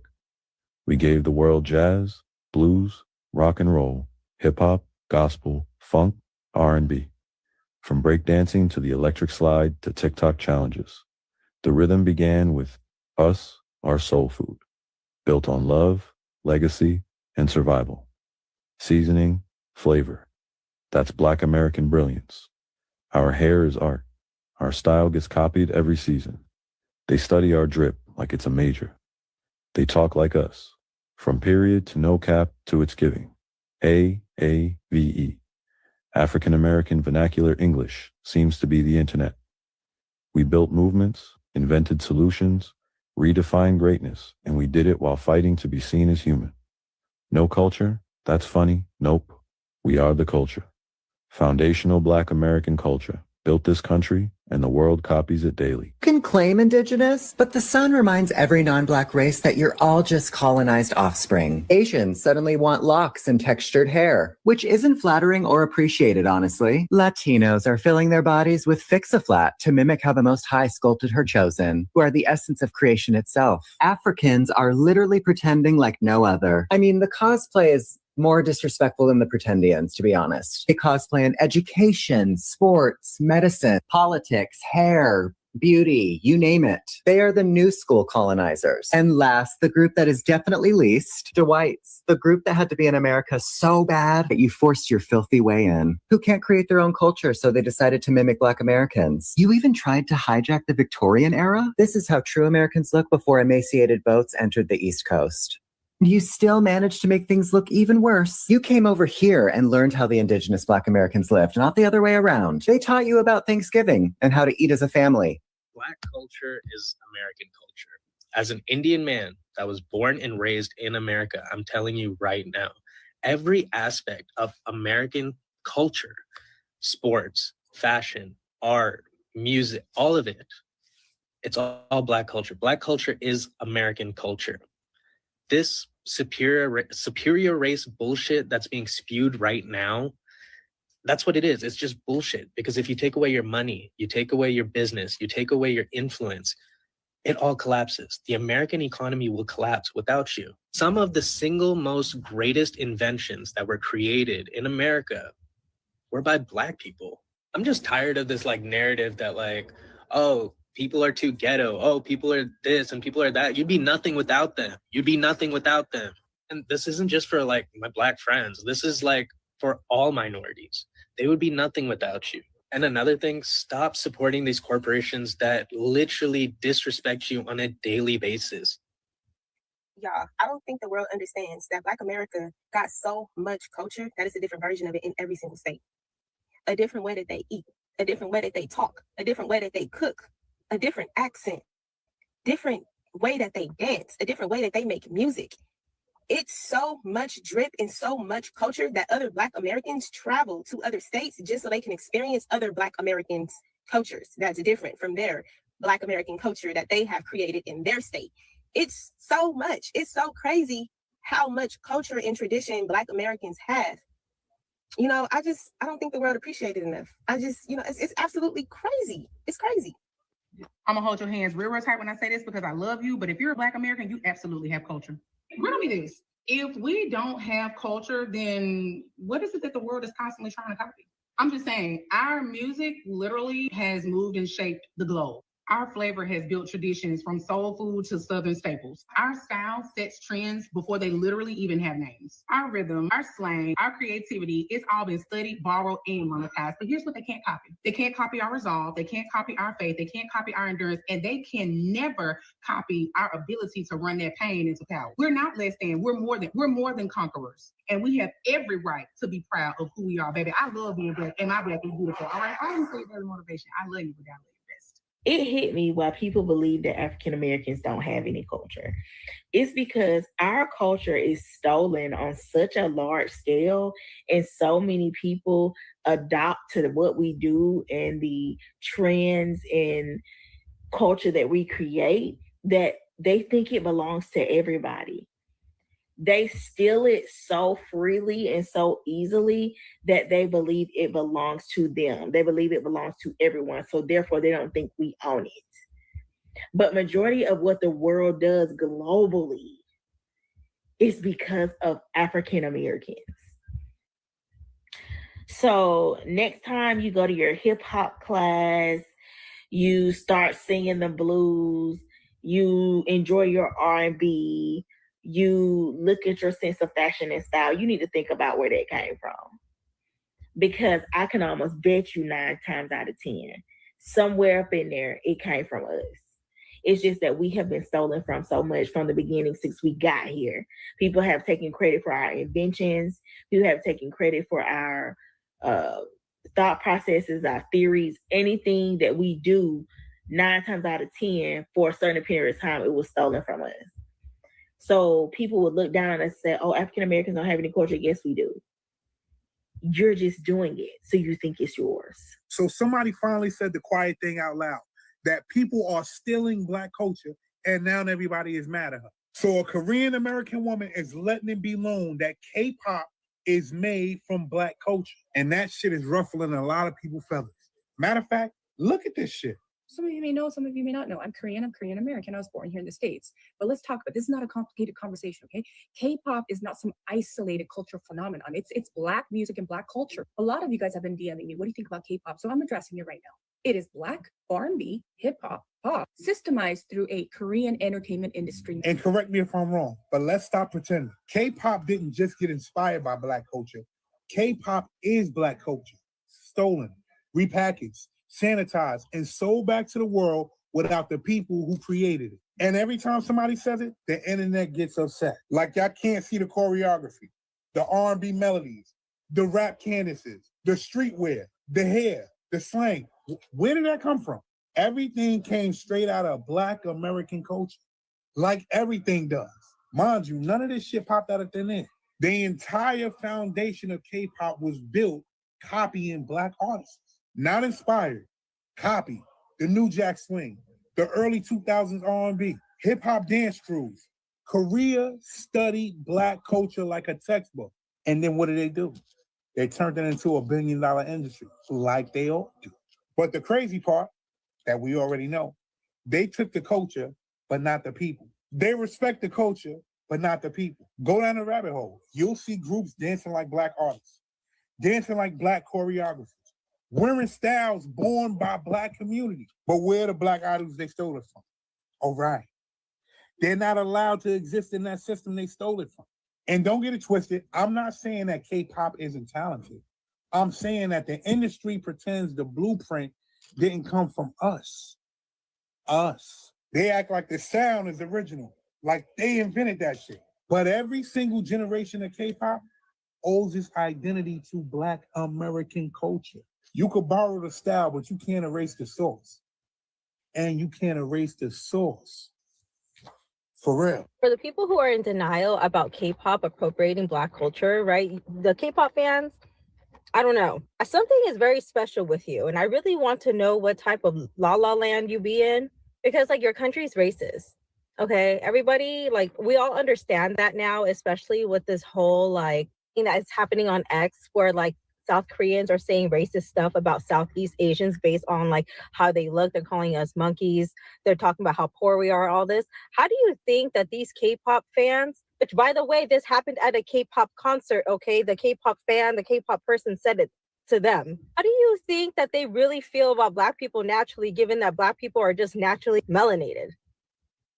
But when you guys are saying on here, right, when Asian Americans and Black Americans are trying to talk together about like how we can exhibit changes and stuff, Black Americans exhibit racism from beauty stores. Who do you think own these beauty stores? Vietnamese people got the nail salons. My people, Chinese Cambodians, we got the donut shops, or we got the Chinese fast foods. I don't know how much more proof do you guys need in order to take accountability to understand that you cannot appreciate Black culture and give enough credit to the Black American community. Like, you cannot pay them or credit them enough when your country is quite literally racist and you guys discriminate. Like, I don't know how much more we can prove to you so that you can hold that accountability. Black people are the cool. They're the make culture, things cool. They're the culture drivers of America without Cultural question. filters, In for some sure. ways, I guess that's, you know, maybe ancient Greece. What's democracy if not the original hip hop? How everything filtered out from there.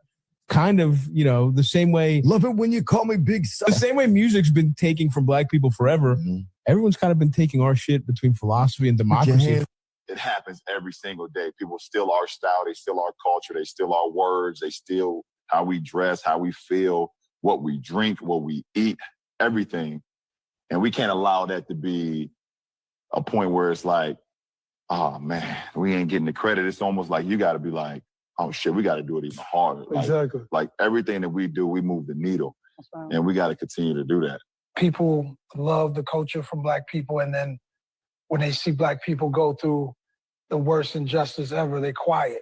Exactly. And it's like, we need that love. We need that. Give us that credit by standing with us so we can stand together, all nationalities. But you see us going through it, say something, because we're here. We're giving the world our sauce and all of that.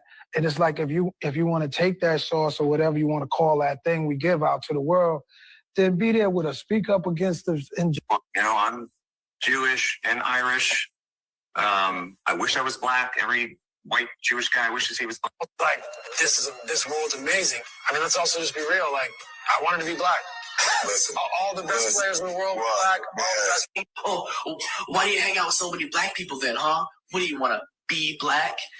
Again, a little bit. It's so much cooler some of the time, okay? Every white person wishes they were Black a little bit. Any white person who says they don't is a fucking liar or a cop, okay? Do not believe that to be Black. I want to be Black. We live in a society that emulates Black people. We want to be Black, dress Black, talk Black. We text Black. I sent out a text this morning. I was like, yo, what up? Where you at? I've never said that sentence out loud in my life. Oh, like for me, I think my family's been trying to be Black for a long time. You're like the Kardashians in here.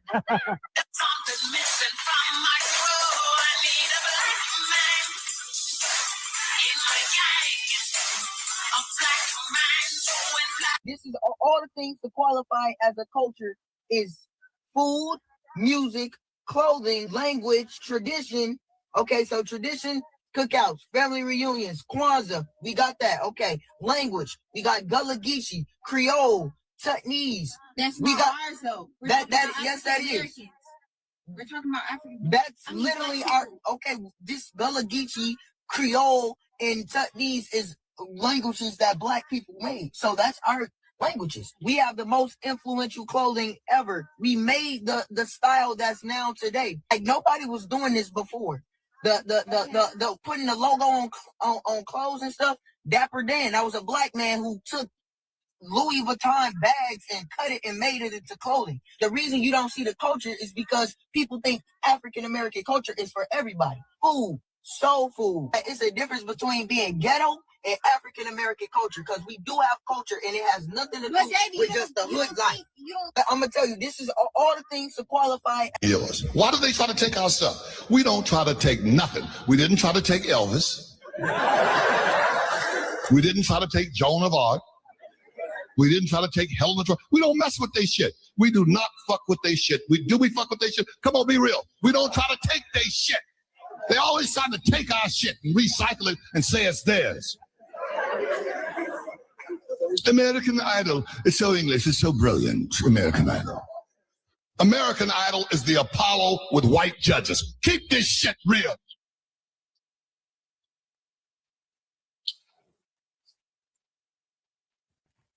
But always trying to take our stuff. Ain't that a trip? We just loved us some Tina Turner, remember? They took her.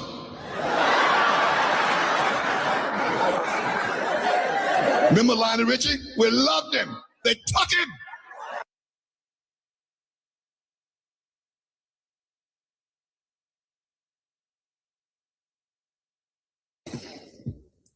And that's the truth. That's the truth.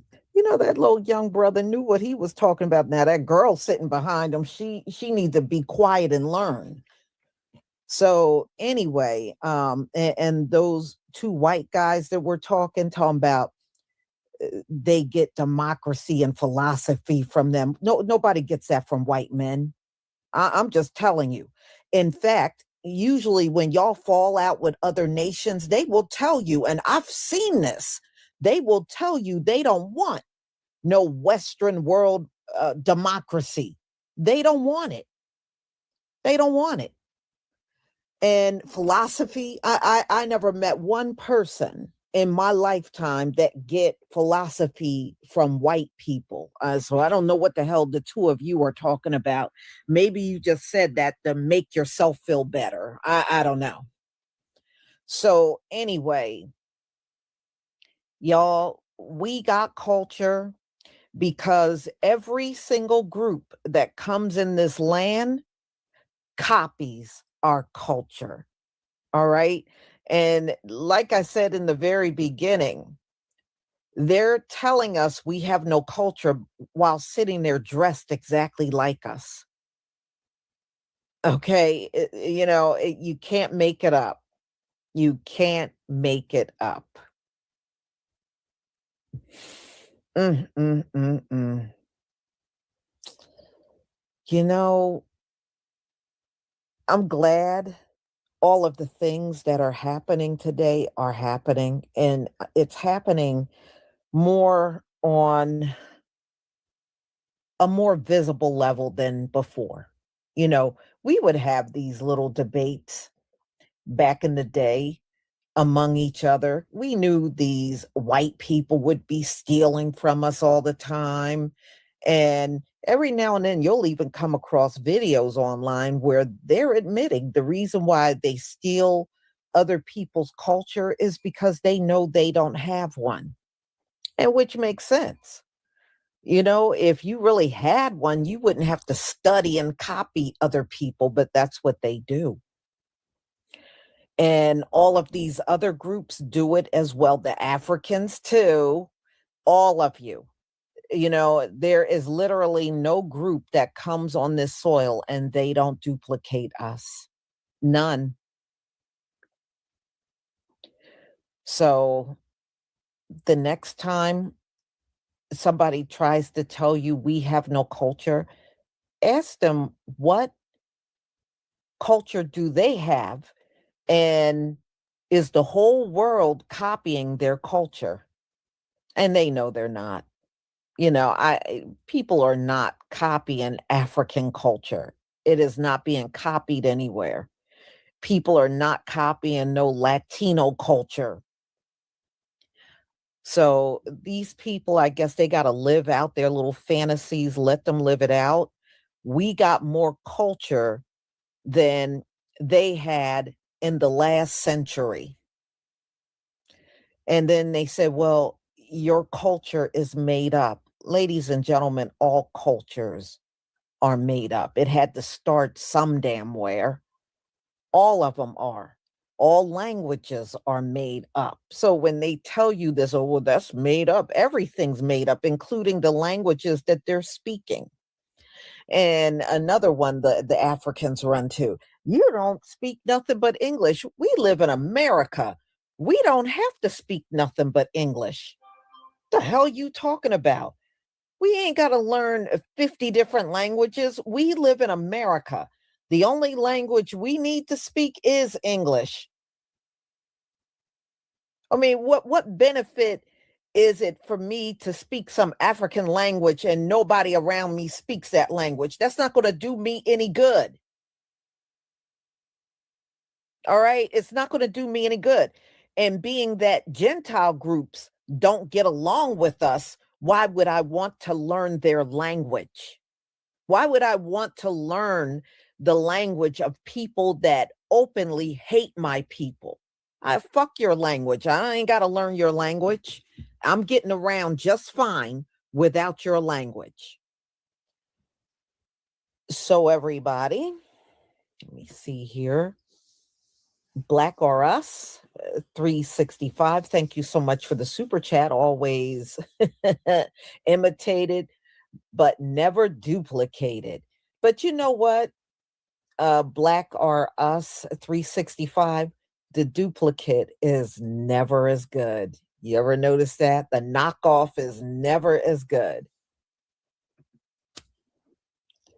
So y'all, I'm going to go ahead and conclude. I do have clippings of the Donald Trump speech. I'm looking at all kinds of reviews. People said it was boring. His State of the Union was boring. This man babbled for 1 hour and 40 minutes. That is way too long. I don't believe a State of the Union speech should be no longer than maybe an hour. When for an hour and 40 minutes, that's outrageous. I wouldn't even want to sit and listen to Donald Trump's voice that long. So anyway, I have that coming up at 1:45. So I will see you then. Have a wonderful afternoon. Shalom, family.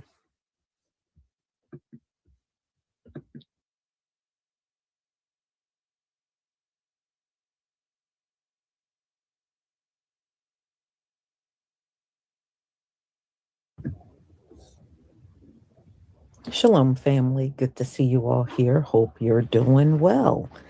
We got yet another Caribbean complainer about us. And, you know, I don't see how these people get to complain so much about us when they don't even get to know us when they're here. And, you know, they come here with all of these predispositions about us. And they don't even know the history. They don't know what we've been through. You know, Jamaica didn't go through Jim Crow. We did, you know. Jamaica did not go through Reconstruction. We did. So a lot of stuff that we dealt with, they never had to deal with in the Caribbean. And I just like how they always take the opposition against us. You know, it's like, I understand it's not all Jamaicans, but it's way too many. It's way too many out of the Caribbean that take these positions. And it is problematic. But we complain too much. But when ICE catch up to your ass, y'all sure do an awful lot of crying when you got to go back to your homeland. You know, that looks like a bunch of crying and whining to me. So, oh yeah, y'all, just get ready. Let me go ahead and share my screen. They got a lot of nerve. They got a lot of damn nerve. Please give me a 1 if you can see my screen.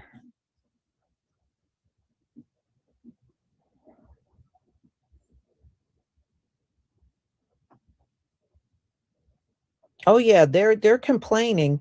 Remember, they were doing all those videos on those Jamaicans telling us, Black Americans, don't come to Jamaica. Don't come to Jamaica. They were upset because there were women complaining during the hurricane about they didn't get any food, and and come to find out they were from Bermuda. They weren't even us. But notice there was no apology, no nothing when they realized they were wrong. Well, now it has impacted their tourism. And I really don't care. Didn't you say for our people not to come there? All right. So if tourism is suffering now, that's on you. That's the way I see it. All right, y'all. Let's get started.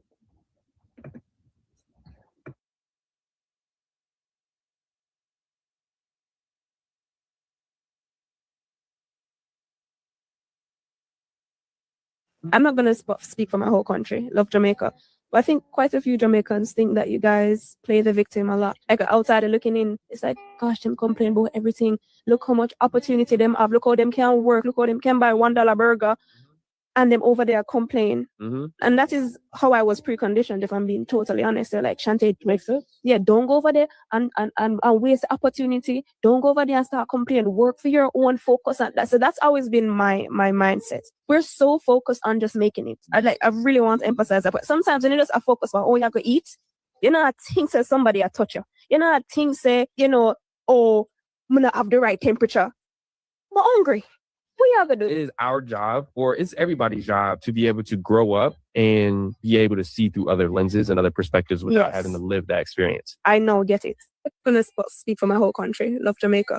But I think quite a few Jamaicans think that you guys play the victim a lot. Like outside and looking in, it's like, gosh, them complain about everything. Look how much opportunity them have. Look how them can work. Look how them can buy $1 burger. $1.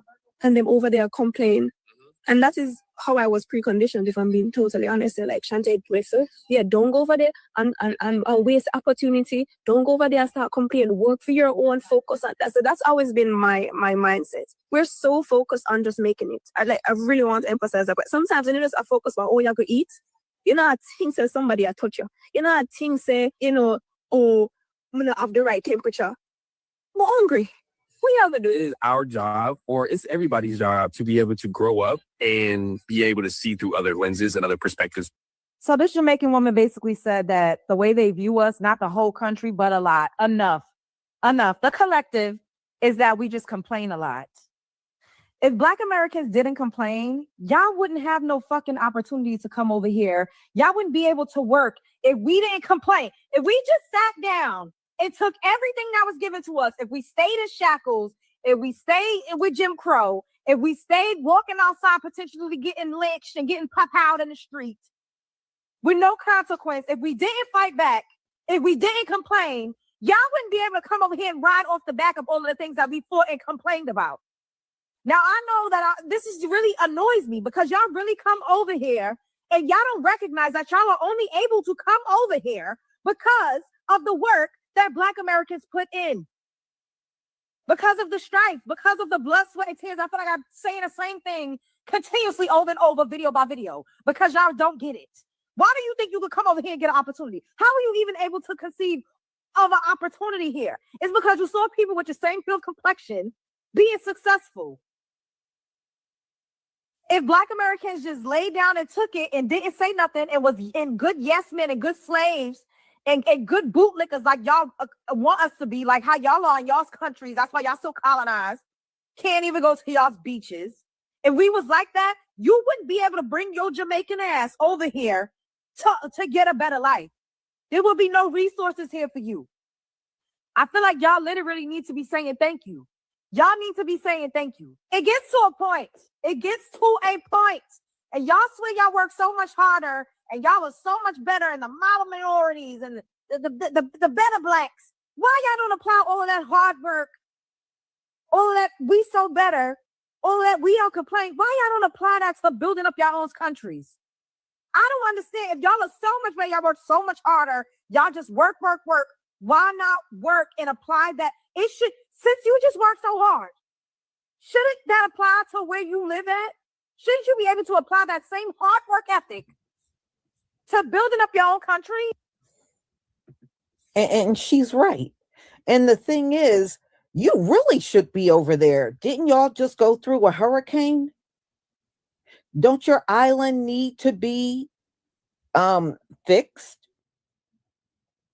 A big part of Jamaica got torn up in the hurricane that passed through there over the summer. That's all the more reason why you should be there building your country back up. But instead of doing that, they're sitting here in America complaining about us. Unbelievable.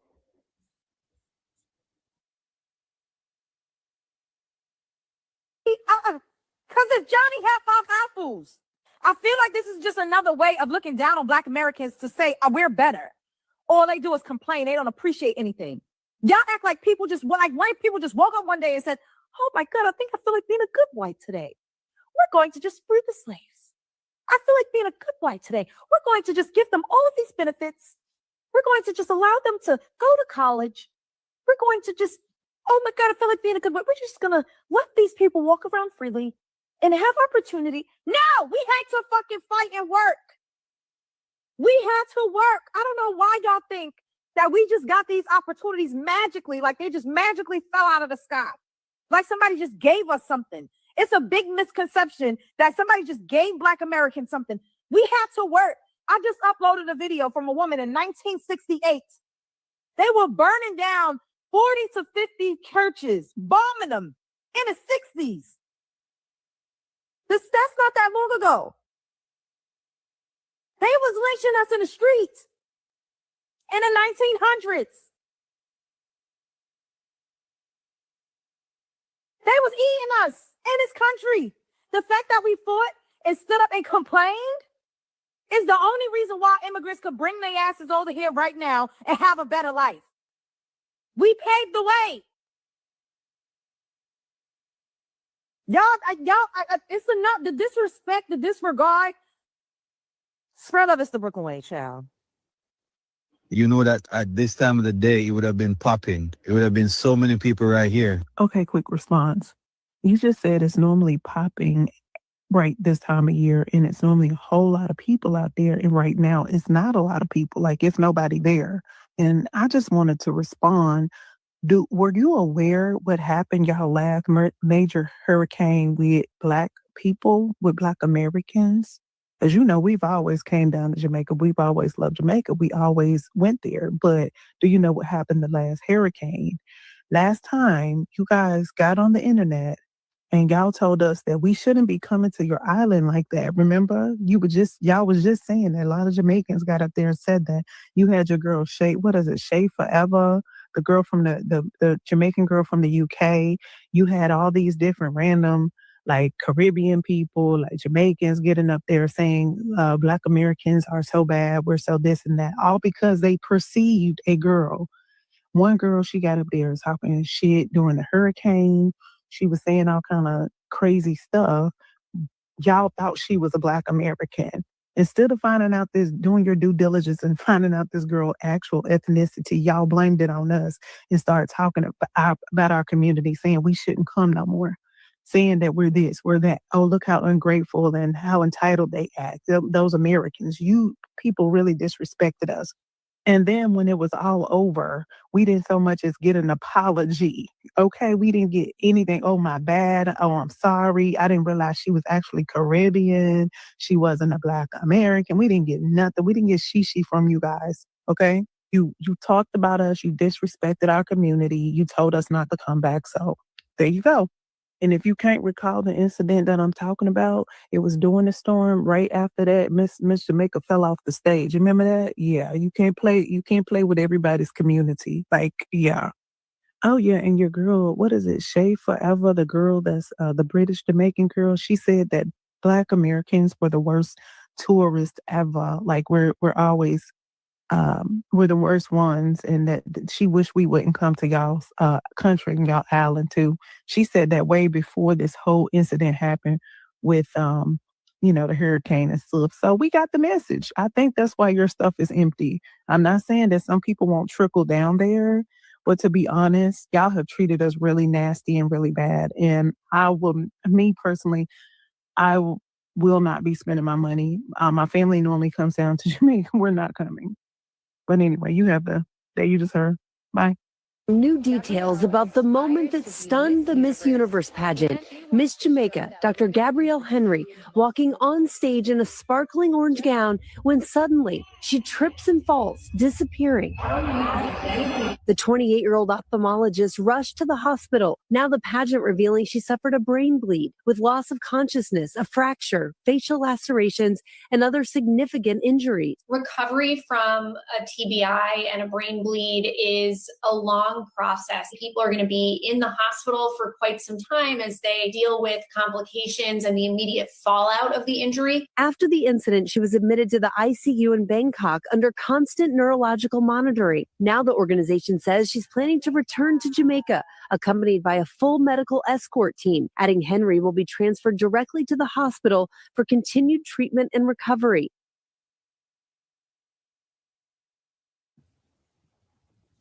All right. Now, Miss Jamaica fell off the stage shortly after they start turning up at us online, believing this woman from Bermuda was a Black American. And that was the Miss Universe contest. So Miss Jamaica was on the runway. As you can see, she was walking and then she fell. Yeah. Shortly after that incident, that's what this other woman was talking about. And, like I said, y'all said on all the videos, hey, Black Americans, don't come here. Don't come here. Okay, well, nobody's coming there. That's why it's empty. All right. And you islands, y'all really don't have a lot going for yourselves. Tourism is really the biggest thing you got going all over the Caribbean.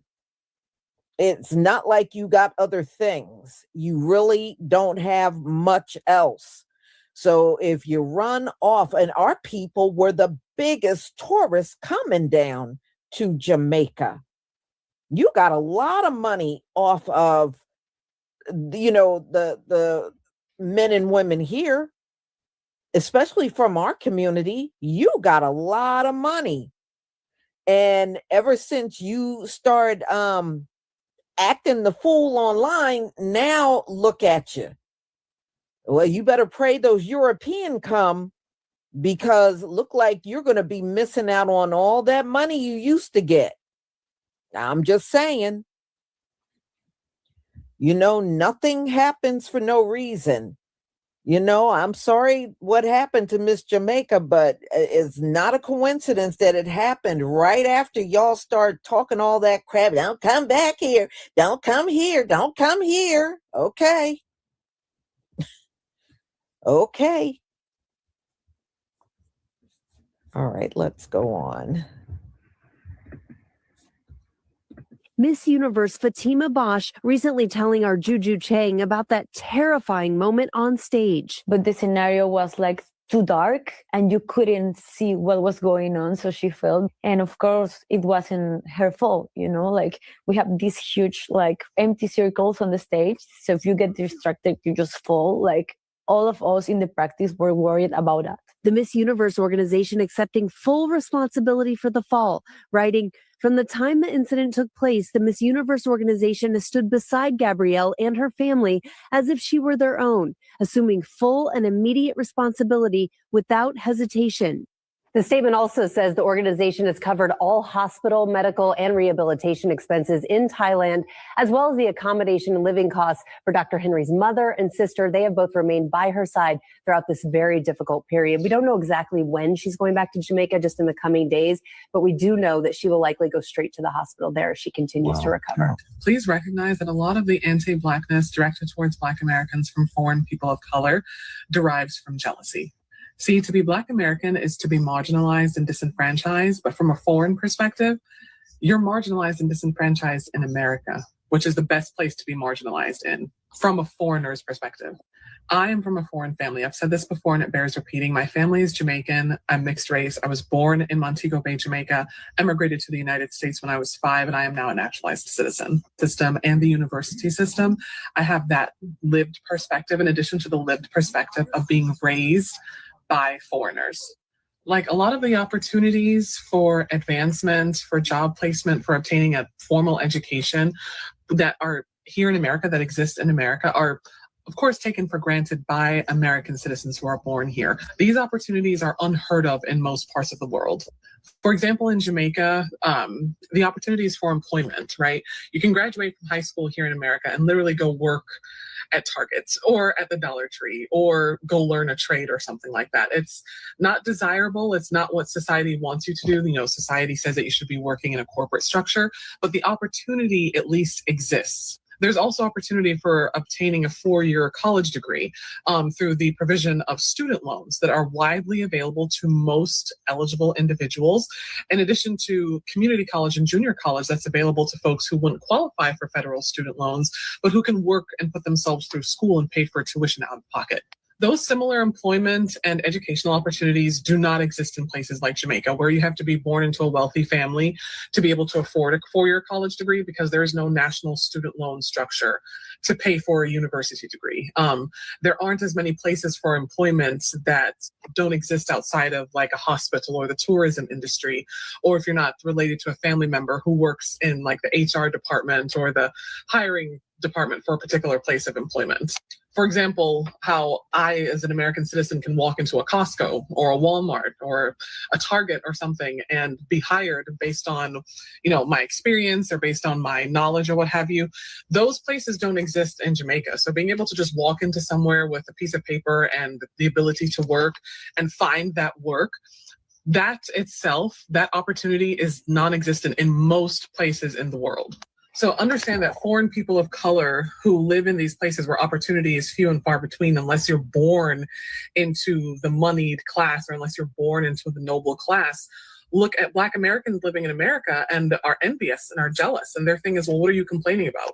You don't know anything about marginalization or what it truly means to be dispossessed or what it really means to be oppressed, because you're in America. You have all these opportunities, you have all these chances, you have justice, you have laws and discrimination laws that protect you. Those things don't exist where I'm coming from. So what's the big deal with you? And again, it's envy because, yeah, you're marginalized, but you're marginalized in America. Yes, we figured out that much is jealousy. Yeah, we figured that. But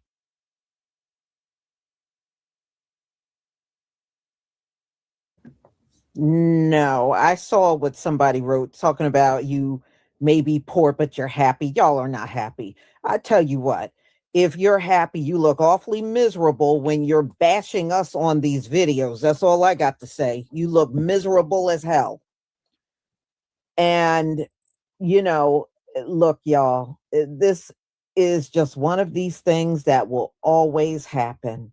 You know, it seems like as we go through these final moments, we are really getting a full view of how much everybody hates us, including the ones out here in the diaspora.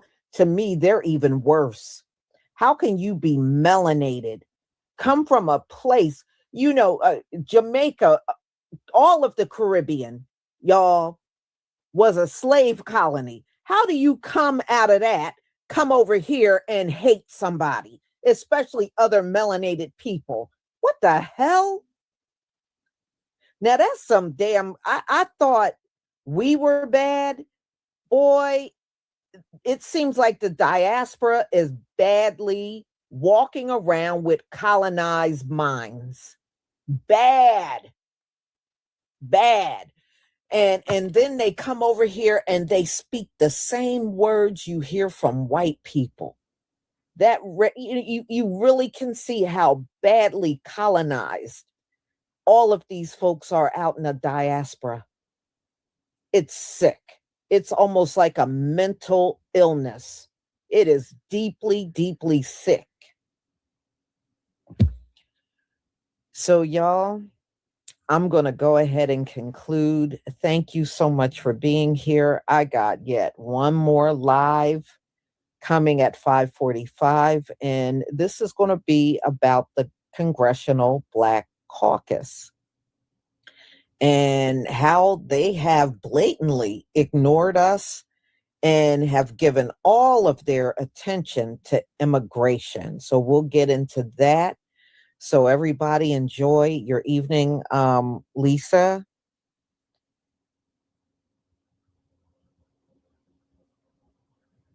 Okay, Lisa Fire, thank you so much for the super sticker. It went by kind of fast, so sorry about that. Thank you so much for the super sticker and your support for my channel. I deeply appreciate it. Shalom, family.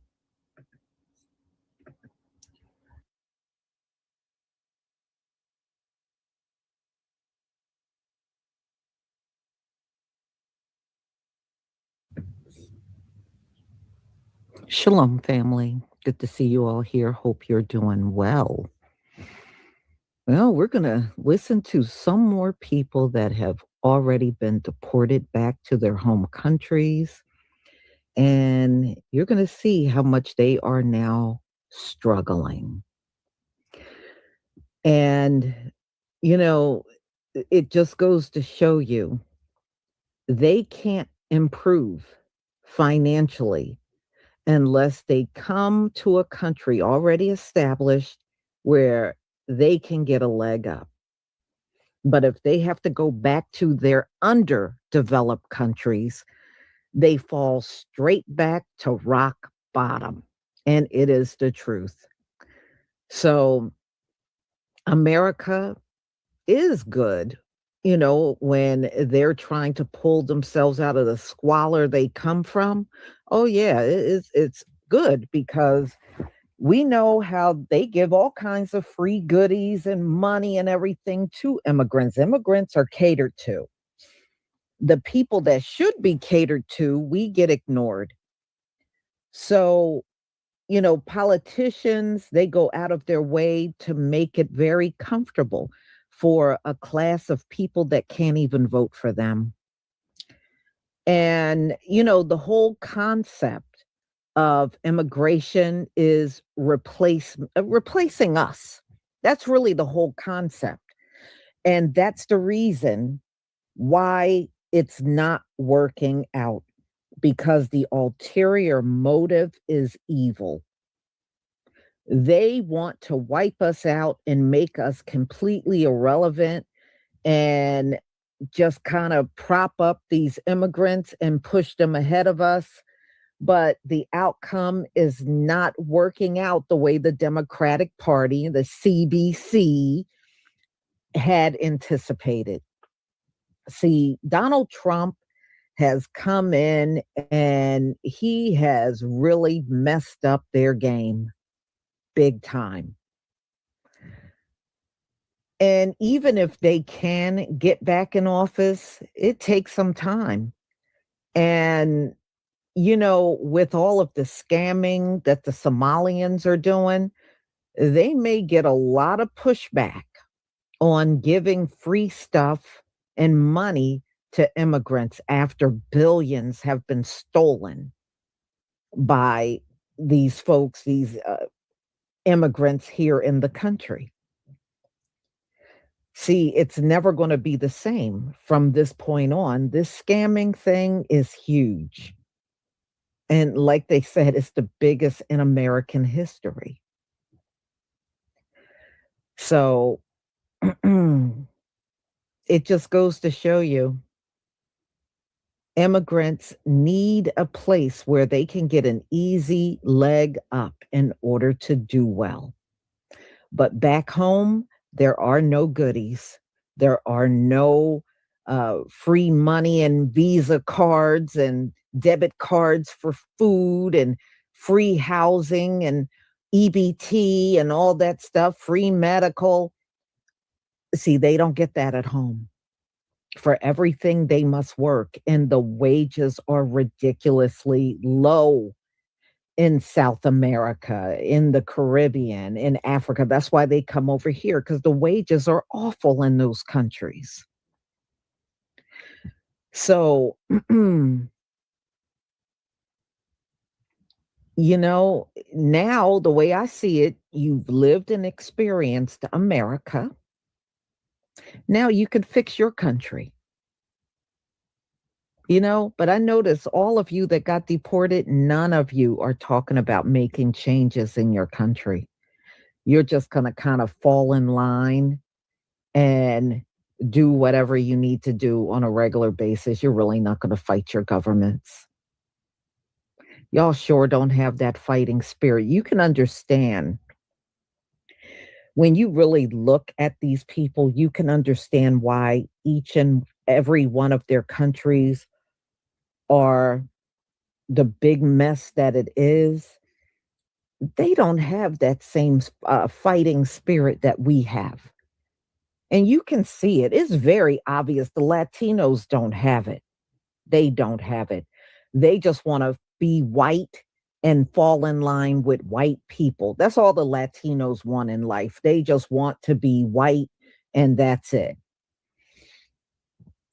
And so they don't have no fight in them. They really don't. Not when it comes down to fighting their own governments. They don't have no fight in them. The Africans don't have no fight in them. None of these Caribbean islands do. They have no fight in them. We're the only ones. That's why they want us out in these streets, because we are the only ones that will stand bold up in these folks' faces. They won't do it. They won't do it. That's why I'm telling you, their countries will never get out of the conditions it's in, because they just don't have that spirit on them at all. They don't have it. All right, y'all. Let me go ahead and share my screen.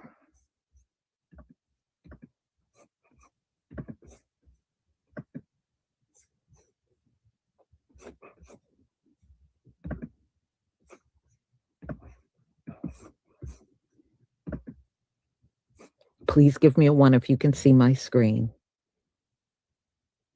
Yeah, well, they're scared of their governments. You can tell they're scared. I was watching, after I had showed y'all, I think it was still summertime, the flood, this really bad flood hit Mexico. Oh, man. And their president came out and they were complaining to her. And you know, all she had to do was do this. Shh, shush. She shushed them. And you know what they did? They shut right on up. She pretty much told them to shut up, and right there on the spot, they shut right up. And they were in a dire situation, and they let that woman come out there and pretty much shut them down. They couldn't complain to her. She wouldn't allow it. She was telling them to shut up, and they were shutting right up. And I was like, see, that's why y'all are never going to get out of the position that you are in these countries. Y'all are deathly afraid of your governments. You're scared. They're scared. All right, y'all, let's get started.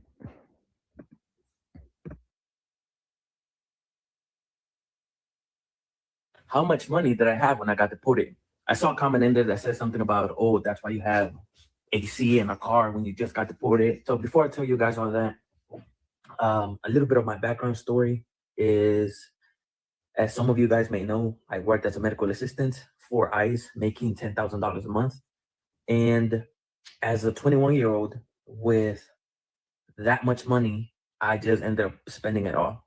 Never did I think about saving. Never did I thought that I was going to be deported to El Salvador.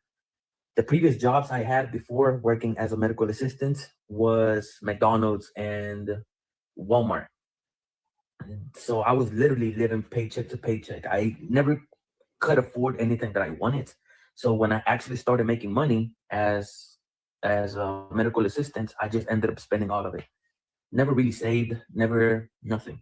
I would spend it on trips with my girl at that time. I would take her to wherever she wanted to go. I would give her money for the things she had to pay. I just never really saved. I would spend it on watches, shoes, chains, everything I couldn't afford before. So when I got caught by ICE and I ended up being deported to El Salvador, I realized that all the money that I ever made in the United States had gone. I had $98 when I got deported to El Salvador. Got to the point where I couldn't even afford a cell phone. And they have cheap cell phones over here, like $60 cell phones. And I couldn't even afford that. So my dad was actually the one that bought me one of those $60 cell phones, Android. And that was my way for me to be able to communicate with people and my family back in the States. And out of my whole family that actually wanted to come visit or stay here, I was the only one that did not want anything to do with El Salvador.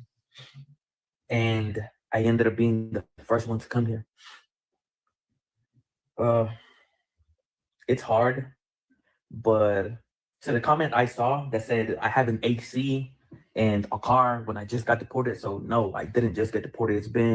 I got here in 2020. I just had never actually been vocal about it, never spoke about my experience until now that I was like, I'm going to tell people what it feels like to be deported.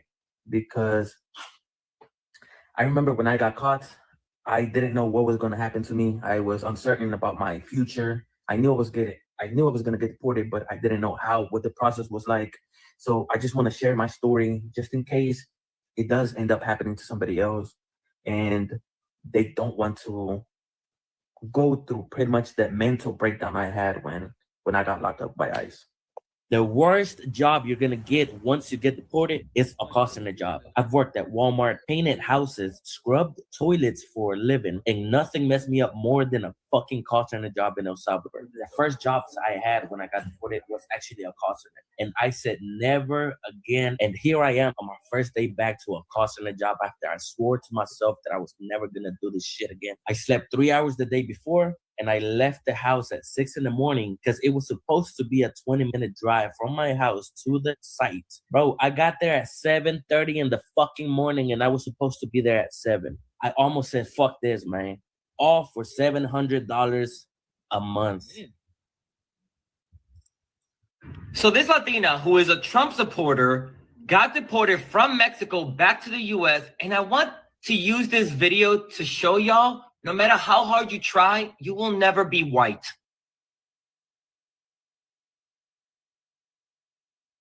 Now, did you hear that last guy? Did you hear what he said? When he was living in the United States, he was making $10,000 a month as a medical assistant. When he went back to El Salvador and got a job, he's now making $700 a month. See, that's why when they get caught by ICE, they are crying and kicking and screaming because the money they make here in the States, they will never, ever, and they know it, they will never, ever make that same kind of money back in their homeland. Okay? He ain't gonna come close to no 10,000 a month in El Salvador. He's not gonna come close to that. So he went from 10,000 a month to 700 a month in his home country. That now you know why they be crying and wailing when they get caught by ICE.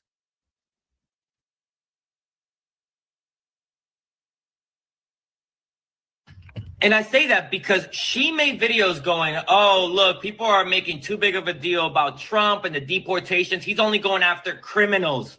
If you want to be here, you should do it the right way. Then she goes to Mexico, gets stopped by authorities while she's coming back from a concert. They check her papers and then they deport her. Now, they deported her because she overstayed her visa. I know some people are like, well, you should have done it the right way. Calm down. Let's just give her a little grace here. She's not a criminal. Sure, she has ideologies you don't agree with, but she wasn't committing any crimes. She was down in Mexico partying it up. Now, this is where the you'll never be white part comes in. There's over 1 million undocumented white people living in Mexico. They are taking advantage of the system. They're not paying taxes. They're down there just partying it up. And like advocates in Mexico have been saying, that authorities don't go after white people. They actually go after brown people. So you were racially profiled in a country that you were trying to get dual citizenship for. So if you were racially profiled in Mexico, what do you think is going to happen to you in the US when Trump comes into office? Because there are at least 500,000 white people undocumented in the US, and they're never bothered. Because I need you to remember that the immigration system was never set up to hurt white people. It was set up to hurt people of color globally. Our movements are constantly restricted, while white people are never bothered when they do the same thing we do. So as much as you say, oh, well, if you want to come to this country, you have to do it the right way. It is not about doing it the right way. It is always, the immigration system has always been about hurting Black and brown people, no matter where we are in the world. So please keep thinking how you're safe now that you're in the US, back in your home country. They don't see you as a US citizen either. They want to take away your citizenship. They want to denaturalize people. So please, let's get rid of that colonized mind, because this immigration system was never made for us.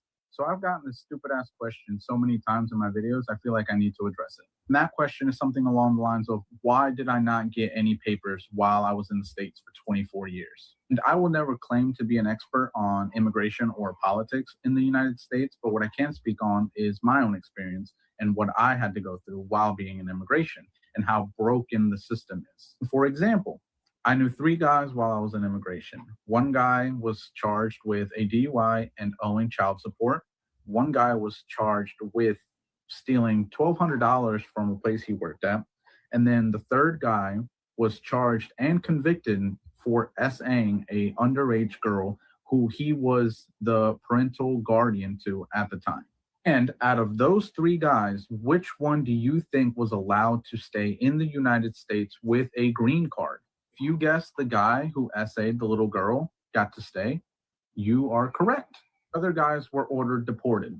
Both had immigration lawyers and both were told that no matter what they do, they are probably going to get deported. Now, I had DACA from the ages of 18 to 26.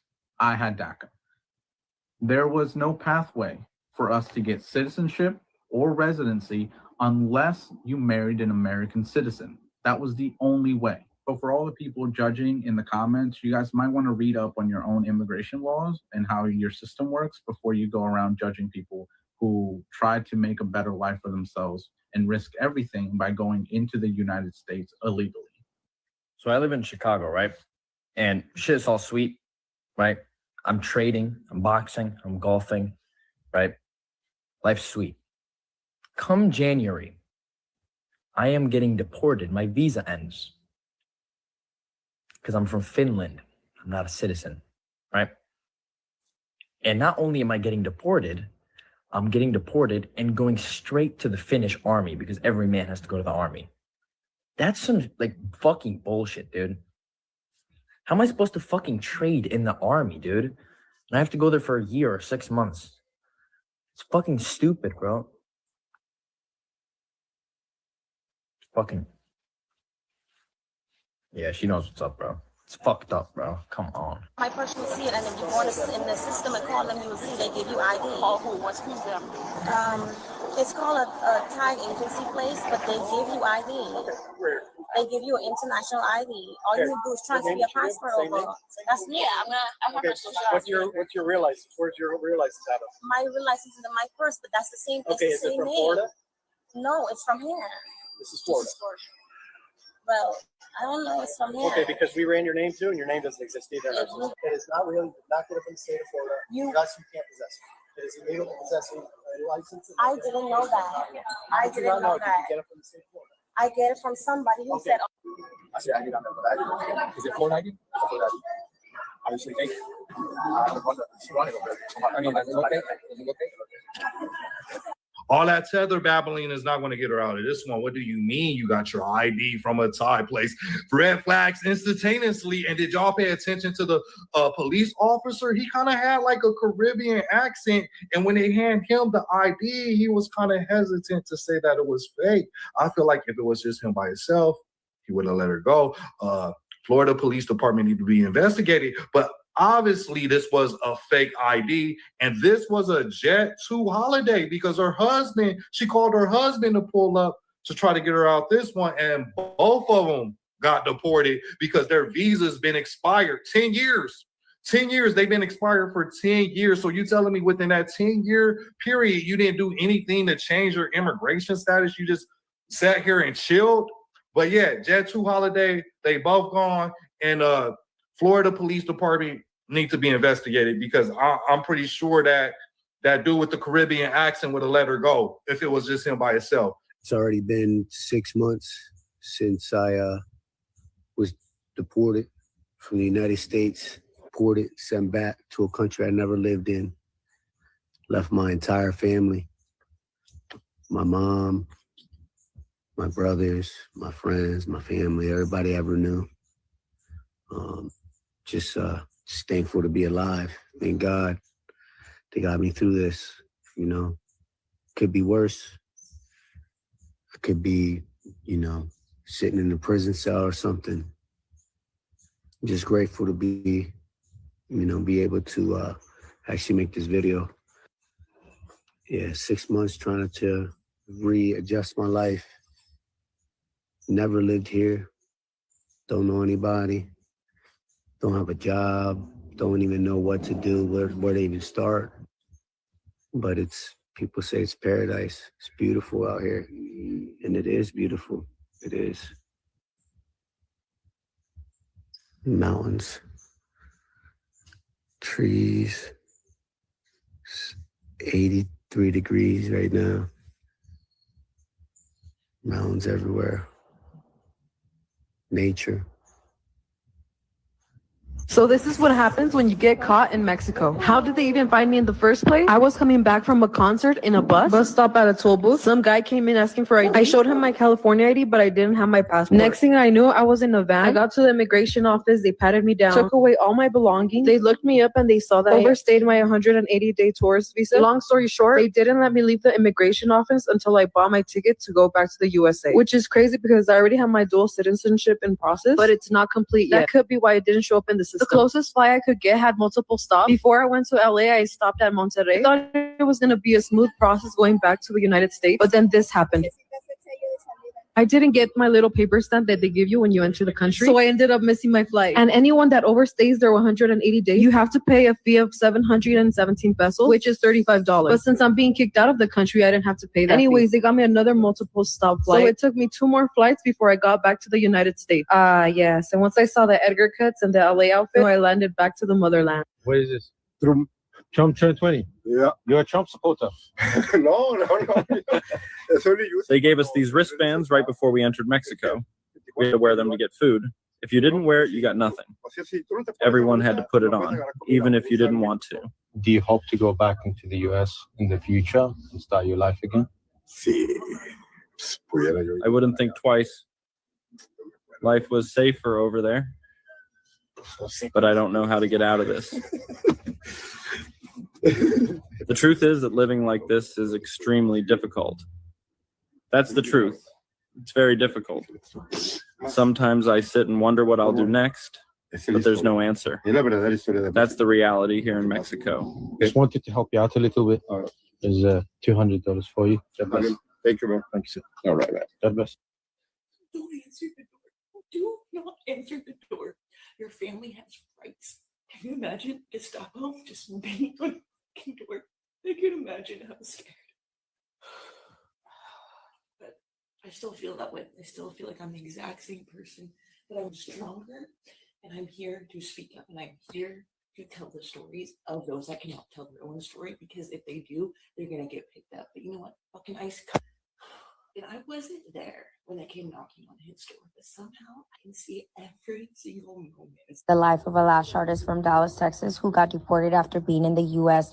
for 28 years. When I was a little girl, I was 2 years old, and my parents took me illegally to the United States, which my parents were illegal too, and all of my siblings were U.S. citizens, but they were not the age of 21 and older. I was processed by ICE because I did not have a license and I did not have a social. So they allowed me to continue to fight my case in the US. So I fought my case. But in 2019, they decided, from 2013 to 2019, they decided, and the court decided, that I needed a voluntary departure because I did not hold any of these things, right? So when I went to court, my case was closed. And when I went to go report, because I was out on recognition since 2013, they basically told me that I would be eligible of a petition since I was married to a U.S. citizen. I had already gotten married, but the lawyer that I had at the time gave me bad legal advice and told me to just return to my country and find a job and make a living here. After I left court, I went to go report, which is something that you have to do when you are trying to apply for your residency or just trying to stay in the States, period. So I showed up, and the judge who had been before me my entire time going to court told me that that lawyer had given me bad legal advice and for me to get a new lawyer. So I ended up finding a new lawyer, and he petitioned for me. My husband is the one that is a U.S. citizen. So I filed a petition, and I filed a cancellation of deportation, which was supposed to cancel the deportation. But with everything happening with Trump right now, there's no way for them to cancel the deportation because it was already there.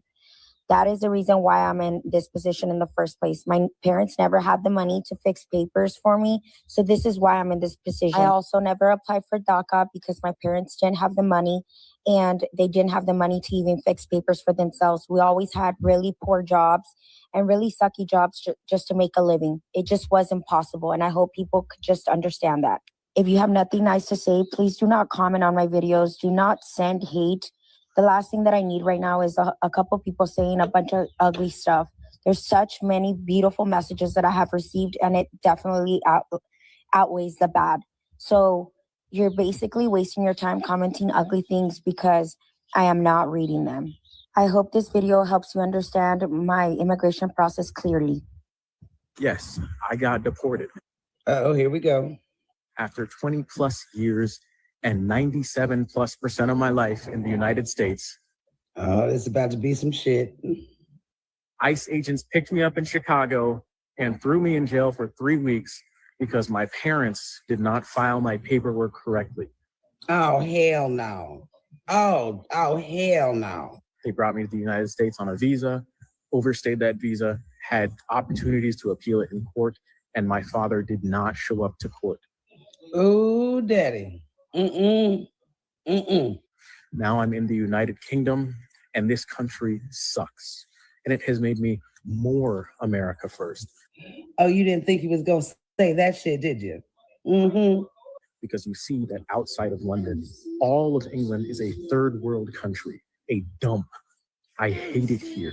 But yet folks out here hating on America. And I am excited and ready to go back to the United States, but I have a 10-year ban to wait out. This man said he has to wait 10 years. And I'm waiting to bring my fiance over because I had a wedding scheduled that I had to cancel. Oh, no, man. Oh, no, man. And it's taken everything in me to forgive my parents for what they've done to me and what they've caused. But I'll keep going on. Notice how he blamed his parents and not Trump? The guy who's in it. But there's plenty of folks out here that would go, oh, Trump, you voted for that. That's what you voted for. No. His parents did not do the responsible thing and the stuff that they were supposed to do to make sure that their family became citizens in the country in which they wanted to reside. Period. Trump, go get this dude, man. Do whatever you need to do to magically wand go get this guy. That is probably the most mature response in that situation that I don't think I could even do. Because I'm blaming everybody. It's fucked up, man. ICE got my boy, man. He left everything behind. And they just left the door wide open, man. They just deported the man. Money. He left behind everything. Jewelry. Clothes.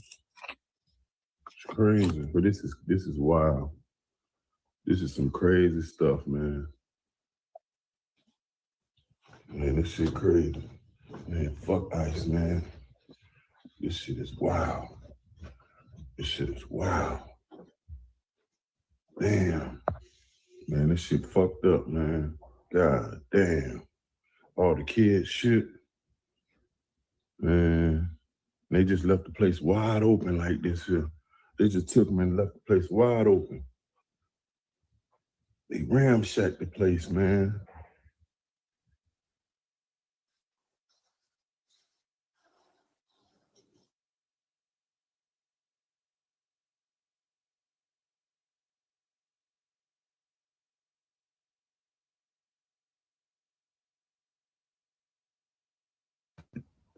Yeah, last week I was watching a video of this woman that lived next to immigrants that got deported. And she said she saw their dog running around in the neighborhood because she didn't know they were deported. That's how she found out. She was like, why is the dog running around all over the neighborhood? And one of the neighbors saw it, saw ICE come and drag the family out of the house and deported them. So she caught the dog and took the dog in. And the only thing this dog would respond to was Spanish. So as long as she spoke to him in English, he just kind of just sat there and just looked at her.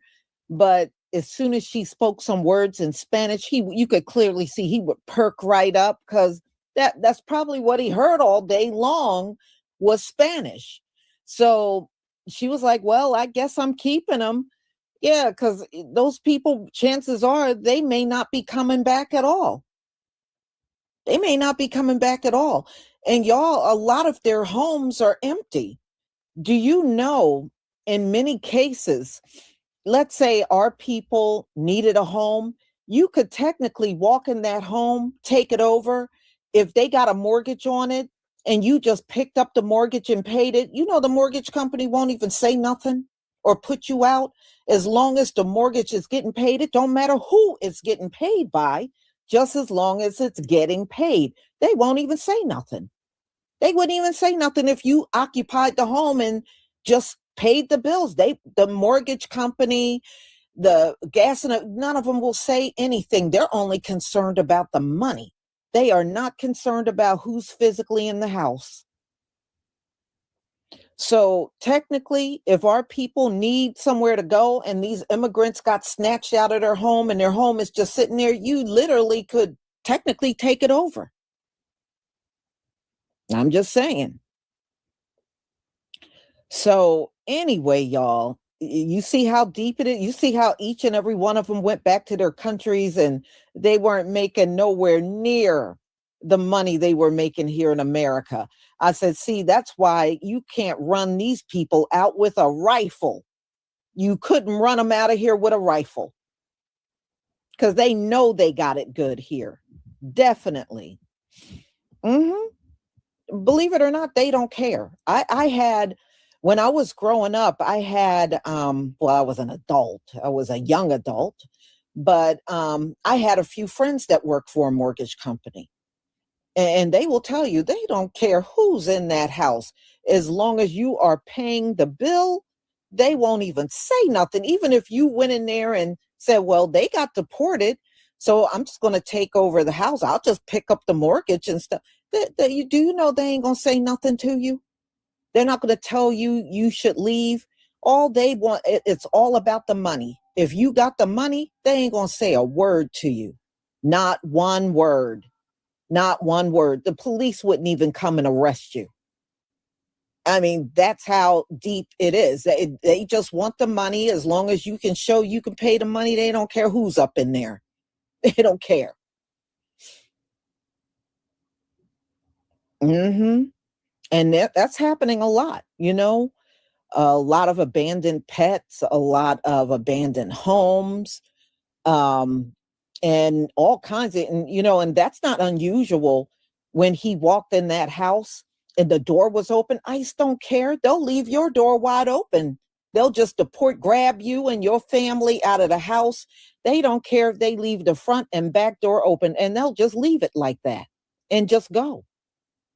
That's more common than uncommon. Definitely. Mm-hmm. Yeah. I mean, you'd be surprised because that's happened around here. I found out not long ago. There are quite a few houses that are empty that Latinos were in. And them houses are empty because of ICE raids. And the houses are just sitting there, fully furnished, because they got deported. So they couldn't take all the stuff in their house. So you take the house, it's fully furnished. Mm-hmm. Yeah, because they're given a lot of help, no matter how much these immigrants talk about, oh, they came over here with $1 and got that, they get a lot of help. They get a lot of government help that we never get. That's how they can get a Mercedes and all kinds of cars for everybody in the family, plus their house, because they get a lot of government opportunity and loans and stuff that's not offered to us. That's why. They can get bank accounts with no social. Yeah, the banks will let them open accounts with no social.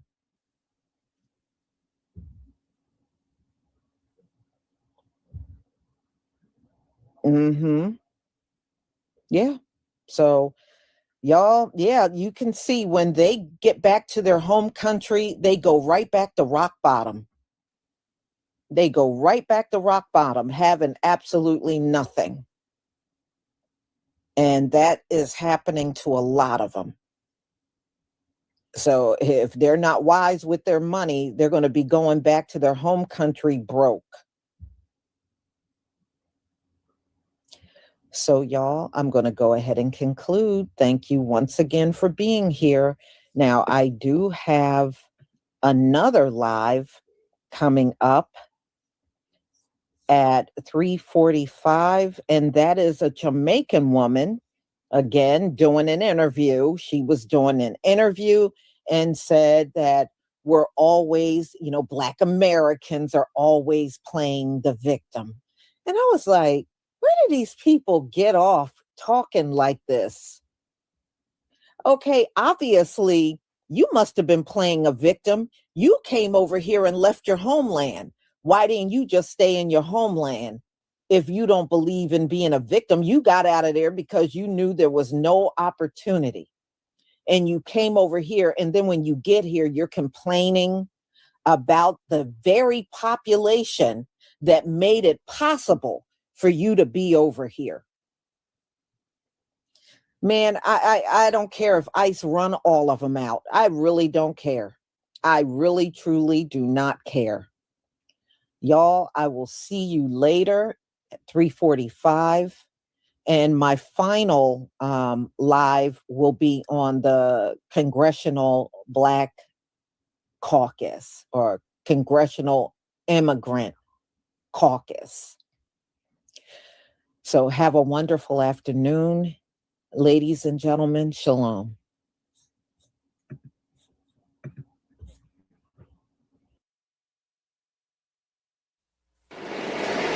Beware the beast man, for he is the devil's pawn.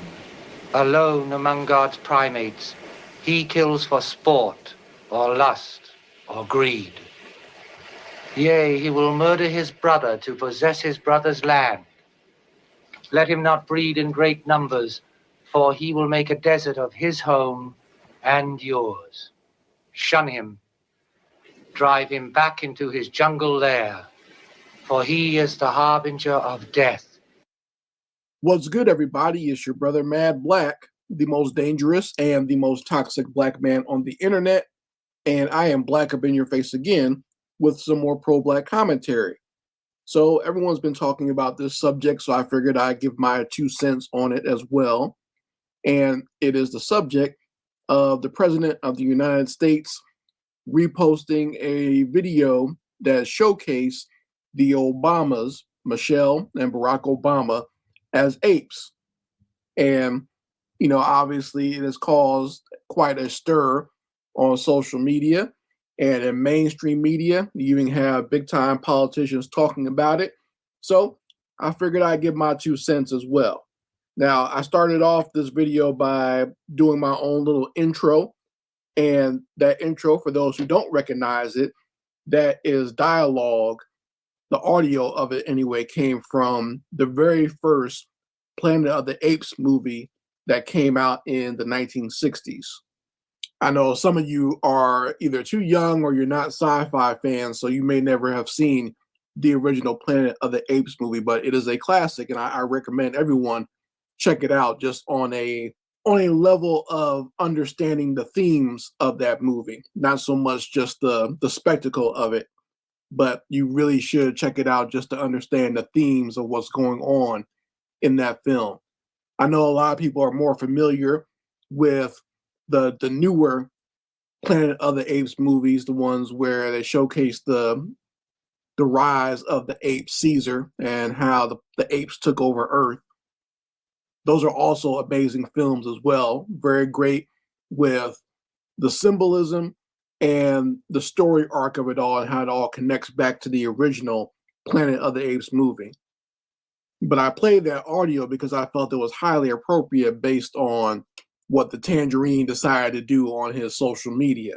Now, what was interesting to me about the whole thing, not surprising, but interesting, is that he decided to do it late at night. So like while he was up at night, you know, that's where these white supremacists love to showcase their racism because they're cowards at heart. So a lot of them like to come out at night and they like to post racist stuff, or they like to troll and harass Black people who are already on social media. Because I notice that's usually when I get a lot of my racist comments from the bigots and the MAGA mutants. They usually show up late at night because they're up at night for some reason, probably playing with themselves, watching interracial porn or whatever, and they just get mad and they have to go out there and make themselves feel better by harassing and tearing down Black people. So even when Black people are asleep and there's no Black people around them,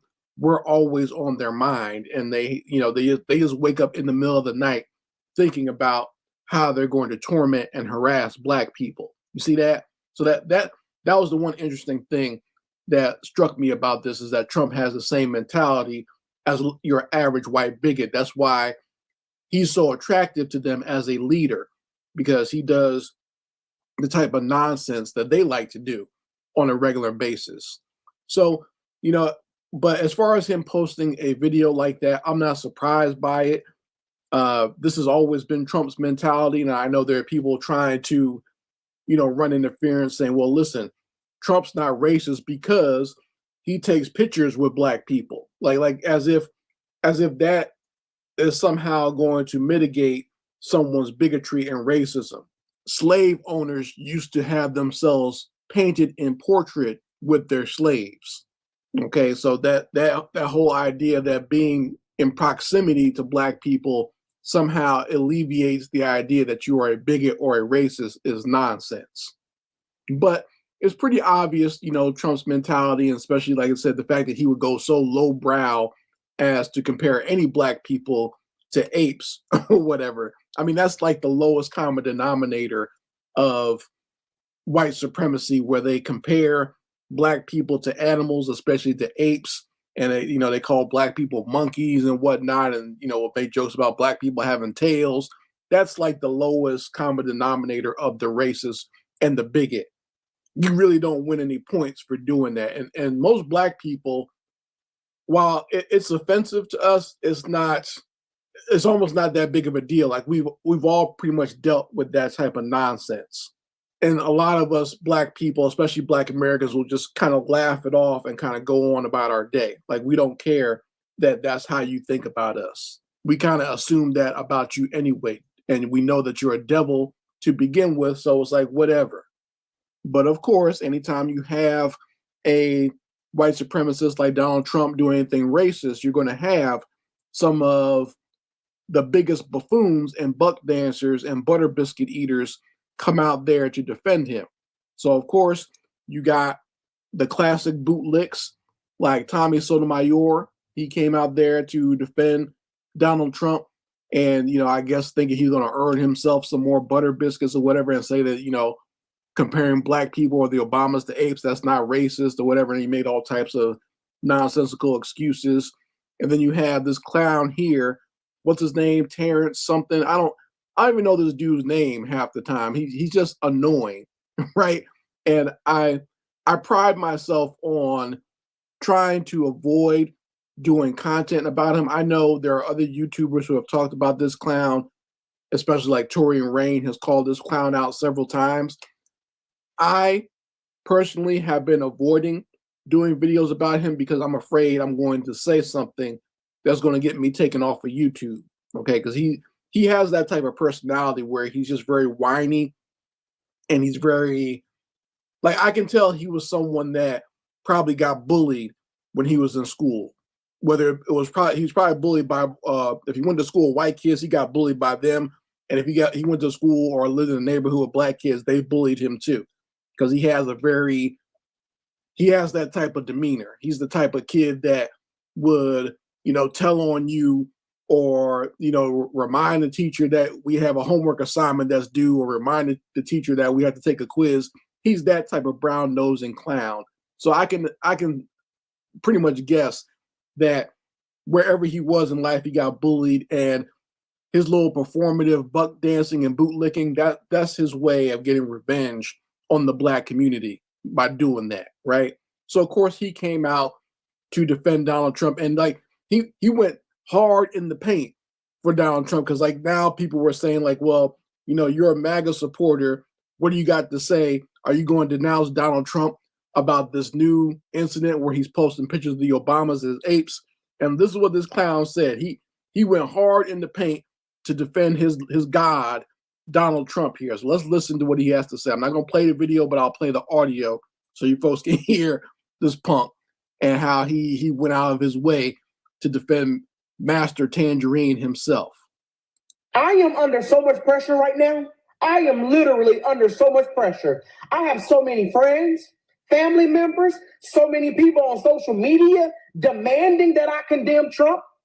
People are threatening me, calling me, emailing me, texting me, blowing me up on social media, telling me that I have to condemn Trump.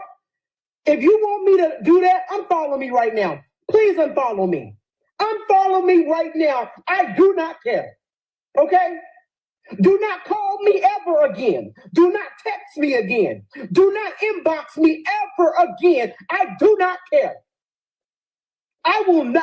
You will not bully me into doing something that I absolutely do not want to do. You will not shame me into doing something that I absolutely do not want to do. So he's basically telling you he's a hardcore boot-licking, butt-kissing Negro. And he will never denounce his master. And his master is Donald Trump, so he'll never denounce him. But like I said, just listen to his voice right there. Listen to that audio. Tell me that does not want to make you give him a DDT or like a tombstone pile driver or something like that, or just clothesline him when you hear that. Doesn't he just annoy you when you hear that? I know he got bullied on the schoolyard. I just know it based on that audio right there, right? So once again, anytime you have one of these bigots do something, you're going to have a lot of these black bootlegs come out of the woodwork to defend them. So that's not surprising at all. And a lot of you fools, when you do that, white people, even the white people who are bigots themselves, don't take you seriously. They know you're nothing but a crash test dummy and a cartoon in the way that you're going out of your way to support hate against your own people. So I mean, that's not a surprise either. Now, getting back to the whole portraying black people as apes thing, let's be honest here. Let's be 100% honest. We all know that black people on this planet are the original people of this planet. And if there is any race that is low grade or is mixed with any type of animal, it has to be the Caucasian, just from their basic behavior of hanging around in caves, the way they like to eat things like raw meat and the way that they like to make excuses for terrible crimes like child molestation. This is all the behavior that you would see in the animal kingdom. And we all know that if you took a monkey and decided to shave all the hair off, what color that monkey's skin is going to be. So all that nonsense about calling black people apes and joking about black people looking like gorillas or monkeys or apes, all that is projection. They know who the true apes are on this planet, or who have the closest relation to the ape on this planet. And all you gotta do is look at some of these side-by-side pictures and you'll see who the true ape and the true monkey is. So I don't want to hear that nonsense about calling black people apes. Once again, that's easy pickings for your average bigot, and it's a lot of it is internal projection of what their true nature is. And to be honest, I don't even like comparing apes to Caucasians. In my opinion, that's disrespectful to the apes. I often go to the zoo just to observe the gorillas and the chimpanzees, and I find them to be very fascinating, and I love the way that they live in harmony and in peace.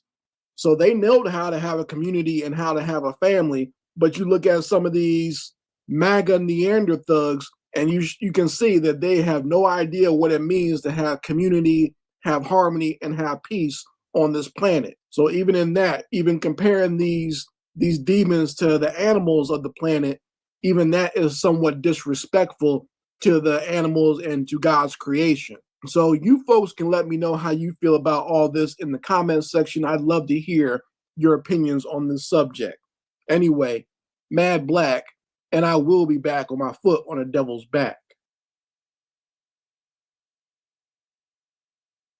Warning. Copyright disclaimer under Section 107 of the Copyright Act 1976, allowance is made for fair use for purposes such as criticism, comment, news reporting, teaching, scholarship, and research.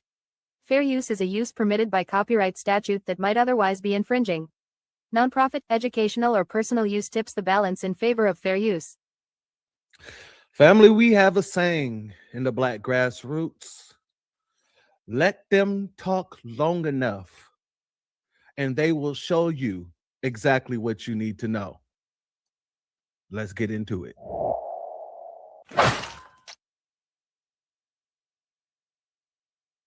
What it do, family and friends? Welcome back to the Church of Black Power. If you're not subscribed, go ahead and hit that subscribe button along with the notification bell so you can be notified whenever videos like this drop.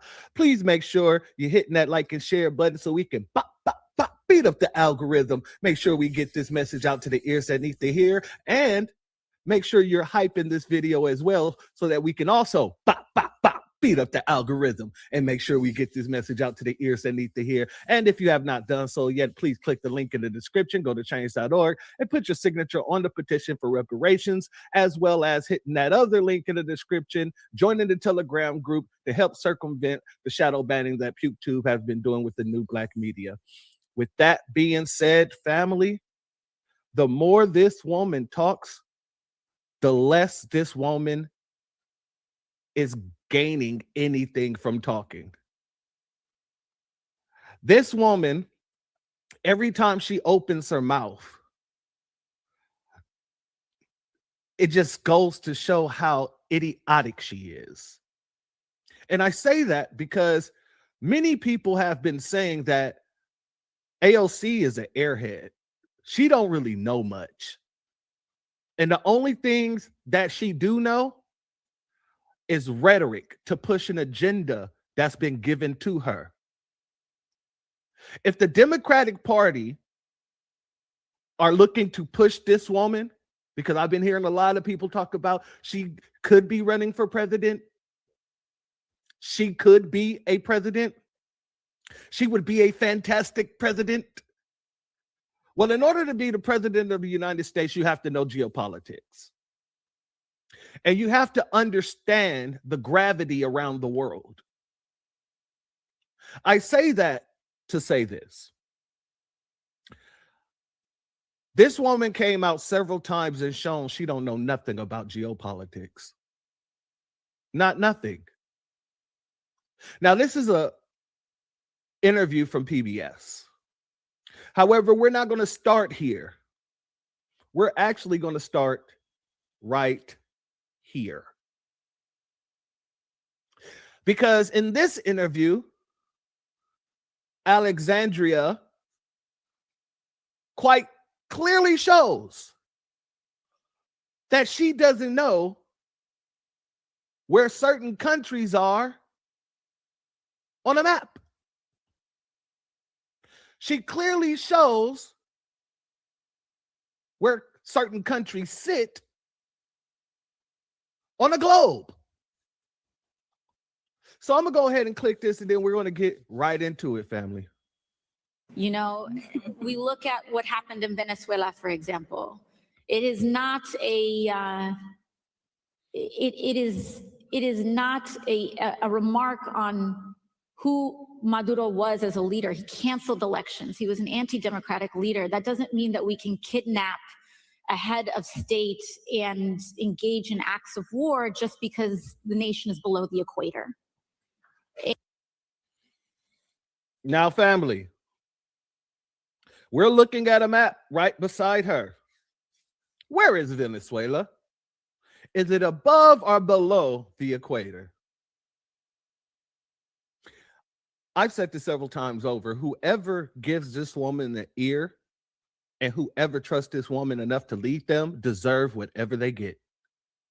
They deserve every single thing that they get, my friend. And I'm here for all of it. And I want you to understand when I say that she doesn't know geopolitics, I'm not being hyperbolic. This is something she said out of her own mouth once she was pushed back on her position within geopolitics in certain areas. Once you push back on what she has to say, this woman goes to stuttering worse than Kamala did. Kamala would, and that's exactly what she's been doing. But as of recently, she's been amping that up. Let's go here now to the PBS interview. And I want you to hear out of her own mouth that she is no expert, that she does not know geopolitics like that. She's just going off of information that's been given to her. And she's been pushing a narrative, all because of the regime that's in office at this moment. Let's go here. But I am, of course, the dynamic there in terms of geopolitics and the war in the Middle East is very different than people expressing their First Amendment right to protest. Well, yes, but I also think that what people are starting to see, at least in the occupation of Palestine, is just an increasing crisis of humanitarian condition. And that to me is just where I tend to come from on this issue. Now I'm gonna pause it, and after which I'm gonna let it finish playing out, but I have to make a mention of this. Watch what happens when the Nabisco woman pushed back on her. Watch her facial expression. Watch her body language. And you tell me, does she get visibly irritated because she's getting pushed back on something she has no knowledge of? That's what it looks like to me. Let's continue. You use the term the occupation of Palestine. What did you mean by that? I think what I meant is like the settlements that are increasing in some of these areas and places where Palestinians are experiencing difficulty in access to their housing and homes. Do you think you can expand on that? Yeah, I mean, I think I'd also just, I am not the expert on geopolitics on this issue. But yet you're speaking on it. You're speaking on an issue that you're no expert in, and you don't really have the facts in the situation. You're just given what you're given, and then you go off of that. You couldn't even expand on your comment about the occupation. You know, it makes absolutely no sense that anybody would take anything out of her mouth seriously, because every time she opens her mouth, more malarkey, or is it malarkey? It's malarkey. More malarkey comes out of it. And people are consistently calling her out for the malarkey that falls out of her mouth. So, family, I'm going to say this one last time. Anybody who supports this woman at all, for any reason, deserves exactly what's coming to them.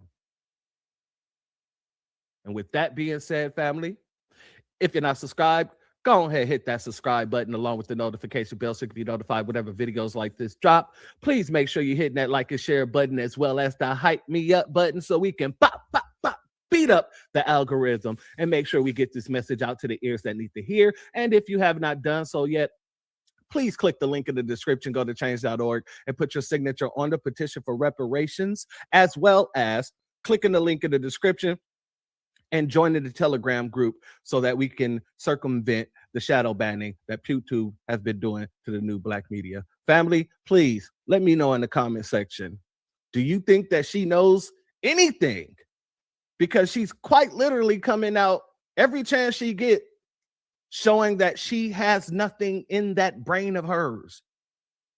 She has an empty skull. It's full of air. But with that being said, family, the doors of the church are now closed. Peace, family. My grandfather built this country, man.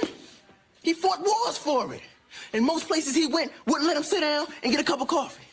I can't even catch a cab in New York. You know, it doesn't matter how many degrees I get. All you people see is color. Your grandfather was an immigrant. You're American. My grandfather was born here, Duke. And you people still look at me as just another nigga. I know that the government, whatever, can't stand us black people. He doing everything in the world to make black man be extinct. But I'm going to tell you one thing. Us black people going to survive. Yeah. So fuck everybody. I'm out.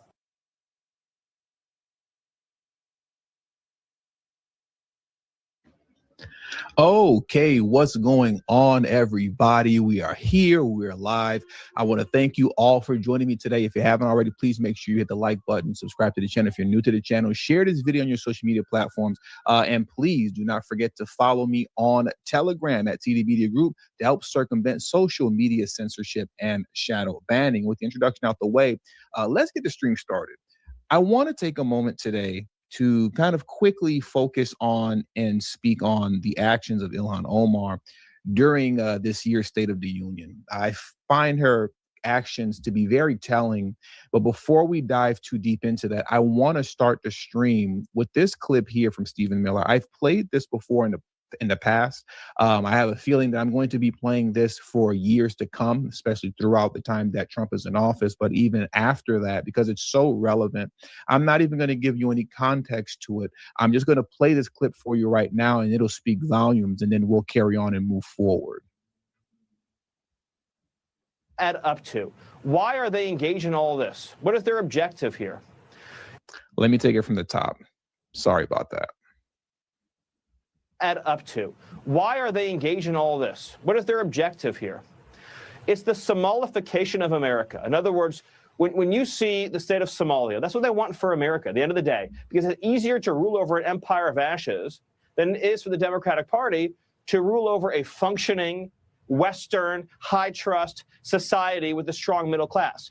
Look how powerful the Democrat Party became in Minnesota once they flooded it with 100,000 Somalians. Once the elections were decided, right, by clan rivalries and ethnic feuds. Once that happened, the Democrat Party became permanently powerful in Minnesota. They became permanently powerful in the Twin Cities. That's their model for America, to make the whole country into a version of Somalia. And everything they do gets down to that. So when you ask me what I'm thankful for. So let's pause right there, right? Because like I said, that was just such a, for me, a powerful statement that he made because of how true it is. But when he states that, though he's making reference to Somalia and the Somalification of America, I typically swap that word out with third world and a third worldification of America. And that's really what we're seeing happening in the country right now. And what you see people like Representative Ilhan Omar is trying to usher in. And she makes it very clear and obvious that she's trying to do that when we go through the series of clips and we see her actions during the speech. And you would think to yourself, well, why would you want to rule over a nation of ashes? Why would you intentionally destroy your country, you know, just for the sake of your own personal well-being? What kind of monster would do that? Democrats will try to speak against that and say that that's not what they're doing. But the reality is that this is obviously very common throughout the world. When you look at the entire continent of Africa, when you look at all of South America and Central America, when you're looking at third world countries as a whole, what do they all have in common? They all have leaders that are ruling over a nation of ashes for their own personal well-being, for their own personal profit, to maintain power. That's what they're doing. And that's what we're going to see moving forward in these next clips that I'm getting ready to play, that Ilhan Omar wants to usher in through her actions, as she was acting completely ridiculous in the middle of Trump's State of the Union. And I want to start here first. Let's start with this.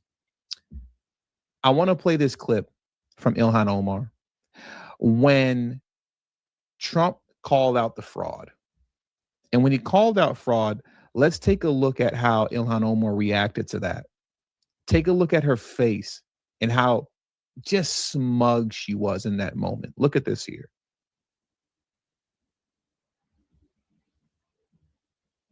The Somali pirates who ransacked Minnesota remind us that there are large parts of the world where bribery, corruption, and lawlessness are the norm, not the exception.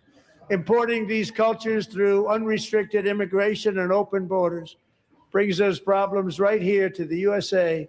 And it is the American people who pay the price in higher medical bills, car insurance rates. Now, as you can see, she was called out, right? And she's doing everything to keep her composure. And I shouldn't say she was called out directly, but the fraud in her state was called out directly. Fraud that she was very aware of, in my opinion, called out directly. And you can see she's just kind of trying to keep her composure and hold things together. But when Trump, and this is the portion of the speech that has gone viral, when he made it a point to make a very specific point, and he said, I want you all to stand, if you all subscribe to the core values, that we have to protect American citizens first above illegal immigrants. Look at what happened. Many of you already know what happened, but watch this here. But most importantly, the actions of Ilhan Omar afterwards. Look at this here.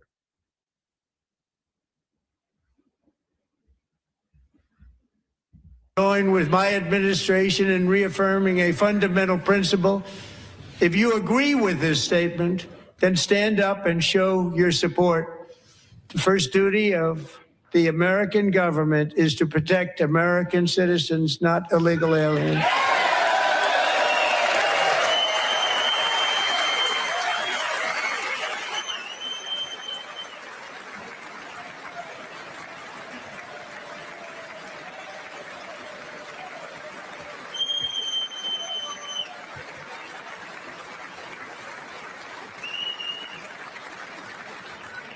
Isn't that a shame? You should be ashamed of yourself not standing up. You should be ashamed of yourself. That is why I'm also asking you to end deadly sanctuary cities that protect the criminals and enact serious penalties for public officials who block the removal of criminal aliens.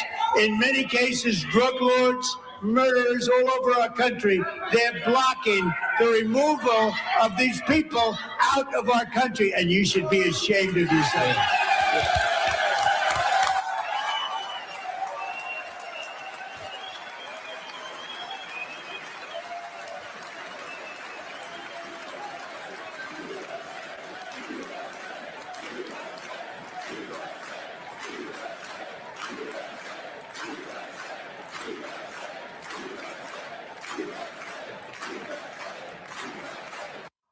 Look at how she responded to that.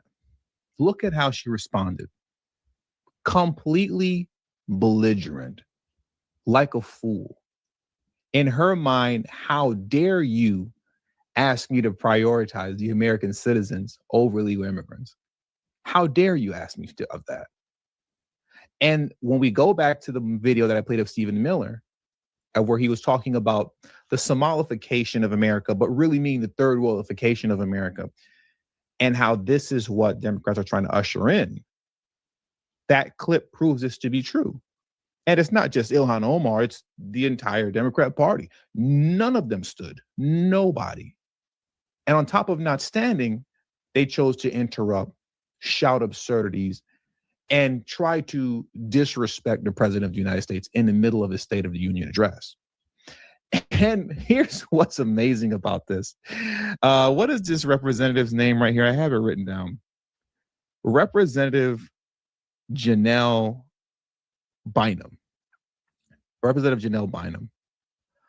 When she was asked about not standing up and how Democrats didn't stand up and things of that nature, right? What do you think her reasoning is behind the justification for not standing up? What do you think that justification is? Why do you think she's going to say, oh no, this was a horrible thing to stand up? It begins with an R. It begins with an R, and it always goes there, doesn't it? It always does. Very quickly, it looks like if you noticed, and because I don't mean to disrespect the stream, right? If you've noticed, I've been looking away quite a bit, and I keep looking away and looking away a lot more than usual. It's not uncommon for me, but I keep doing it. It looks like I'm having an issue with the comment section. So if you are commenting and nothing is coming through, it's not me deleting or restricting comments. Just for some reason, comments do not appear to be working on the stream, right? But nonetheless, not to deviate too far off the topic, let's get into this representative's excuse and reasoning for not standing up for the American people.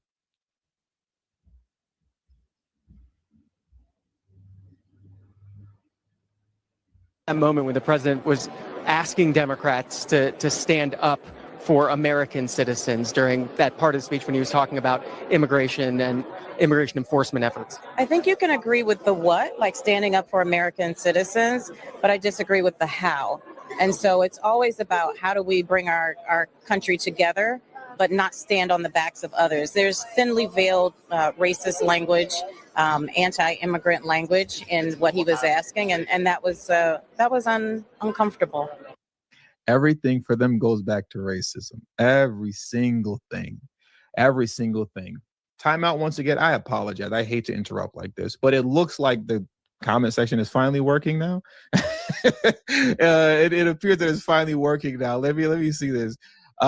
Could you tell us the names of the people on the screen? Who's the bald guy who looked so bored? I believe, I know who you're talking about. Is it Mark Kelly? Is that his name? Mark Kelly? Let me see. Who looks so, is it? I believe that was Mark Kelly. I'll actually pull him up right now just to double check. Let's go back to that.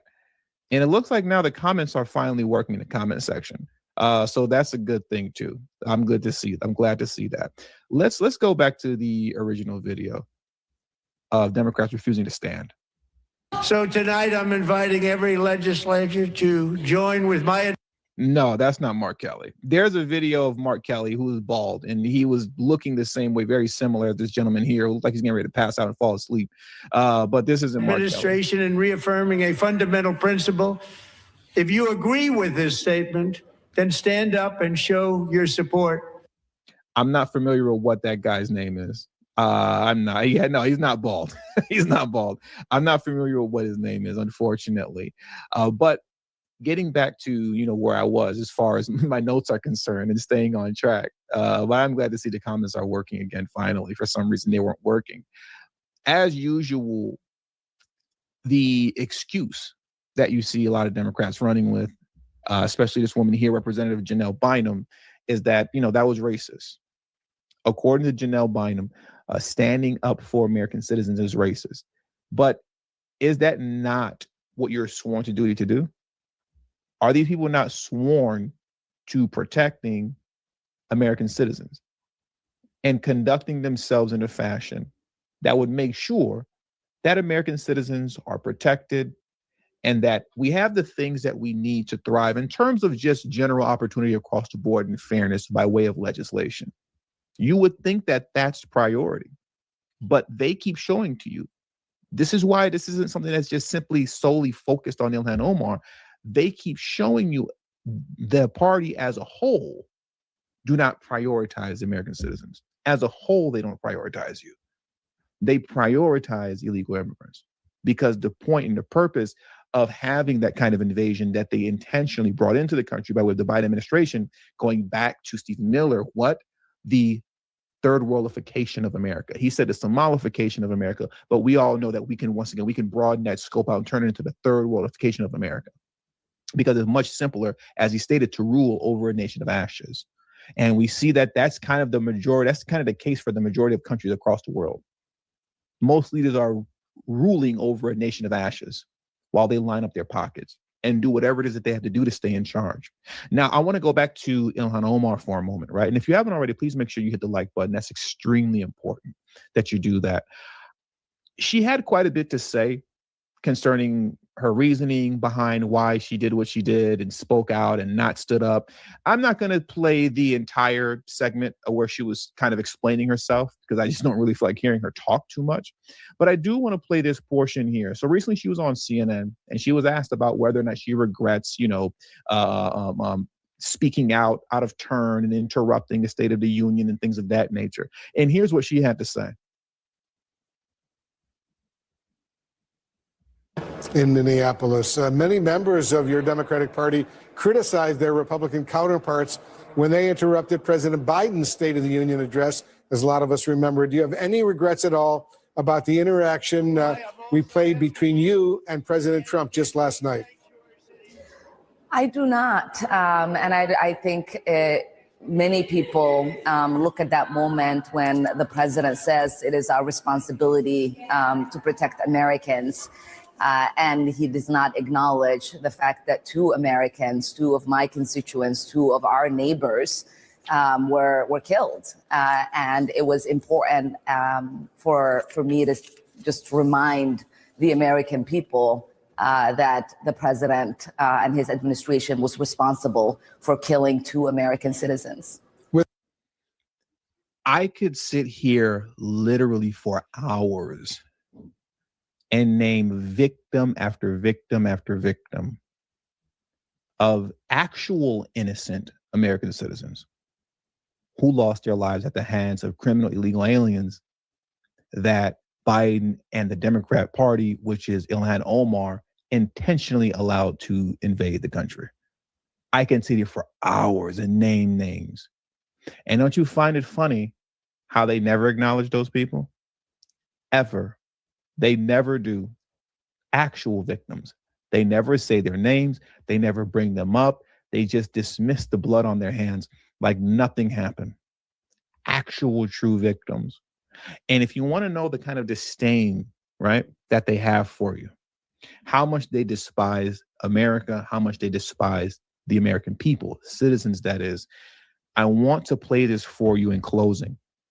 Let me transition to this over here first. I forgot to pull this tweet up or X post up. You guys know I always go back and forth between that, but I want to pull that up for you right now. So give me just a moment while I pull up this X post or tweet. Yeah, I'm just going to keep saying tweet. I'm never going to stop saying Twitter.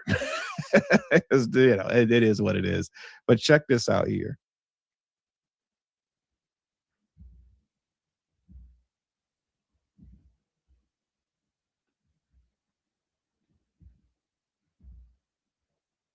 Okay, look at this. I just want to read this very quickly. Watch MS Now, Jen Psaki dismiss the acknowledgments of the U.S. men's hockey team, victims of illegal aliens, and awards to military heroes as the circus entertainment part. That's what she acknowledged. That's what she said that is, right? I'm going to play that clip for you next. Because throughout, the State of the Union, as many of you know, Trump was acknowledging numerous victims actual innocent people who have either lost their lives or seriously injured by way of criminal illegal aliens who committed crimes against them. And also gave out, medals of honor to our military men and women. And once again, Jen Psaki referred to this as the circus entertainment part. I want to play that clip for you first, right? Look at this, the circus and entertainment part that she's saying.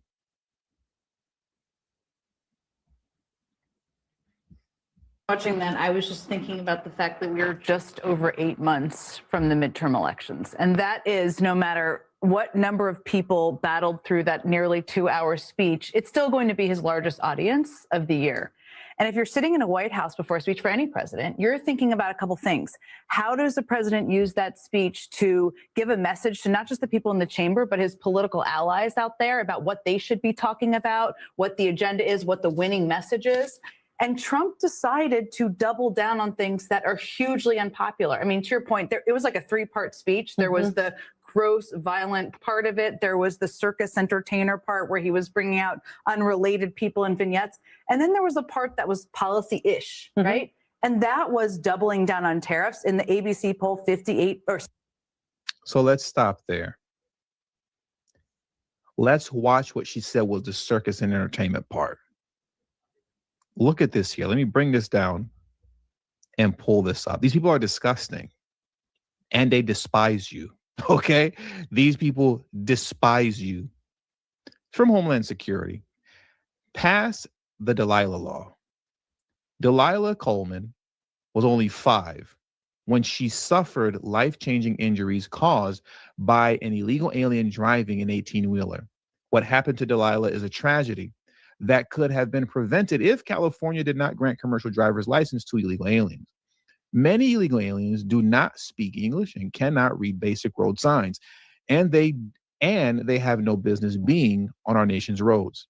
The Trump administration will keep fighting every single day to remove dangerous aliens who have no right to be in the U.S. Once again, this is the circus and entertainment part.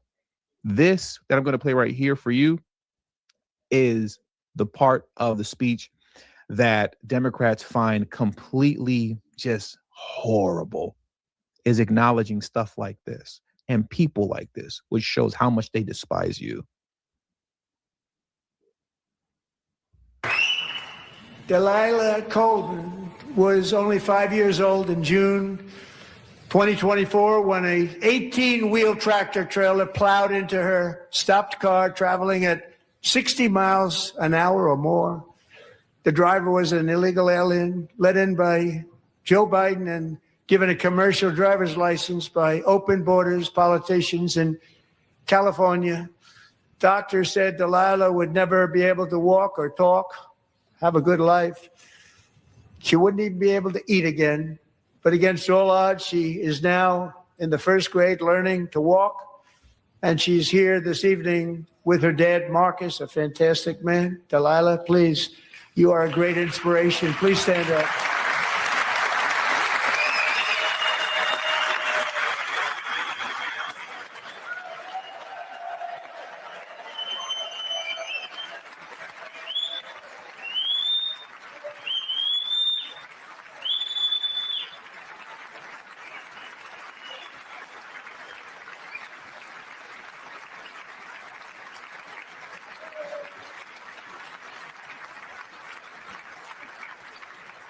Imagine calling that part of the speech circus and entertainment.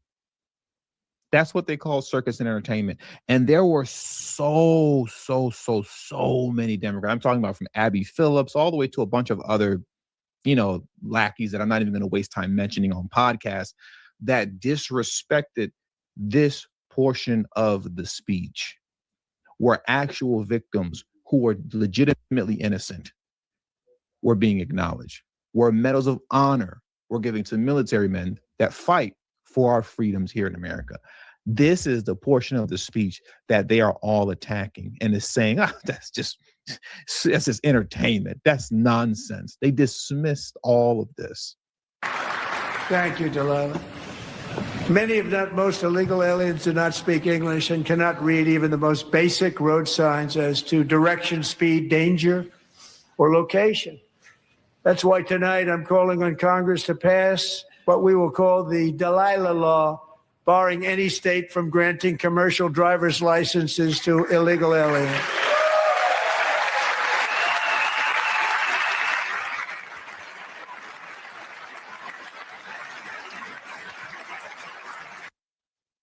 She was actually innocent.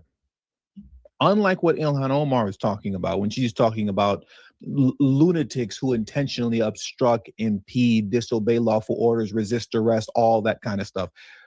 This was an actual innocent person. She's an actual victim. And Democrats couldn't find it in themselves to stand for her. They couldn't stand for her. They won't even say her name. 5 years old and suffered injuries that will change her forever.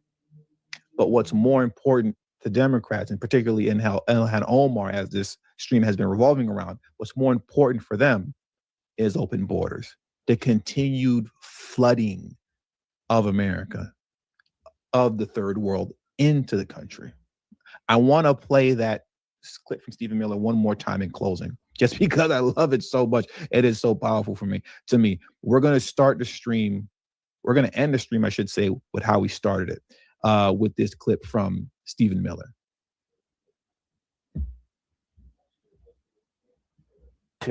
Why are they engaged in all this? What is their objective here? It's the Somalification of America. In other words, when you see the state of Somalia, that's what they want for America at the end of the day, because it's easier to rule over an empire of ashes than it is for the Democratic Party to rule over a functioning, Western, high-trust society with a strong middle class.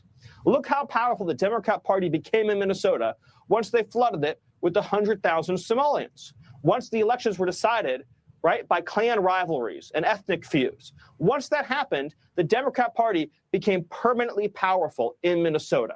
They became permanently powerful in the Twin Cities.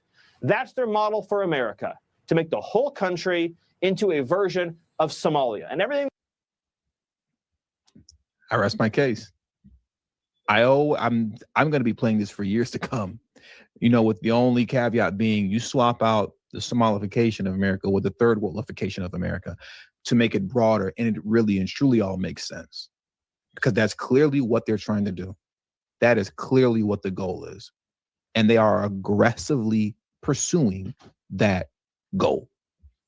And with all that being said, that does it for today's stream. So I want to thank you guys for joining me today. Please hit the like button on your way out. It's really important. Subscribe to the channel if you're new to the channel. That's also very important. But most importantly, please do not forget to follow me on Telegram. That is extremely important, so that you never miss a notification and we can circumvent social media censorship and shadow banning. The link to my Telegram is in the description box below and pinned in the comment section as well. Thank you all for your time. Until the next stream and or video, peace and have a great afternoon.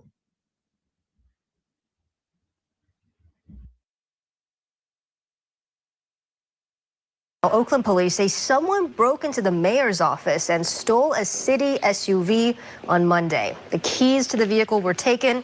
The car was recovered the next day in Vallejo, and the suspect is still at large. What's going on, everybody? Thank you all for joining me today. If you haven't already, please make sure you hit the like button, subscribe to the channel if you're new to the channel, and most importantly, please make sure that you are following me on Telegram at TD Media Group to help circumvent social media censorship and shadow banning. With the introduction out the way, let's get into today's news. And today we have to head on over to my home state of California, Los Angeles to be exact. Why is that? Well, ladies and gentlemen, you can't make this stuff up.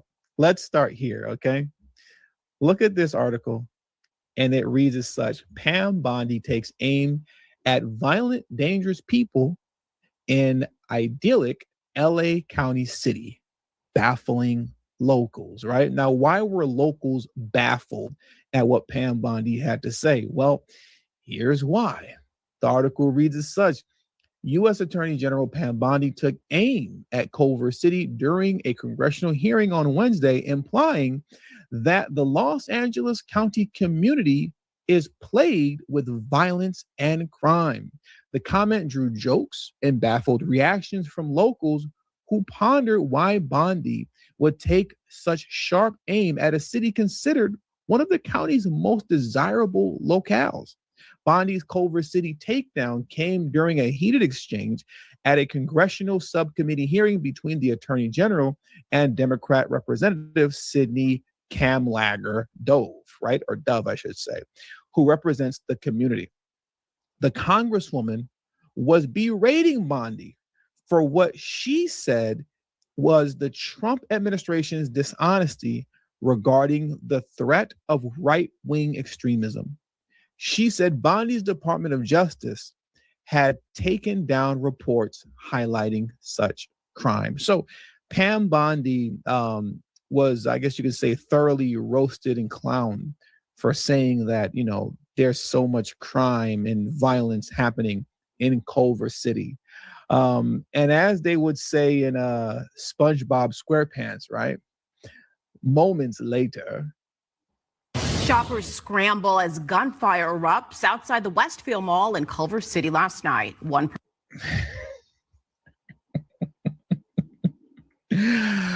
This is not a funny story that we're getting ready to listen to by any stretch of the imagination, but just what's hilarious is the fact that right after Pam Bondi told you about the violence and crime plaguing Culver City, and all you the liberal lunatics were going, no,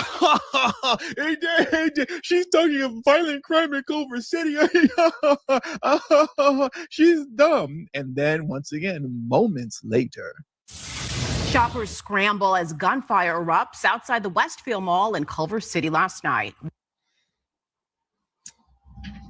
You know? Anyways, let's let this continue. I guess maybe Pam Bondi was onto something, you know? I guess she's not as dumb as, liberals say that she is, or some conservatives too, because a lot of oh, I'm not even gonna go there, I'm not even gonna go there. But it looks like she was onto something here. Let's let this carry on. One person was killed and another wounded. And tonight, police are still searching for the two suspects. The violence comes just days after the city was thrust into the spotlight by Attorney General Pam Bondi's remarks about crime in the normally quiet neighborhood. Angelique Cockadee is live for us in Culver City. She has reaction to that. Angelique. Well, Rick and Karina spoke to one witness who says he completely went into flight or fight mode. He also says other people nearby also panicked. All this as the search, as you said, for those two suspects continues tonight. 10 to 12, more shots in a row. Sylvan Wolf, an employee at the Bombay Frankie Company in Culver City, is recounting a harrowing Friday night. One dad picked up a child and scooped him up and ran to the back. After police say an argument between four people, possibly more, outside the Macy's at Westfield Mall left two men shot, one later dying from his injuries, and two suspects still on the run. We immediately set up a containment area and began searching for any involved parties. The area around Sepulveda and Jefferson was shut down for hours as police collected evidence, K-9 units assisting in the search. We did have several witnesses, several vehicles that were in that area that had to be secured for a portion of time. And we really appreciate the cooperation that we received from the public. The shooting follows comments made by U.S. Attorney General Pam Bondi this week about the crime in Culver City, putting it on the national stage. Her district includes Culver City, and she's not talking about any crime in her district. So I guess Bondi was onto something. I guess she was onto something concerning crime in her district. But even most importantly, when you're talking about crime overall, in LA as a whole, LA County, right? We all know, as we've discussed time and time again ad nauseum on this channel, when it comes to, liberal cities, they manipulate data. They manipulate it like crazy. They drop charges like crazy. Most times people just aren't even arrested when they're committing crimes. They let people go all the time. How many times have you seen me cover just stupid crimes, right? And they are crimes, stupid crimes like, what is it called? Not street racing, street takeovers, right? These little street takeovers where you have, a group of 50 or so, 100 or so vehicles that occupy an entire intersection, and they're doing donuts in the middle of the intersection, making noises and things of that nature, screeching their tires, something that's very easily to get under control. You just have the police come from all four sides, box everybody in, arrest as many people as possible once they're boxing, tow all the vehicles there to the impound all the vehicles there, slap them, with, crazy fees, but most importantly, just simply making sure that you're arresting the people participating in these actions. I've covered numerous videos concerning that specific crime, and nobody ever gets arrested. You've seen, you're used to hearing about like street takeovers in Chicago. That stuff occurs here in Los Angeles as well. But they particularly occur at like 7-Elevens and mini marts out here in liquor stores, where you'll have groups of teenagers and young adults, about 100 or so, ransack a 7-Eleven. Yes, and it's on camera. Everybody's recording it. They're just stealing everything like crazy. And then how does the news on that always end? No report, no arrests were made. No arrests are ever made. So yes, crime is going to be down when you're not making arrests. And then even if you are, you're dropping charges, if not significantly downgrading it. So I say all that to say we all know the degree to which crime statistics are manipulated, in Los Angeles and in liberal cities alike, when you're talking about Chicago and New York as well. But as all this is going on, as opposed to taking care of business at home, you have presidential hopefuls like Gavin Newsom, who's spending, like J.B. Pritzker, more time campaigning than running his state, overseas talking about ICE. Okay, I kid you not. While folks are getting shot up here and getting robbed here, Gavin Newsom, as opposed to correcting the foolishness in his state, is overseas demonizing ICE and mass deportation. Check this out here. But I want to remember all those images of masked men, the secret police, something familiar in Germany. Those first images came out of my... That is so disrespectful, what he just said concerning something familiar in Germany. Like that, I can't say what I want to say, but like that was just like extremely disrespectful. Sorry for interrupting. Secret police, something familiar in Germany. Those first images came out of my state, the second largest city in the United States of America. We saw 4,000 National Guard federalized. First time, we'd never seen anything like this. And 700 active duty Marines sent not overseas, but to the second largest city in the United States of America, militarizing the streets of my city. Masked men showing up, unaccountable, no IDs. So as opposed to dedicating his time to stopping masked men who are actually committing crimes and engaging in shootouts and things of that nature, instead, he's in Germany talking about ICE agents and how he's fighting this imaginary war against totalitarianism in the United States. And meanwhile, at the same time, while this is happening, if I remember correctly, time flies. It's been a year already since was a great LA fire in the Palisades, right? We all remember that debacle and how badly Gavin Newsom and Karen Bass botched it. I believe up to 16,000 homes and businesses were destroyed. The entire city, that whole city of the Palisades, was just wiped out. Do you know that since then, here we are a year later, only 10 homes have been built? Can't make this up. You can't make this up. Look at the kind of problems that we have here, right, in LA. On top of the fact that cost of living, forget about it. The average home here costs $1 million in Los Angeles. In California, we have I believe the highest gas prices in the nation. I believe the average cost here in California is like $4.58. This is despite the fact that across the country, we're seeing, if I remember correctly, record lows, like all across the country. People are experiencing, $2 gas. At least in red states they are. But when you're in a state like California where you're taxed out the wazoo for every single thing, you don't get the benefit of a Trump administration with low gas. You don't get $2 gas over here. You get damn near $5 gas over here. And as opposed to handling these issues and taking care of the people in the cities and states that elect them, these people are fooling around, once again fighting an imaginary war against Trump while not fighting crime here in the country, and clearly not assisting the people of Los Angeles rebuild the homes that they've lost in the Great Fire that occurred last year. Let's listen to the excuses from Karen Bass and why, after a year later, only 10 homes have been built. This is crazy. 16,000 homes and businesses were destroyed in the fires. But at this point, we just heard Liz there, fewer than 10 homes have been rebuilt in LA County. How do you explain that to the people of your city? The first few months after a disaster like this, the attention is paid to clearing out the debris. That took several months. So if you're going to look at the rebuilding, you could say that it started in around April. The fact that we have over 400 homes in the Pacific Palisades that are actively under construction now, there's about 2 that are pretty much ready to move in and several more that will be ready in the next few months. I know that it is very difficult for anyone who is not in their homes, but this is actually pretty quick. Are you satisfied?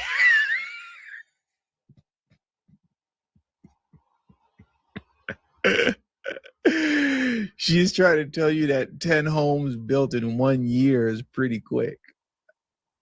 Only 10 homes have been built, because that's how long and that's how badly, as far as the local governing body is concerned, that's how badly they've been dragging their feet concerning all type of permits, licenses, and fees that have to be paid, issuing these permits and licenses out to build. You know, the amount of red tape that goes into, you know, building homes and businesses here from the ground up is completely absurd. That's one of the major reasons why this isn't getting done. And if you go back to a year ago, Trump said this would happen when he was sitting down with Karen Bass. He said that if he was in charge, you know, he'd have within 6 months, all the homes, everything would be built up and the city would be back up and running, you know, and all these homes in LA County that were affected. I believe, what's the other city name? I can't think of it outside of Palisades right now. But if you remember, Trump said that, you know, if I'm in charge and if you guys allow me to help you, we can get this taken care of lickety split. But if I'm not involved, you guys are going to drag your behinds and this is going to go on forever and ever and ever. And as you can see here, once again, in 1 year, out of 16,000 homes and businesses that were burnt down, only 10 homes have been built in a year. Only 10. You know, but ICE. Right? But ICE is the problem. But Trump is the problem, you know? Meanwhile, in these neighborhoods where crime shouldn't be occurring to the degree that they are, you have shootouts happening in the middle of the mall, and you have people that can't get their homes built. Meanwhile, common folk like me can't afford to put gas in the car out here. Go figure. With all that being said, man, that does it for today's news. I want to thank you guys for joining me today. Please hit the like button on your way out. Subscribe to the channel if you're new to the channel. Share this video on your social media platforms, and please do not forget to follow me on Telegram at TD Media Group. Link to my Telegrams in the description box below and pinned in the comment section as well. Thank you all for your time. Until the next video, peace, and have a great afternoon. All right, my friend. Like a liquor store slow on a Monday morning, there are just some things owner Matthew Amerson expects. Oh, very much. But it's what he doesn't that leaves him leery. I feel like we're just kind of left waiting to see what happens next. Amerson is talking about tariffs that were imposed by President Donald Trump. I get you at 431. For months, those taxes had ripple effects on imports like certain liquors and wines, forcing some businesses to raise prices or absorb the costs. On Friday, SCOTUS struck down some of those tariffs, saying the president overstepped his authority. Shortly after, Trump issued a sweeping 10% tariff. Then he hiked it up to 15%.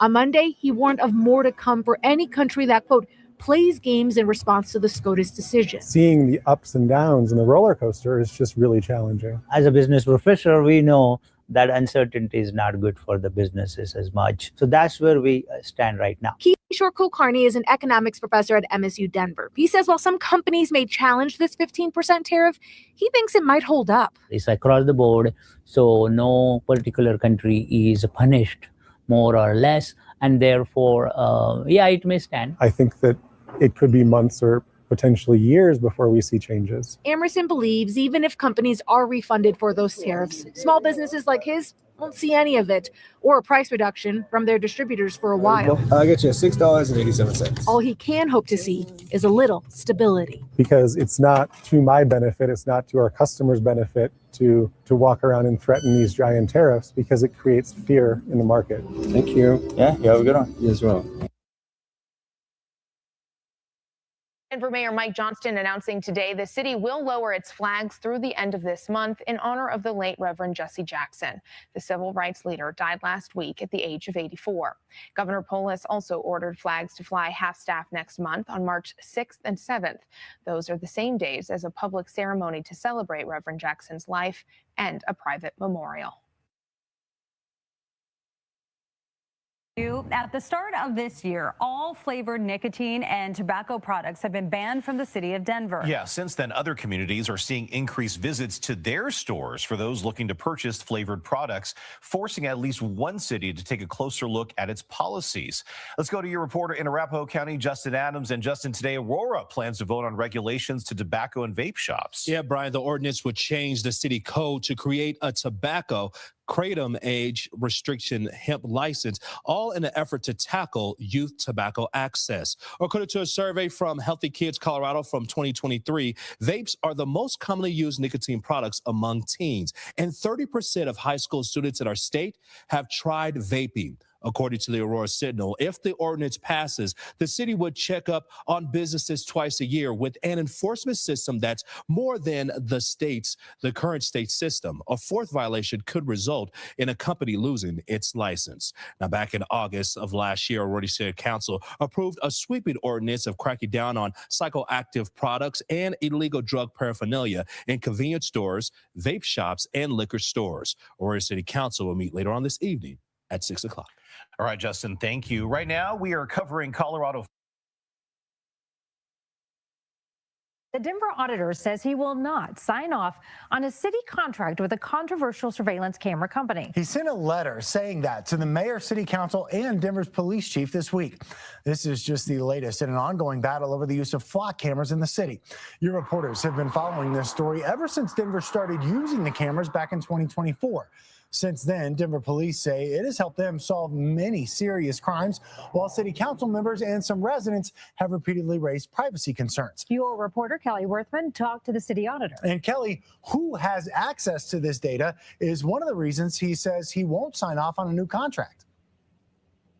Well, Michael and Karen, you may remember it was just last month when the mayor's director of policy told us that only Denver and Denver police officers would have access to the data from flock cameras. But when I talked to the city auditor today, he told me that the documents that he received from the city, including since this recent contract extension and the provisions that were made, they show that 80% of those who have access to that data are outside the Denver Department of Public Safety.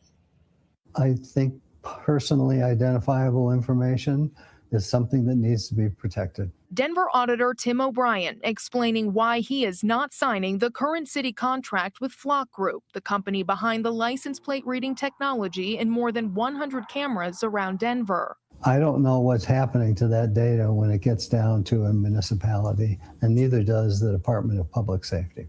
O'Brien outlining his concerns in this letter sent to the chief of police, mayor, and city council, saying the contract, quote, incurs a risk of liability for the city. I just want that data secure, so that you and I as citizens don't have our data, being exposed to people that shouldn't have it. In a statement to CBS Colorado, the mayor's office pushed back, saying the contract is valid and legally vetted, adding the city attorney confirmed, quote, there is no lawful basis for the auditor to withhold his signature. I think the charter tells me that I can withhold my signature if I think it creates a liability for the city.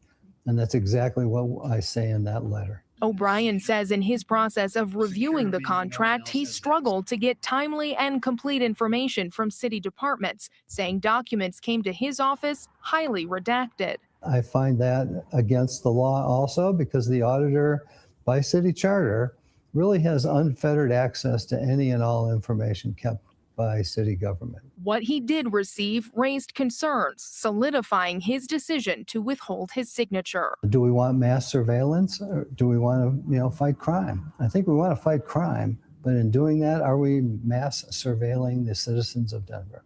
That's the issue that I think needs to be worked out before they contract with anybody. So the city's contract with Blacc is set to expire at the end of March, so March 31st. But we are told Denver is also accepting bids from other companies, and any future contract is expected to have to pass by many other city leaders. That, of course, does include the mayor and city council. Reporting live in Denver, I'm Kelly Worthman, covering Colorado First. You're new at 9. As you likely know, the Supreme Court struck down a bulk of President Trump's sweeping tariffs on imports last Friday, but aluminum is not included. And now many small businesses here in Colorado, they're struggling with fallout from the increased price of it. Fox 31's Shaul Turner is joining us live in Golden tonight to see how one local brewery is coping. Shaul? Yeah, they're really hanging in there. And what these breweries are telling me is that it's come down to community support. A lot of longtime customers are keeping them in business. But one brewery I talked to here in Golden shares the same experience with many across Colorado. They say it's going to be a long road to financial recovery. It is difficult to get aluminum cans in the size and the quantity that we can use. But that's not the only problem facing Golden City Brewery owner Tamara Monroe. The higher cost of aluminum means a halt to her business's growth. We actually had to stop our wholesale distribution program, so we no longer distribute cans to liquor stores. It will take a long time to build up the local supply of aluminum after tariffs rose up to 50% last year, affecting several industries, including aerospace and construction. So these production facilities can't just, you can't just start these up on a dime. So it's important to understand some of the price implications also has to do with supply and demand. For many, finding a way to survive has meant making tough decisions and coping with devastating consequences. We unfortunately had to let those staff members go, which was really sad. I miss them a lot. Yeah, and these brewery owners are saying when it comes to maintaining those jobs or being able even to expand, it really does come down to customer support. And the Golden City Brewery, by the way, even with what they're challenging, they still manage to host charity events for local firefighters and other groups as well. Shaul Turner reporting live in Golden tonight, Fox 31. Police departments and district attorneys from around the area sure did their best to try to kill the surveillance bill on Monday, but it's advancing with some amendments too.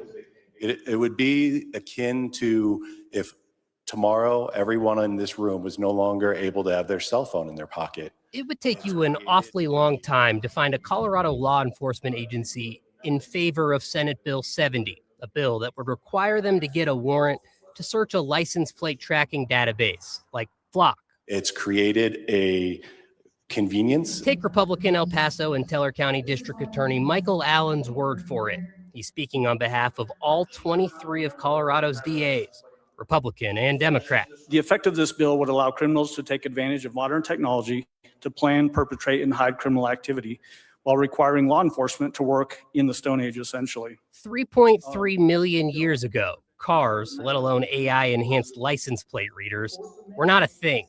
But concerns about mass surveillance and how private companies are sharing data location in 2026, that's real. Immigrant communities have seen those tools used beyond their original purpose.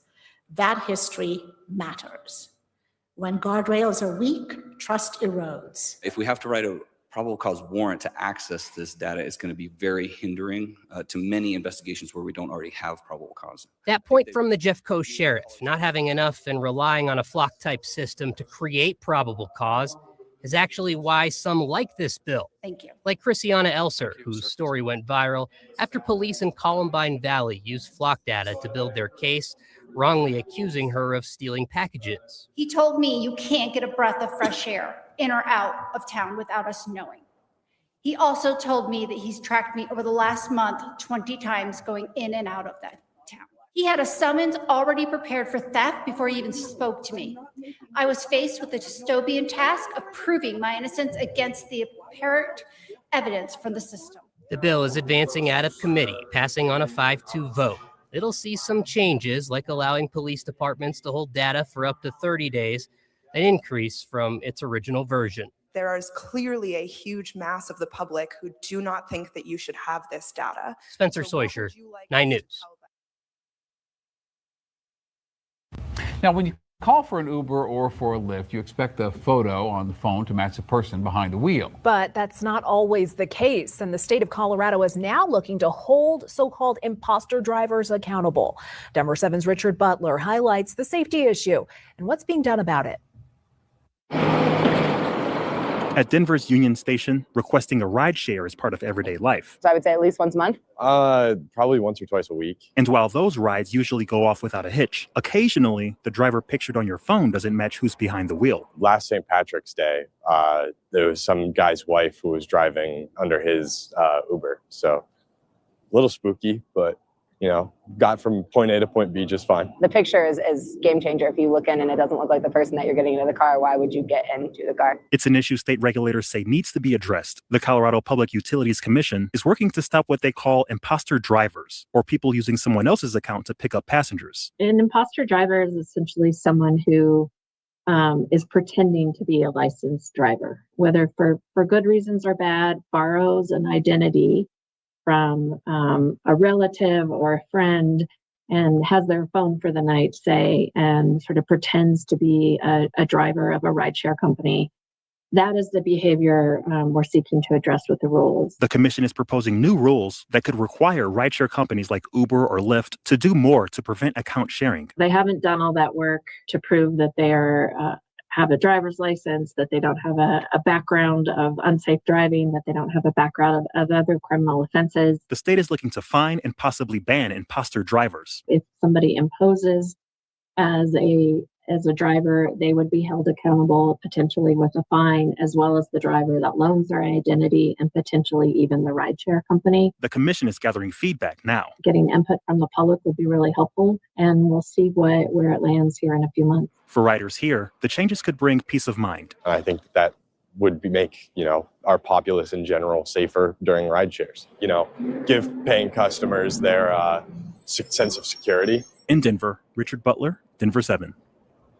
Another issue with rideshare regulations the PUC wants to hear about is ride denials for people who use service or guide dogs. Deshaun Spears, an older blind specialist at Colorado Center for the Blind, told us riders with guide dogs are often denied, leading people who need them to not go out at all. It's very important for us so we can be able to live the lives we want, because otherwise it's not worth it. A lot of us who are blind, they will kind of retreat back into their homes and not do anything. The form to provide your feedback is available on engagedora.org. All right, up next for you.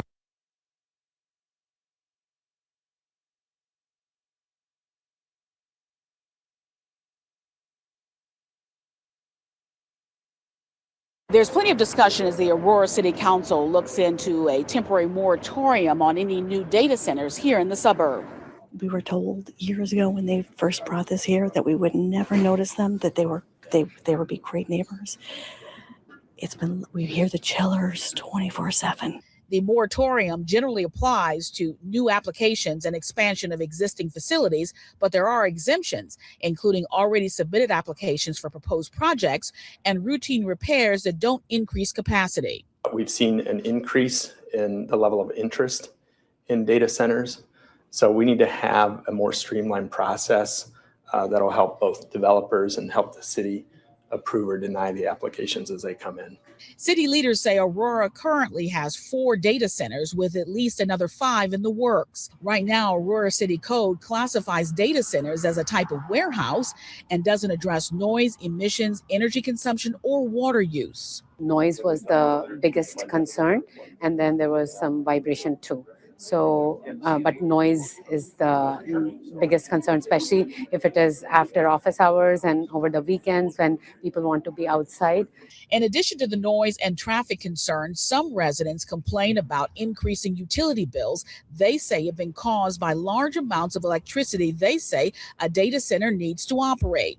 City officials say during peak demand, a single data center building can use the equivalent of energy for 15,000 households. It's definitely not an anti-data center moratorium at all. In fact, we're just trying to get an understanding of some of the potential impacts because we've had some concerns raised, both from a community impact standpoint, things like noise, but then also some environmental concerns. Attempts to reach owners of data center buildings in Aurora were not successful. Any moratorium would last until March of 2026 and could be extended 30 days after that. And environmental concerns do make up some people's opposition to massive data centers, but there are financial issues as well. Tonight, residents in Aurora shared their experiences as the city prepares to potentially allow more centers into the neighborhood. WGN's Dana Rebick reports on that. At this town hall, we heard from residents who live near the 4 existing data centers in Aurora. They tell us their utility bills have gone up between 30 to 40% over the last year. But what they are most upset about is the noise. We have constant noise, vibrations. My wife can't sleep at night. We feel our property values are going to be tanking. Aurora residents in the Stonebridge subdivision near Eola and Deal Road outraged. You should know what they're talking about. You work for the city. Over the Cyrus One data center. It is very loud. There's been times when the generators are running, and not all of the generators, a very small amount of them, like of the 36 that are on the ground closest to my house, maybe 6 of them were running, and my house was shaking. The city holding a town hall Thursday night. The top concerns are noise, energy consumption, and how that impacts their utility bills. Also effects on the environment and water sources. Data centers need water to cool the vast number of computer servers inside. Large centers can consume millions of gallons of water per day. Our state has few safeguards to prevent over-withdrawal. We deserve basic transparency and to know that data centers won't jeopardize our water supplies. In Champaign-Urbana, State Rep Carol Ammons announced the introduction of the Power Act, legislation that sets guardrails in place for data center companies wanting to develop in Illinois. It makes sure data centers pay their own energy-related costs. If a facility needs new substations, transmission upgrades, or other grid investments to operate, those costs must stay with the developer rather than shift onto Illinois families. The law would also require companies to use at least 80% clean energy and require them to report water usage and obtain water permits from the Illinois EPA. In Aurora, they are also calling for noise limits and restrictions on 24/7 operations near residential areas. But for those already dealing with the impacts, it feels too late. The city of Aurora just totally let us down. They built that, they let them build it without any apparent oversight. There was no discussion with the citizens of Aurora that they're going to be putting this monstrosity right in subdivisions. The city will lift a temporary moratorium on data center development next month. There are currently 5 either under construction or in the permitting process. The city council will be discussing these new local regulations at the next meeting on February 24th. In Aurora, Dana Rebick, WGN News. Denver city leaders have announced their intentions to file a moratorium on new data centers in the city. The office for Mayor Mike Johnston says this process is expected to last several months. It will allow the city to review and strengthen regulations around sites. If approved, the city will review additional data center specific regulations targeting land, energy, water use, and zoning. The city plans to bring in community members, client experts, even industry leaders to clarify guidance and help create policy. The city says existing data centers and projects currently permitted or under construction would not be impacted.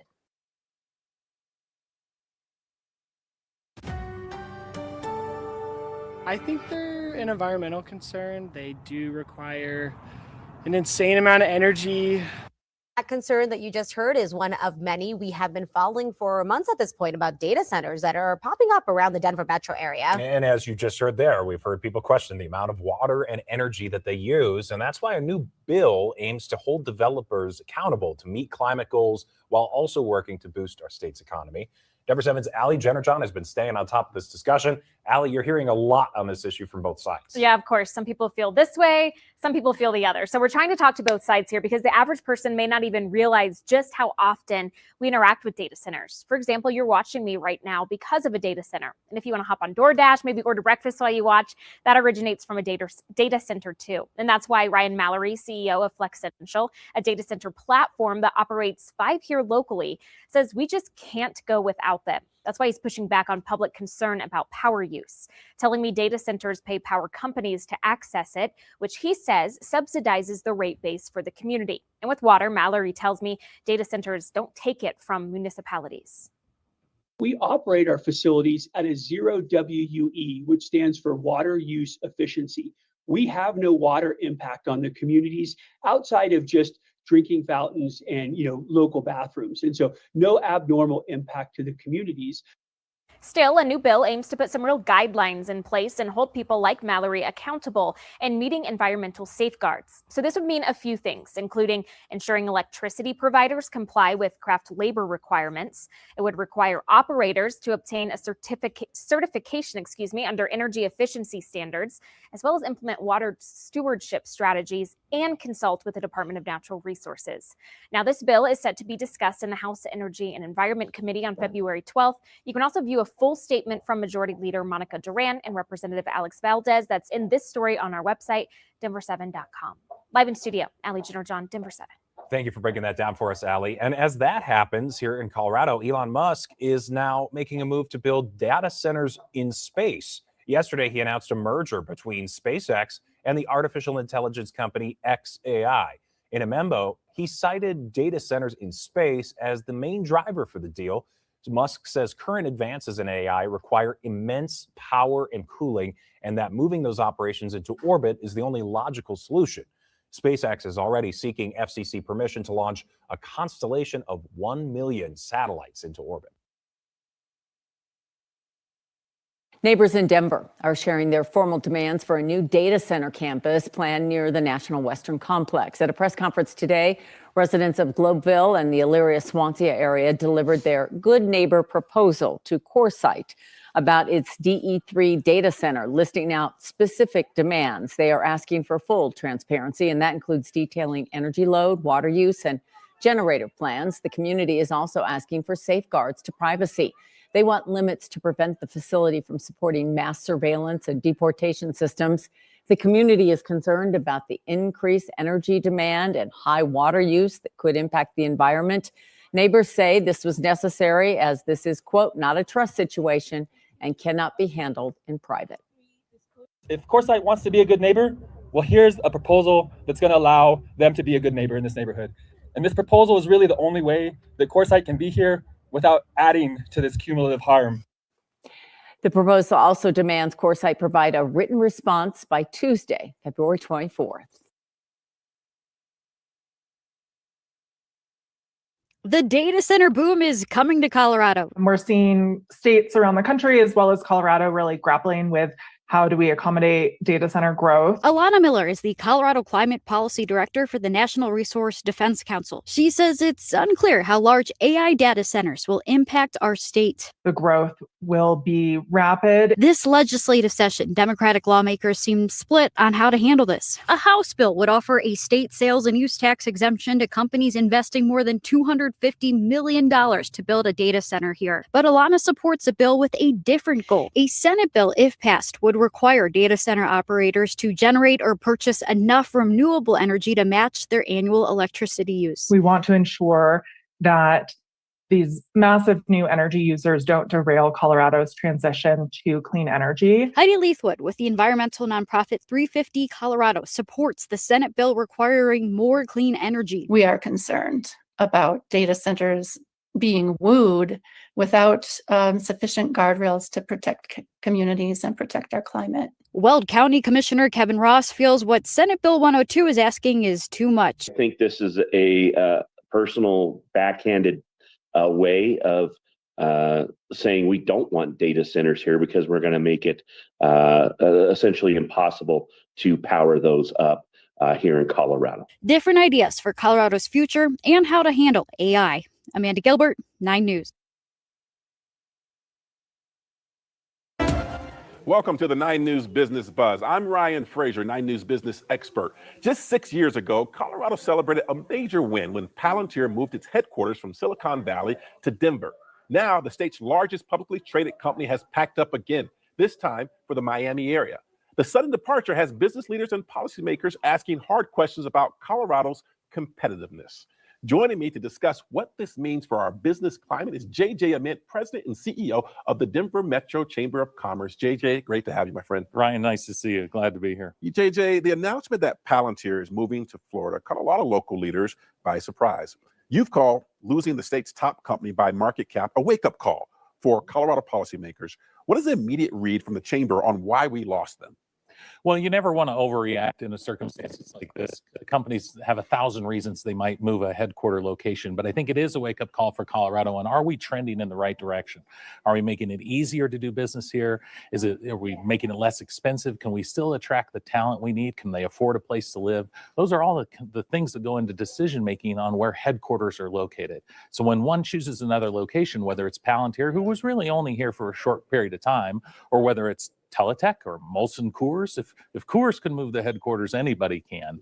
We need to make sure Colorado's competitive among those other states who would love to have our businesses move to their home. Yeah. Now, some of the reasons that they cited were things like the 2024 AI, legislation or rules, as well as they even brought up climate change, which I thought was pretty interesting given their location in the state. Look, I have a sneaking suspicion. Maybe there's more to it. And I'm curious if you have any thoughts on the other types of policies or economic environment that may have driven their decision to relocate. Well, there's always more to it.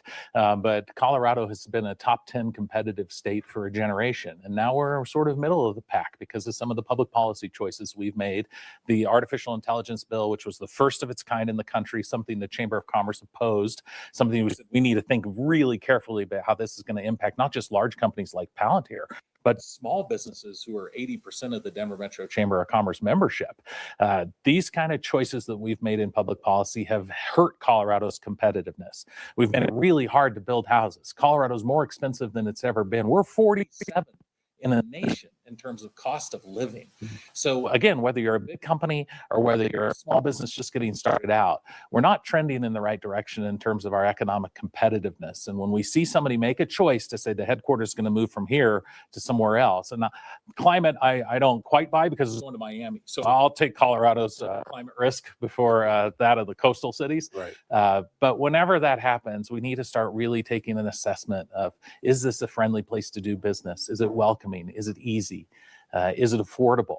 And if we're trending in the wrong direction, we need to make the choices that restore Colorado's competitiveness. Well, related to that, right? And I know the chamber has spoken about this, on many occasions, right? Is the regulatory burden in Colorado just become too heavy for cutting edge tech firms to operate here? Yes. So we're a top 10 regulated state now. We're one of the most complicated public policy environments anywhere and frankly in the world. The pieces of legislation that are coming through our Capitol building are dozens, if not hundreds of pages long.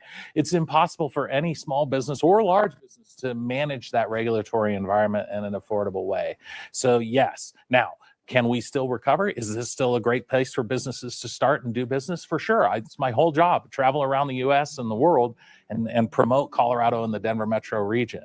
But we're making some choices that are making that sales pitch much more difficult than it's been in the past. I want to play on that, JJ, because you're right. I mean, that's your shtick, man. You're known as an economic developer, someone whose job it is to help bring and keep companies in our state. Florida has aggressively recruited tech leaders with a business-friendly environment and no personal income tax. Yeah. How can Denver and Colorado adjust their economic development strategies to compete with the aggressive pitches coming from Florida and even Texas? Yeah, two huge competitors of the 10 states that we really compete with regularly. Utah, Texas, Florida come right to the top. And then on aerospace, even Alabama. Look at the move of Space Command from Colorado Springs to Huntsville, Alabama. So I think, one, we have to recognize that if we want to compete, we have to be competitive, and that there are other states and other markets in the U.S. and around the world who would love to have what Colorado has had. So if we neglect a business-friendly environment, if we're too regulatorily burdensome, if we continue to change tax policy and fee policy to be very, very expensive, ruining, I've joked, how much more expensive do we have to make it before it becomes affordable?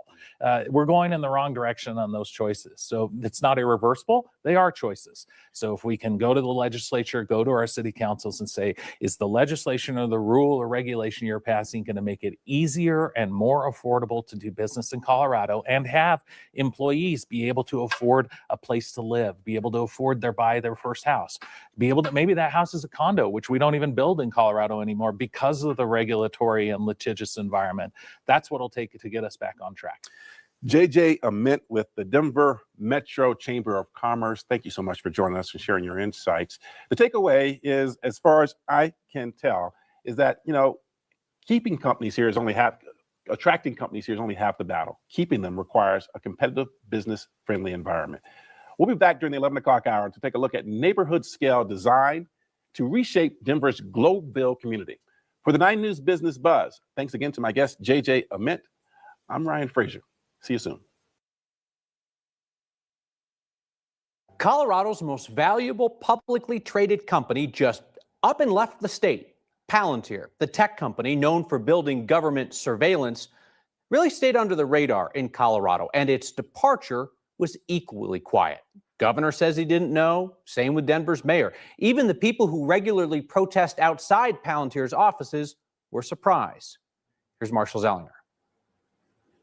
Palantir's name is not on its headquarters in Denver, whether that's the Tabor Center downtown or this glass building in Cherry Creek North. And it does not matter anymore. Based on this social media post this morning and the company's annual investor report today, the AI technology company is now in Florida, just outside of Miami. Even as we speak, there's activists in Miami mobilizing to keep the pressure on. Michael has been protesting outside of Palantir's offices in Denver. He would only say his name is Michael. It is safe to organize, but I like to be careful what I hand to a international surveillance and targeting company. The protests outside the offices are in part because of Palantir's military contracts and reports the company is using artificial intelligence software to help ICE with deportations. We believe that there are still operating offices here in Denver. We definitely won't be stopping our campaign anytime soon. What I would be looking to is, does it affect any jobs here in Colorado? It's not clear whether a headquarters move would or wouldn't affect that. Neither Democratic Governor Jared Polis nor Denver Mayor Mike Johnston received advance notice. Polis believes more than 500 employees are based in Colorado. I have requested a meeting with executives at the company to see if we can learn more. According to Palantir's annual investor filing today, the company more than tripled its annual revenue to $1.6 billion. The investor filing perhaps hints to a reason for the move. It mentions Colorado's AI bill from 2024. The law requires businesses using AI to protect against algorithmic discrimination and notify consumers when AI makes decisions affecting employment, finance, or healthcare. Palantir writes, compliance with such obligations may be difficult, onerous, and costly, and could adversely affect our business. Palantir also writes, our Colorado headquarters has experienced climate-related events and may continue to at an increasing frequency in the future, including drought, water scarcity, heat waves, and wildfires, and power shutoffs. I guess I need to reach out to the energy company to find out if they believe they might be to blame with that power shutoff reason. When a company leaves, they're supposed to file a notice with the employment office in the state if there's going to be mass layoffs. We hope to get that notice later this week if Palantir has filed one. I haven't seen it listed yet. So when we think about why companies move from state to state, sometimes you'll hear tax rates, right? Mm-hmm. But Florida's corporate tax rate is higher than Colorado's, but obviously they have no income tax. Right. So I guess if you're looking to just, as a CEO, to keep more in your pocket, yeah, that's why athletes go to Florida over different states. Right. And you think about what the impact could be if Palantir leaves town. I didn't see them sponsoring a lot of parades, if you know what I'm saying, right? There weren't a lot of little league teams wearing Palantir t-shirts. There are still job postings in Denver today on its website, so there would still be a presence. And I know there are some remote work, so it's unclear. I know the governor said he thought 500 or so employees in Colorado. It's just unclear how many are actually in Colorado. All right. Interesting stuff. And it just happened like that this morning. Marshall Zellinger, thank you. Over to the state capitol, where today community members and police weighed in on flock cameras and systems like them. A bill in committee looks to change the access that police have to those systems. Fox 1 political reporter Gabrielle Franklin is joining us live from the Capitol with more. Gabrielle. Yeah, Christine, supporters and opponents are currently debating a measure at the state capitol, looking to strike a balance between public safety and privacy when it comes to these surveillance camera systems. This bill will not take these cameras off the streets. They will. This bill will simply enact safeguards to make sure that law enforcement can continue to use them for legitimate reasons, and the public can rest assured that their rights are not being trampled. A bill being heard in committee at the state capitol tonight would require law enforcement to have a warrant requesting information from automated surveillance systems like Flock. It would also change how long the cameras can store location information. Law enforcement has some problems with the measure. The big things with the bill is the search warrant requirement outside of 24 hours and the actual feasibility on what will get done with that and the struggles that we already have getting search warrants in a timely manner out of our courts. And then the 4-day cap on keeping data would significantly hinder some of our longer investigations and our serious violent crimes. Under the bill, thousands of the camera systems operating across the state would have a shortened window for storing information.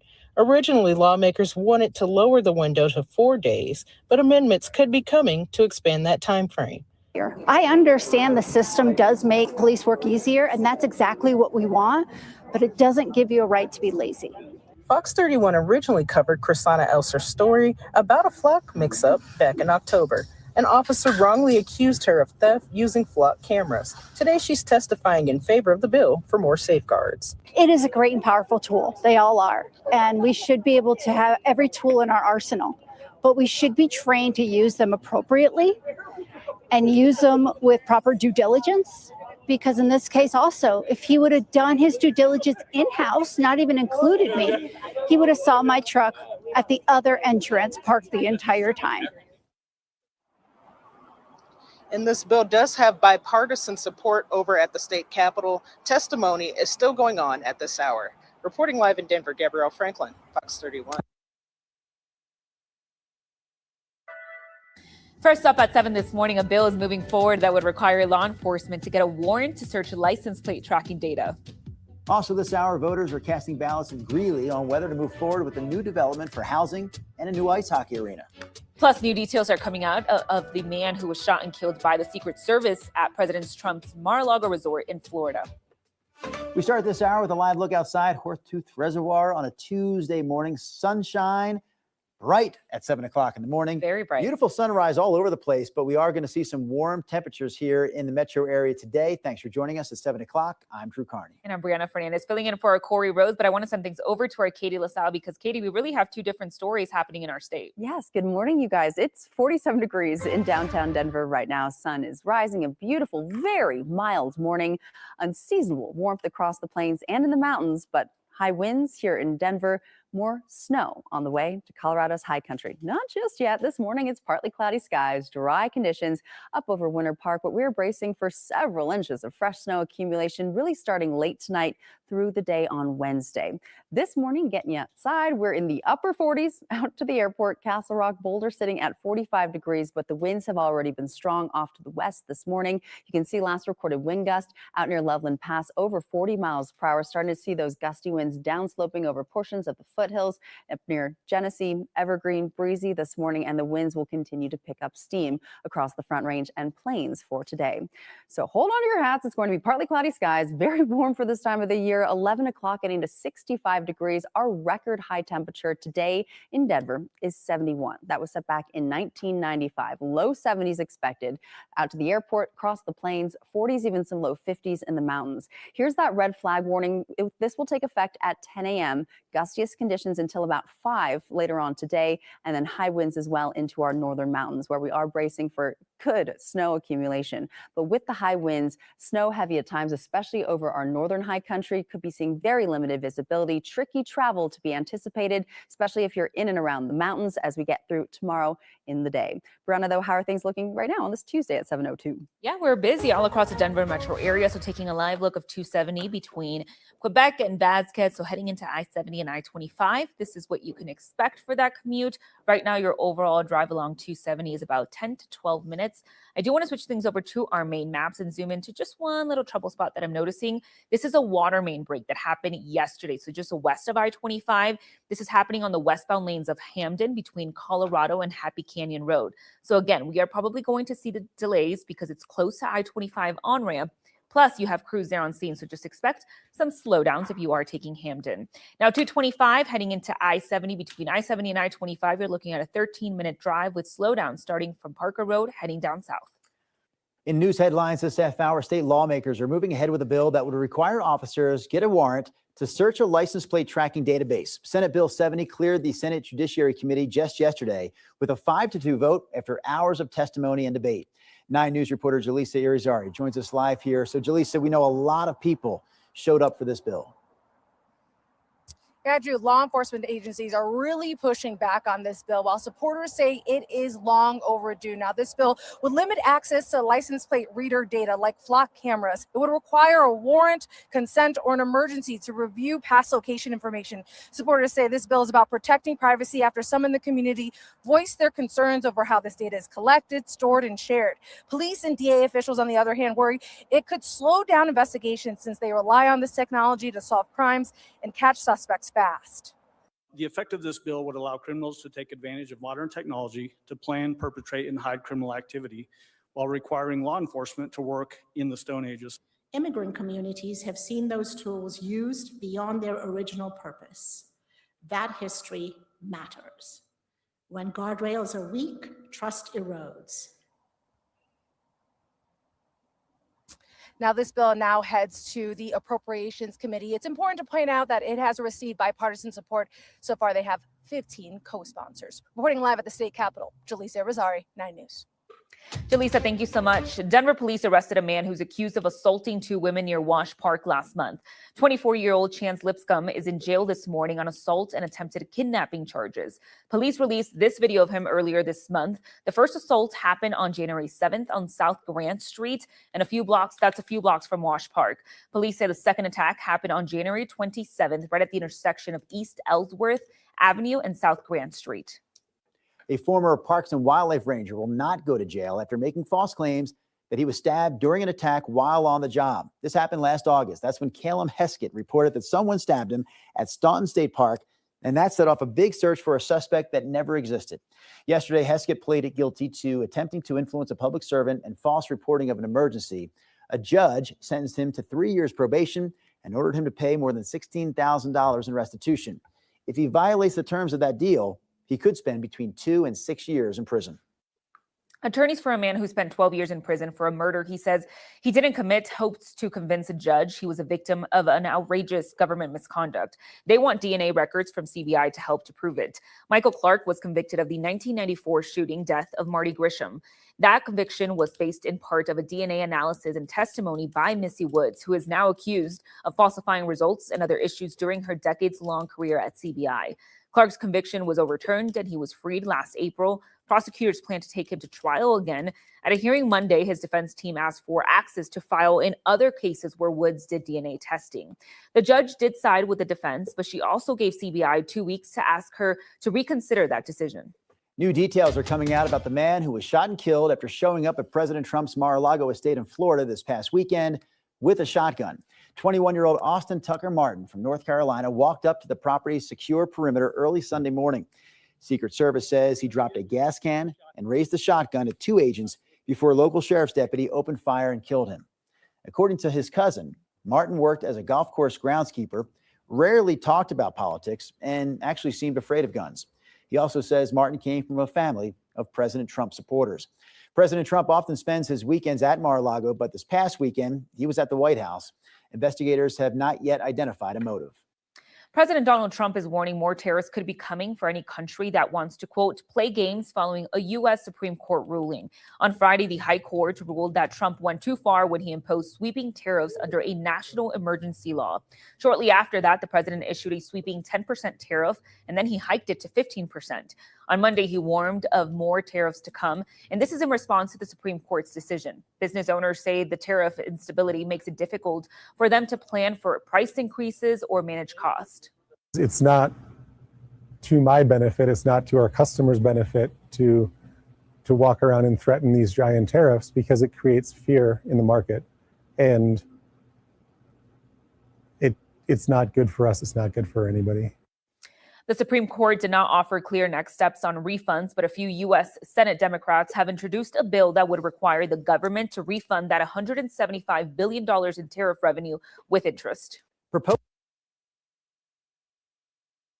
It is 6:34, continuing coverage of breaking news we've been following since Wednesday night. Daquan Johnson shot and killed by Grand Rapids police, and this morning we're expecting Michigan State Police to continue their investigation into what happened. We've talked with Johnson's family, neighbors, the Grand Rapids Police Department, and community leaders about what happened. 13 on your sides, Aaron Sullivan live this morning in Grand Rapids. Aaron, good morning to you. What are we hearing from those groups?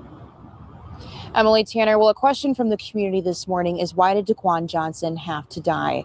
We know that Johnson was riding a bike Tuesday evening after officers stopped him. While attempting to stop him, they said he wasn't complying. Now, Grand Rapids Police did share this body camera video saying Johnson ran, so they used a police dog to attempt to stop him. That's when they say Johnson pulled out a gun and an officer shot him. But Johnson's family is sharing a different video this morning, saying he was on his stomach when he was killed. Well, my son, nowhere in that video was he resisting. I saw somebody laying on their stomach with a dog on their back and 2 police officers behind them. And then I watched them shoot my son 4 times. He wasn't just my nephew, but he was a son. He was a dad. He was a brother. He was a cousin.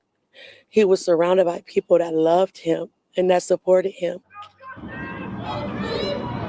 Johnson's family, as well as community members and leaders, marched in Grand Rapids calling for justice in Johnson's death. And Johnson's mother, Angelica, says she's still not been allowed to see his body. She's hoping later today she can say her final goodbyes. For now in Grand Rapids, I'm Aaron Sullivan, 13 on your side. Protests began before the speech tonight. About 50 Democrats boycotted the event, including Colorado's Diana DeGette. Your reporter Sarah Horbakowitz has been analyzing the address tonight and spent the day speaking with those people who represent Colorado. So, Sarah, what are some of those eye-catching moments that you noticed tonight? Yeah, well, some moments definitely brought people together. There was certainly a lot of division overall, a lot of each side of the aisle. Many of the president's comments, with some criticizing Democrats, other comments were followed by applause and standing ovations from Republicans. Some Democrats yelled comments in response. Two of the bigger moments, however, was Texas Democrat Al Green getting kicked out of the address after holding a sign that said Black people aren't apes. The president also had a lot of guests that were honored, some bringing people together. He honored the U.S. men's gold medal hockey team, service members and supporters, packing a whole lot in. And Sarah, I know you also talked to a number of our state's representatives heading into the address tonight. So what do Coloradans need to know from what happened? Yeah, I was really looking at this through a lens of what could impact us here in Colorado. Some of those key issues we talk about in Colorado are oil and energy production, tariffs, immigration policies, and election security. I reached out to every Colorado representative in Congress yesterday for an interview. No Republicans were available, but some sent statements. Republican Gabe Evans' office supported the president's policies on cost of living, lowering housing costs, inflation, energy, and border security. This afternoon, Representative Crow shared his frustrations with how those policies, particularly how immigration enforcement, is impacting Coloradans. Continue to be a leader in this country and in Colorado to restore oversight and transparency to this runaway immigration system that the president has created. The abuses have to stop. The violence against Americans has to stop. The masked officers in unmarked vehicles snatching citizens off the street and deporting them without habeas corpus and judicial hearings. It all needs to stop. Sir, the president also touted the economy tonight, talked about record numbers for the stock market, and talked about affordability as well. Yeah, that's the first thing that Representative Brittany Pedersen actually spoke to me about. Alongside her guest to the address tonight, a survivor of the Evergreen High School shooting. Donald Trump trying to tell everybody how great the economy is when we know that that is far from the reality. And Tyler is here representing not just the need for federal action to prevent school shootings like he has unfortunately experienced in Evergreen, Colorado, but also he represents a generation who has been left behind, who are facing unimaginable circumstances with skyrocketing costs, not knowing if they're able to afford to put a roof over their head, to pursue a college education, a very unstable future for the next generation. Gun violence within the U.S. was not highlighted in the president's speech tonight. Michael and Karen, in Colorado, the president signaled continued efforts, though, to grow oil production, pushing AI data centers to pay for their own electricity, and pushing to possibly end mail-in ballots. Issues that we know he will continue to talk about and that our representatives will continue to talk about as well. Sarah, thank you. Next to a huge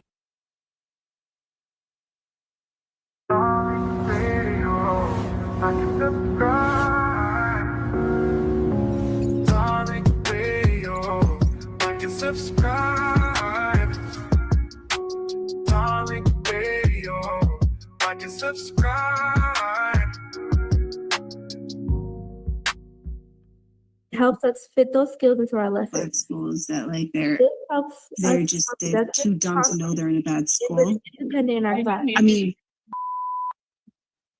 apparently Martin Luther King said it. Like if you train a Black person well enough, they'll know to use the bacc. You don't have to tell them anymore. They're just Allison Friedman, what you're saying is absolutely hearable here. You've got to stop.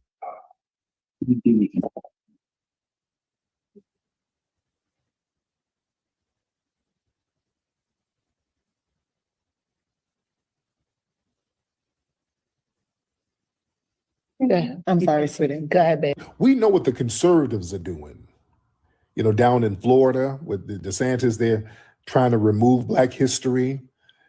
Down there, they got something where, and I talked about this before, some of the academic institutions, when they put out flyers or information about certain school programs, they're not allowed to use the word Black in certain institutions in Florida. We talked about that. This is how bad it's getting. But the media likes to talk about the right-wing institutions, but the liberal institutions are just as bad. Did y'all see this story that came out today up at Hunter College? Did y'all see? Y'all know what I'm talking about, right? There was something that happened at Hunter College. There was some kind of Zoom meeting. Did y'all see that? There was an education council meeting. It was like a hybrid Zoom meeting, in-person session about school closures. And there was an associate professor on the call. It was about, how many people on there? It looked like about 10, 15 people on the call. Yeah, y'all know what I'm talking about. There's a woman named Allison Friedman. Now, she's a professor at Hunter College up there in New York. And Hunter College is extremely liberal. That's a liberal institution. You don't get no more liberal than that. They are liberal with a capital damn L, all right? Yeah, about 15 people on there. So she thought her mic was muted with all those people on there. She thought her mic was muted. So there was a little 8th grade Black kid giving testimony about her school. So this Allison Friedman woman was in the background, was like, yeah, they're too dumb to know they're in a Black or they're in a bad school. She's like, yeah, if you train a Black person well enough, they'll know how to use the bacc. You ain't got to tell them no more. So she was saying some vile things about Black people, and the white people say, hey, Miss Allison, we hear you. You know we can hear you, right? All of them were sitting up there staring in disbelief. They were all, ooh, she didn't say this out loud, did she? So now they're looking at her tenure right now. People are on her bumper, as they should. You got a Black kid giving testimony, and she's up here denigrating this kid, thinking that nobody heard her.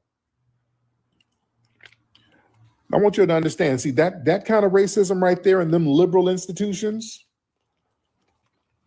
You see, that's that covert racism where people think that they're past racism. See, those remarks that woman did, it wasn't the cartoonish racism of like the Ron DeSantis.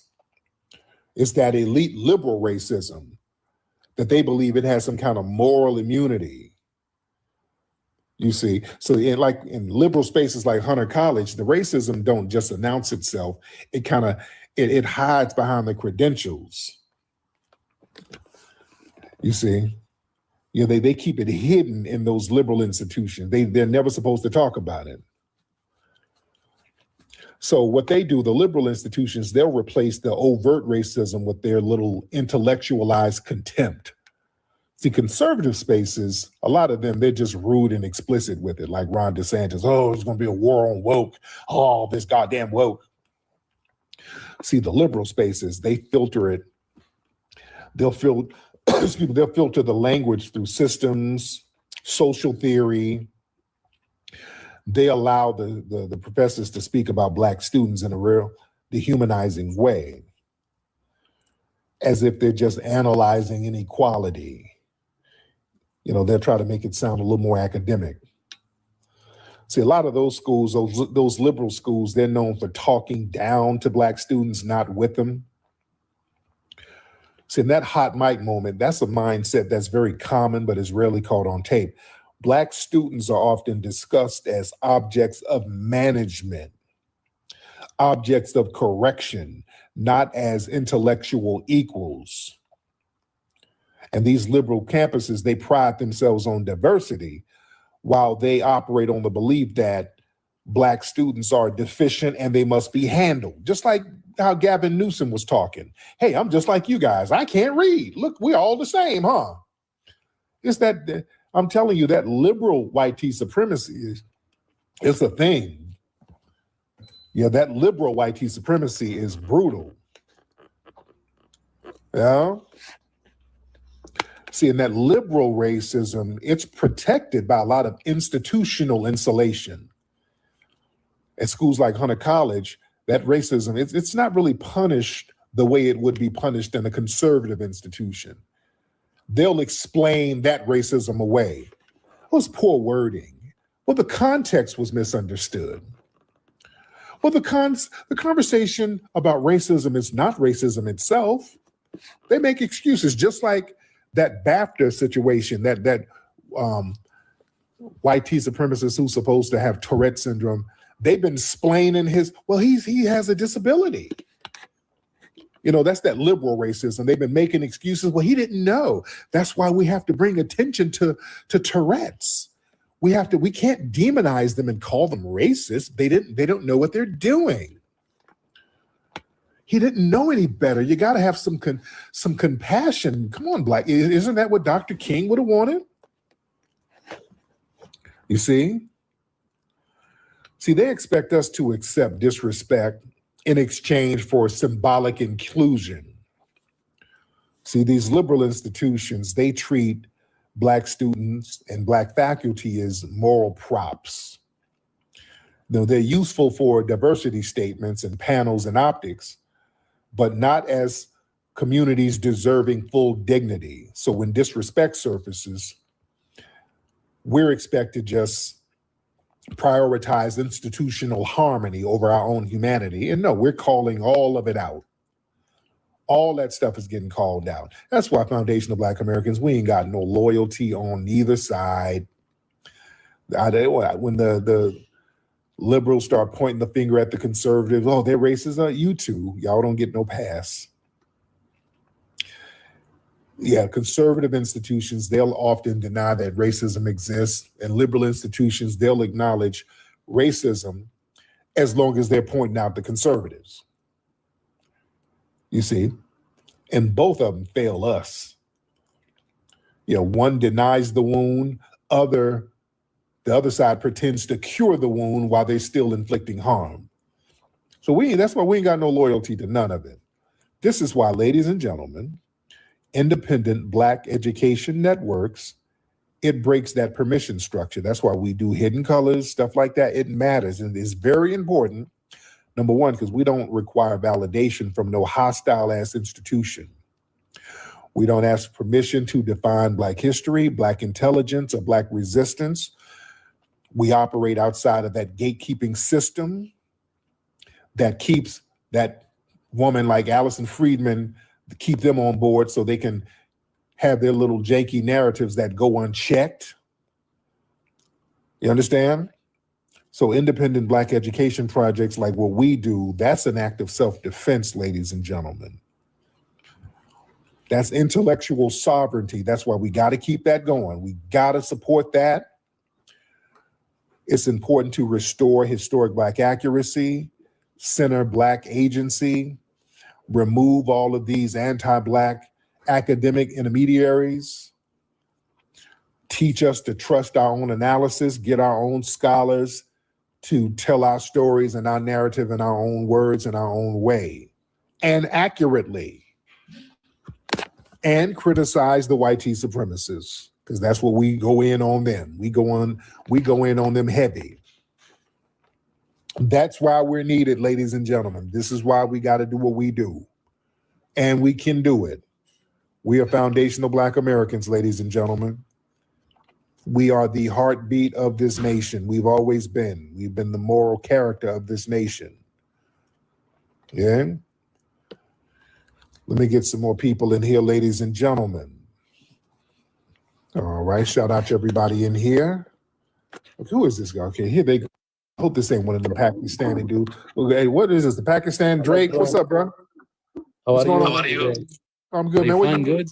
I'm good. Where you from, bro? I'm from Palestine. Palestine. Shout out to Palestine, man. How's everything over there? How about you? I'm good. I'm in Los Angeles. Yeah, nice to meet you, bro. MashaAllah. Yes, my brother, man. How's everything in Palestine?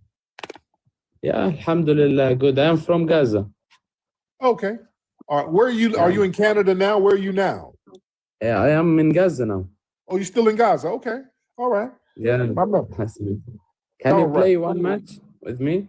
We'll do. I'm talking about some important things, but we'll do it later. Just hit me up later. We'll do it. We'll chop it up. Palestinian Drake. All right. That's Palestinian Drake. All right. Now let's see who else we got.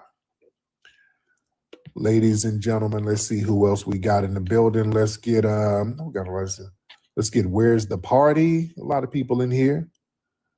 Let's get what's that? Sean Tonelli or something like that. I can't pronounce your name. Who we got? What's up, Sean? Brother Tariq. How you doing, Sean? I'm doing well, brother. I just want to, obviously, I'm a filmmaker. I'm based in Harlem, but one thing I wanted to talk to you about is one of the big things I've noticed just in the film circuit, the film world, is that we got these Black film festivals, but a lot of the stories aren't even centered around Black American stories. There's it's I'm an independent filmmaker. Obviously you do a lot of stuff independently. You have a big support and following, but we go to these festivals, hope to build our audience. And I'm foundational Black American. I know some people said Caribbean, but I'm from Harlem. You can check out my work. I've been doing a lot of films over the last 10 years in Harlem, documenting our community. So feel free to check out my work, Tariq, some of the other folks in the chat as well. So, but yeah, it's a big problem. I mean, you look at the festivals, all of the films that are selected, awarded, are all from Africa. It's a big push. And it's problematic because you look at who's selecting the films, who's doing these things. It's crazy. So, that's just something I wanted to point out. And I would love. Thank you so much. And yeah, he made a good point. Yeah, those film festivals, those Black film festivals, they go out of their way to push a lot of these African films. They go out of their way. So listen, man, we got to recalibrate everything, man. We got to recalibrate everything, man. People, they're trying to erase foundational Black Americans. They're trying to just act like we don't exist. So it's up to us to get our stories out there. It's really up to us to get our stories out there. Who is this? Who is this? Tika. Oh, what's up, Tika? How are you? Long time no see. Yeah, I know. We'll do a battle later. Not now. Not now. Okay. All right. Get her out of here. All right, who is this? Rohan? Who's that? Mudia? We got Rohan got Mudia on this thing. Yeah. Rohan. How you doing, Tariq? I'm good, Rohan. How are you? I'm chilling, bro. I'm chilling. Now, where you from again, Rohan? You called up before. Where you from again? I'm Eritrean, Tariq. I'm Eritrean, and I just wanted to, Right. So I've been doing a little research, right? And I've been doing my own research, and I figured out that on the civil rights movement, and I just want to say, like, Jamaicans played a really big part on the civil rights movement. FBI told me this. FBI told me this, not me. Like what? So you know, I mean, if not more, they did more. If not more, they really contributed to the civil rights movement. Stop trolling. From Red told me this. Stop trolling. Bro, listen, you need to unshout out Red, bro. You need to unshout out Red, bro. He's causing a lot of trouble in my life, which I don't appreciate. Okay, what did Jamaicans do in the civil rights movement? I mean, I remember this one guy. He got deported to Jamaica, but he went to the UK. He did quite a lot. Good Lord, man, your trolling is boring. God damn, he's talking about Garvey. He's just saying shit. You know, tethers, they gonna lie. If a tether can't lie, they ain't got nothing to live for. You know, a tether is gonna lie. Let's get Somali. Oh my God. Thank God you have me up here. What's up? What's going on? What's up, Somali nationalists? What's going on? Somali nationalist. Do I sound like a dude? I didn't say that. Why did you mute me? I didn't mute you. You're not muted. Yeah, you did. We can hear you perfectly fine. So Well, basically, you're gonna come in trolling. You got any? No, I'm not trolling. I'm not trolling. This is my actual account. Is your trolling gonna be witty at least? I hope so. I don't know. Okay, let's hear some of this trolling. Let's hear some of this Somali wit. Well, I'm not trolling, my guy. This is my actual account. People know me from here.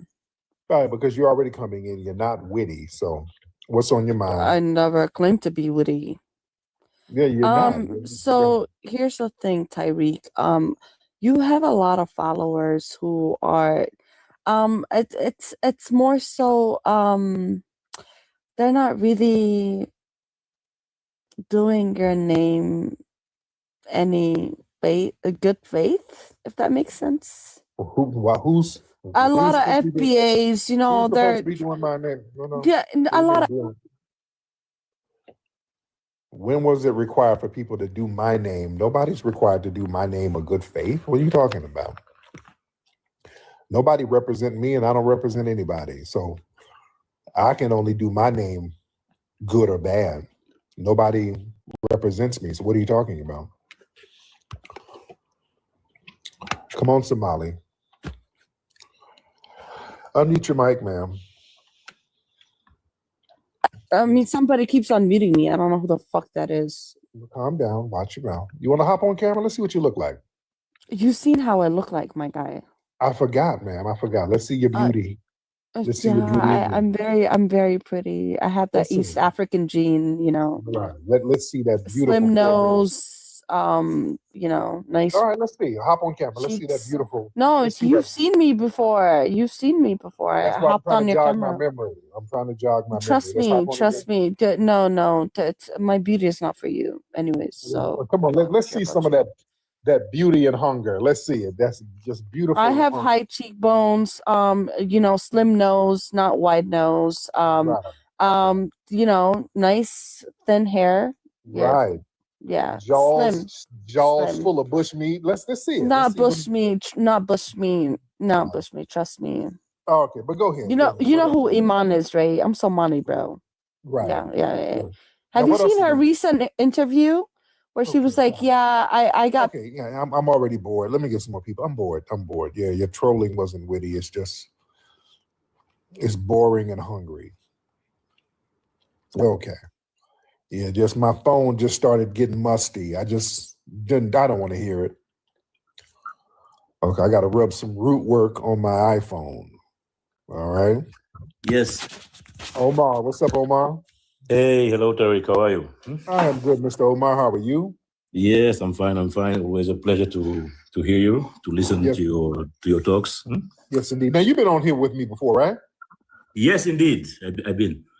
Hop on camera so I can remember. I got to jog my memory. I know your voice, but hop on camera. Let me see your face. So All right. Wait a minute. Yeah. Wait a minute. Yes. That's me. There you go.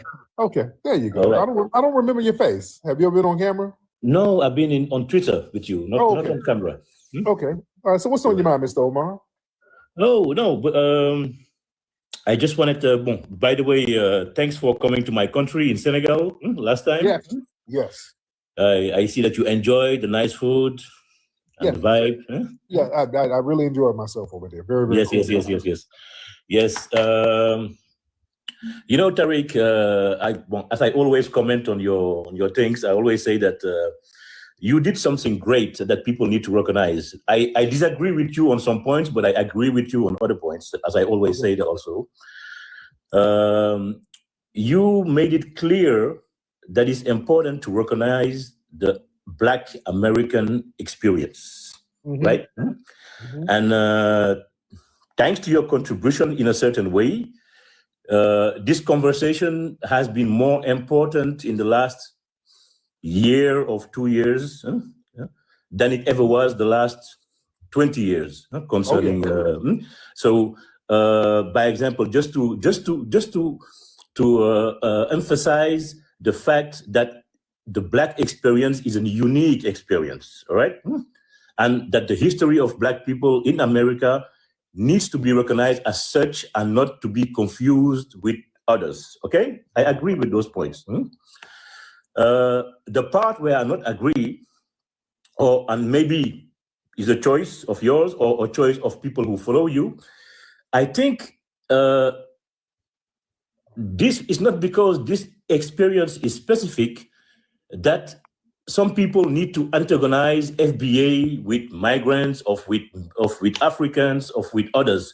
It doesn't need to be antagonized. It just needs to be made specific, right, Tariq? Right. And I think that there is so much to gain from that knowledge and to learn from each other's, right? Okay. And to gain respect for that, because as many people say, and I agree with those points, you know, there has been a struggle of 200 years, of more, 300 years, a fight that you Black people in America have fought, and not only a fight for yourself, but a fight. By example, if I just recall what Webb Du Bois did, what Booker T. Washington did in South Africa, thanks to his contribution, the ANC was created with Charlotte Maxeke and so on and so on. Black people going to Congo and highlighting the suffering of Congolese during colonialism.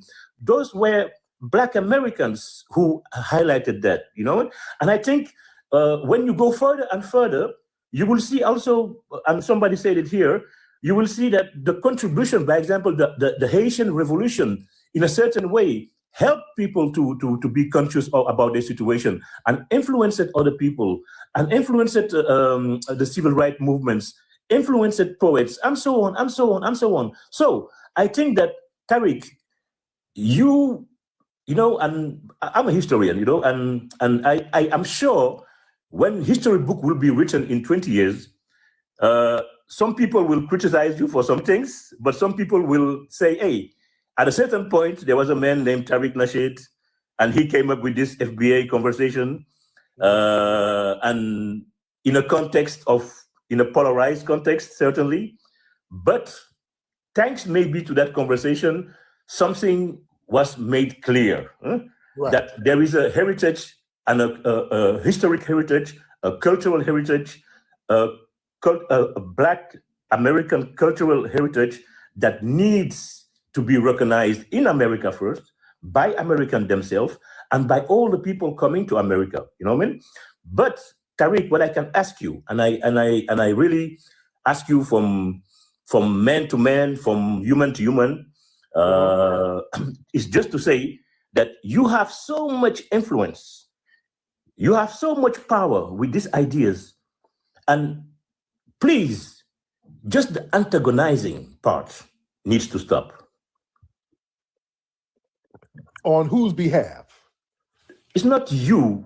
It's not about you. It's just the people who misunderstand this concept of FBA being a concept of self-consciousness, of the conscious of his own history, the conscious of your own heritage, but it's not about to antagonize toward others, against migrants, against Africans, against Caribbeans. Okay, No. all right, let me thank you. Thank you so much. Let me address that. Okay. I got to land this plane because he likes it. He's in respect to him, respect to him. It gets into a little village babble. Okay, so we just gotta. So let me address that because I don't want to be interrupted with village babble. We don't antagonize nothing. Let's be very clear. We as foundational Black Americans, we mind our business. We're not over in other people's countries interfering with nothing they got going on. We're not trying to go over there and undermine you. We're not going over there trying to extrapolate your resources. We're not going over there getting into your political structures, nothing. In fact, when we show up in your homeland, we're bringing something. We don't really get anything, but we bring. We invest in the businesses, we help the people, we bring things. The problem is when folks get over here, is stay away from the Akata, stay away from the Jareer, stay away from the Abids. We got a lot of negativity from other people who come over here, and then they start getting into our political business and then undermining us. That's antagonistic. They start getting into certain positions and then start bringing in their fellow people who come from an immigrant background and actively discriminating against us. We don't do that. See, you want to talk about antagonism. The antagonism is one-sided. What we do is make them accountable for the stuff that they do, and they don't like being held accountable. But it's a new day. It is a new day. You want to talk about antagonism, we are talking about our lineage, and then you get a bunch of people who tell us, why y'all claiming FBA? Y'all is African. That's antagonism when people try to tell us who we are and tell us about our history. That is antagonism. So we're making everybody accountable right now. So it's just a brand new day. People are kicking and screaming because they hate accountability. Because let's be real, for a long time, continental Africans have not been held accountable for a lot of janky stuff. A lot of continental Africans been getting away with a lot of shit, and they've not been held accountable, especially by us. See, there's been this unspoken rule that foundational Black Americans, we're never supposed to criticize them for anything they do. If we criticize them, that's just like the white man, just like the guy called earlier. You show negative images of Africans. These are what the white supremacists do. You know, I'm clowning some of the people who call up talking dumb. I'm clowning them. That's part of the culture. But yeah, some of the Caribbeans too. But yeah, really the continental Africans, a lot of different melanated immigrants, they come here and they're not held accountable. But really, continental Africans have been given a pass for a long time. See, this is why us making them accountable is new. You see, even though they've been doing janky stuff to us for the longest, we haven't said nothing. We haven't said nothing. See, the thing is, for a long time, family, there's been a psychological necessity, the Pan-African folks, for like a motherland utopia. So Africa has been romanticized and mythologized. It's like a mythical heaven. So you put a lot of extras on it.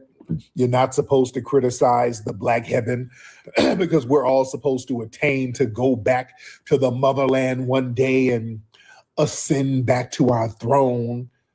Every time you talk about Africa, well, the African kings and African queens. We just mythologized Africa so much, so it's almost become infallible. You're not supposed to talk about some of the janky stuff that's coming from there and happening there. You're not supposed to say it. And the whole Pan-African stuff, they come around and there was a demand for global racial solidarity. You see, there was this belief that, look, all people of African descent share a common destiny and we all got to unite and dismantle global white supremacy. That's idealistically, that sounds good, but you got to understand, how did we get hemmed up with white tea supremacy in the first place? Tethers. All right, let's be real. I'm a realist. I ain't gonna do all that pie in the sky shit for your ass, because I study history and I see what went right and what went wrong. All right, let's be very real.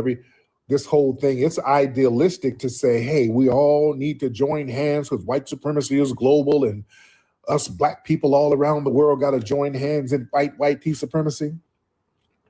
We got to ignore the fact we got in this situation because these musty niggas were sitting up here coinciding and collaborating with these damn white supremacists. Who are the main ones doing it? Some of these African tethers. Oh, they were selling everybody out, working with them. And that mentality ain't really going nowhere, to be honest. Family, Myron Gaines, understand, he comes from a whole bloodline of musty tethers.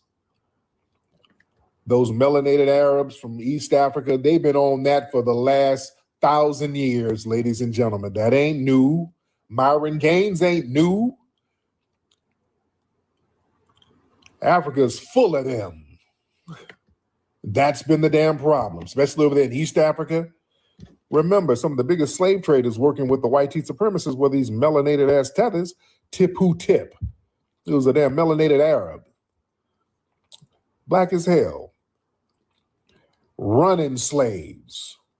Getting big money working with the British. Y'all look up Tip who tip. When I was over there in Zanzibar and Tanzania, they had his spot over there. He was operating up out of there. Yeah, that's a problem. I don't want to unite with those descendants. Yeah. Come on now. Yeah, Tip who tip. Here's his name. You look up Tip who. He was a big slave trader in East Africa. Huge. He made a lot of money working with the British. Black as he want to be. An Arab. His dad was Arab. I think his mom was Bantu or something like that. Yeah. Tip who tip. Look him up. Yeah, look him up. There was a whole bunch of them, man. That's the problem. We ain't gonna ignore that. And that mindset is still here. We still got people with that mindset. Yeah. So that's why African can never mean black. You have Arab, Africans, and white. Yeah, you do. You have, yeah, this whole thing, and I talked about this on my broadcast the other day, just the term African. When they start telling us, we all African, y'all is African. All that FBA stuff, y'all is African. What you talking about? Yeah, Africans were brought over here. Africans this, African that. And let me say this, family, don't let them run that game, because the word African, the term African, and I broke this down on my YouTube show the other day. We didn't start calling ourselves African over here until 1770s. Before the 1770s, ladies and gentlemen, and again, I challenge anybody to, because I bring scholarship, ladies and gentlemen, I bring scholarship. I challenge any of you to prove me wrong. Show me where we use the word African to describe ourselves over here before the 1770s. I challenge anybody. You won't find it. Nobody used that term. Look it up. This is your scholarship. None of us used the term African. Nobody went by African. Nobody. We started using African around the time of the American Revolution. We never used that term. Before the 1770s, never. Now we're using the term Negro. Spanish It's for black. actually very cool. Hey, beloved, how are you? What's Hello, going on with Terry. you? Hey, how you doing, dear? I'm fine, thank you. How are you doing? I am good. I like the hair today. I like it. Yes, Thank you. And I like the color of the shirt today. It looks like mine. Yeah, we're matching. We twins right now. How's everything? Are you in Nigeria or England or the UK? I forgot. Nigeria. You're Nigeria still. Okay. Mm. Yes, indeed. Oh, really, Omi? Yeah, Indeed. I'm in Nigeria. So would you like to do one? Yeah, let's do a battle real quick while I'm chopping it up with the family. Here we go. All right. Okay, no problem. Let's get Miss Wendy up here. We're doing a quick battle. Yes, Guys, indeed. thank you. Omi, thank you. Yes, indeed. How's everything in Nigeria, Miss Wendy? Everything is fine. The weather is hot though, but it's okay. It's fine. Oh, is that okay? What did you do today out there? Oh, well, I didn't do anything much. It's morning for me. So Oh, okay. yes, it's daybreak. Okay, I It's daybreak. forgot. So it's more like, what am I going to do today? Oh, okay. Right. Now, what do you So- normally? Oh, now over there in Nigeria, what do you normally eat for breakfast? What do you have for breakfast over there? Different things depends on you. I like bread and tea. Bread and tea. Okay. Okay. Yes, I like bread and tea. So I eat bread and tea very much. Then there's something we call akara. Akara. What is that? Okay, it's bean cake. Thank you, Prom King. It's bean cake. Like you use beans, you Okay. grind the beans, and then you make it into a cake, small, round. I'll just Okay. show you a picture. We take it with corn pap. Is it kind of like? Is it like pancakes like we do? Is it kind of like pancakes? No, it's not like pancake. Let me see. Akara. Let me show you a picture of it. Okay. Okay. Okay. Sounds interesting. So, yes. Akara. Yes, akara. Thank you, Jonathan. So this is akara and pap. Let me Okay. show you a picture of it. So see, this is akara. Hi, Brian the investor. Okay. This is akara. Then Okay. this is pap. Pop. Okay. With Then you cream can milk. mix it. Thank you, Brian. You can mix it with bread. You know bread? Sliced bread. Okay. Okay. Cool. Cool. Is Yes. that like cream milk you're putting on top of the pap? Yes, you can decide to put cream, milk. Thank you very much. You can decide to put milk or you put sugar. You put sugar most of Oh, the time. okay. All the time. Either Now, what sugar or honey. Thank you, Jonathan. Now, what is your favorite dish? What dish do you like to make the most for dinner and food? What's your favorite dish you make? I like swallow. Swallow? Yeah, you've heard of fufu. I heard of fufu. Yeah. Yeah. Fufu and egusi soup. Okay. Thank you, Brian. Yes, I like it. It's my favorite. Hi, maybe. Yes, but I don't like egusi soup, but I like fufu. I like another soup. Okay. And that soup is called swallow? No, not swallow. I said swallow. Like when you swallow okay. something. Swallow, So now okay. the fufu is the swallow because you don't chew fufu. You swallow it. Swallow it. Got it. Chewing is Wow. not right. You are Really? defiling the food. If you chew it, wow. Yeah, Wow. you don't chew fufu. You swallow only. Oh wow. I think I Yes. heard that. I heard that. Yes, you're not supposed to chew. Oh wow. Mhm. Wow. Well, That's that's what I like eating the most. The soup I like it with is not egusi, it's called native.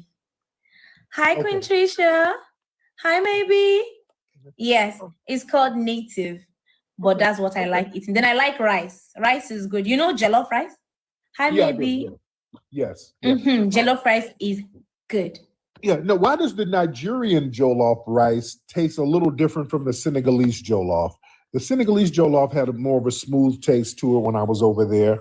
I've had some Nigerian jollof. The Nigerian jollof, it always has somewhat of a burnt Thank you, maybe. taste. It almost tastes like a burn, more of a charred taste to it, right? Thank you, Mando. Okay, is the main about jollof rice. When you call it party jollof, the thing that makes it the party jollof is the burnt taste. I'm fine, thank you, maybe. It's the burnt taste. You leave it on the fire. You use firewood to cook it.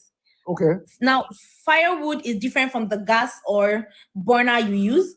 Now, firewood is just like putting 3 big stones at different pots, like 1 here and 2 here. So you put the pot on top of it to lap, then you put wood, sticks from 3 branches under, and then you light up the fire. So now the fire makes the food taste differently from when you use your normal gas burner or your table burner. Do you understand? Okay. Right. Okay. Got it. It gives it a totally different taste and is nice. And again, the spices we use is a bit different from what the Senegalese people use. Oh, okay. There it is. There it is. All right. Well, there we go. We got the battle done. There you go. Miss Thank Wendy. you, Brian. Thank you very much. Thank you, Brian. Thank you, Mando, Prom King. Thank you, Tariq. Thank you, Wendy. It's a pleasure talking to you again, beloved. Thank you so much, dear. All right. Thank you. Wendy from Nigeria. She's nice. I like her. That's a sweet sister. I like her. Yeah, I beat her in the battle. But yeah, I like Wendy. She's sweet. She's cool. Those other girls from Nigeria, they call up, one battle, let's battle. Like, okay, you try to talk to them. They're like, hey, how old are you, ma'am? I can't tell you my age. They'll get me. I'm like, okay, good Lord. Lord, man. All right. Like, calm down. All right. What's your name? Erie? Erie, yes, sir. What's up, Erie? Where you from, brother? I'm Eritrean. Some people call me Rohan. Rohan. Oh, you're the same guy. Okay, goddamn. You're the same dude, Rohan? No, clearly not. But Dr. Tariq, I have a question for you. What do you think of Dr. Umar? Nothing. I don't think anything of him. He does him. What about him? But I mean, I'm Rohan. Like, I'm a huge fan of Dr. Umar, bro, and I know he will take good care. Like, I know he's gonna lead the Black community into a great future. That's the truth. Okay, God, this damn Rohan and his damn trolling. Thank you, Rohan. Get the hell out of here. You know, erasing history is something that you have to do when it comes to conquest, domination, and destroying a people. If people knew who they were, and what they were capable of in the past, they will understand what they have a possibility or a likelihood of doing in the future. Foundation of Black Americans, we've always had a culture of resistance. We cultivated a culture of resistance on this land, and we've been resisting ever since we've encountered European domination. But nothing was really popping in Europe until the transatlantic slave trade, and that's where they amassed a lot of wealth. One thing that I think is unique about our culture as far as how we resist, how we fight back, is just the environment we were put in from day one. Being only 13% of the population, the white supremacists were very meticulous about keeping that population at a certain amount. There was never a period when we did not resist the encroachment of the white man. They have a natural behavior of authority no matter where they go. That's why they'll step up in front of us in the line at the store. We're not important. They don't even see us. We've never been able to excel. We've never been able to relax. We've never been able to just be, which means that existence is resistance. It must be something in our DNA, our historical background, to when something doesn't sit right with us, especially spiritually, in our souls and in our spirit, we just say no. We live resistance. You know, from the moment we're born, we're in resistance. And it's handed down generation to generation. And so I think that cultural resistance is actually in our DNA, in our epigenetics, and then it blossoms out into the culture.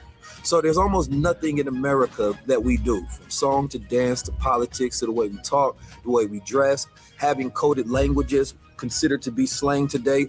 Everything about Black American culture is a form of resistance. Of course, they want to always downplay our contributions to the global tapestry because they continue to act like our number one export in this country is not Black innovation. Everyone understands that our resistance has been the cornerstone of what foundational Black Americans have always done. We are the life that breathes everything into this nation. The further back you go, the further Black you go. It's just simple like that, brother.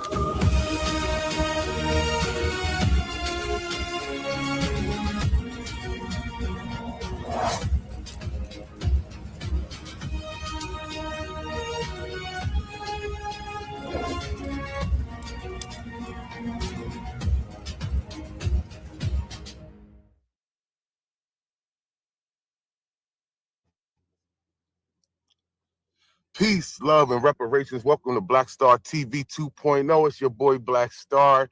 You already know. Come in and hit that like button, hit that subscribe button. I need y'all to come in and drop where your family is from. What lineage do you come from? Drop it in the comments. Family, I don't know what Dr. Kubar talking about. We Africans and all this, we not American. I don't know where his family from, but my family's from here. And my family didn't come off no slave ships neither. You hear me? And I could track my family to a specific tribe. I'm talking about a specific where my family members have membership. I don't have membership personally, but my grandmom's brother, right? My Uncle Sonny, who died in 2013, his obituary literally said that he was a member of the Natoki Lenni Lenape tribe, and identifies his parents as James and Letitia Brown Bateman. Now, family, I can walk you down all the way to 1590, right? Because this is my grandpa, Lester. That's my mom's mom, Noonie. Now watch this, Grandma Noonie. Boom. Now watch this, family.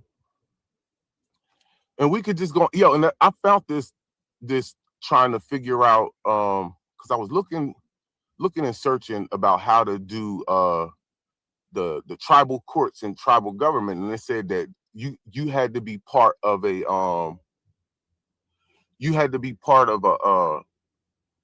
a federalized tribe, right? A federally recognized tribe. So that's when I just started doing my research, because I already knew that my family was part of a tribe, right? But see, this one is not federally recognized, it's actually state recognized, right? Now watch this, family.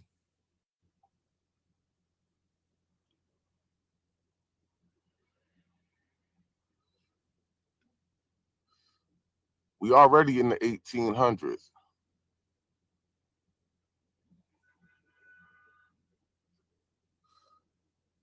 We already in the 1800s. Now watch this, family. We can get back to 1590. You hear me? Hold on. Hold on.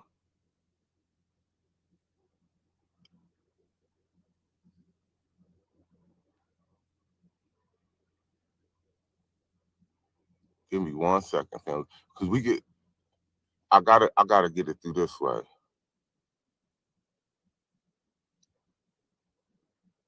Bang. All right, now right here.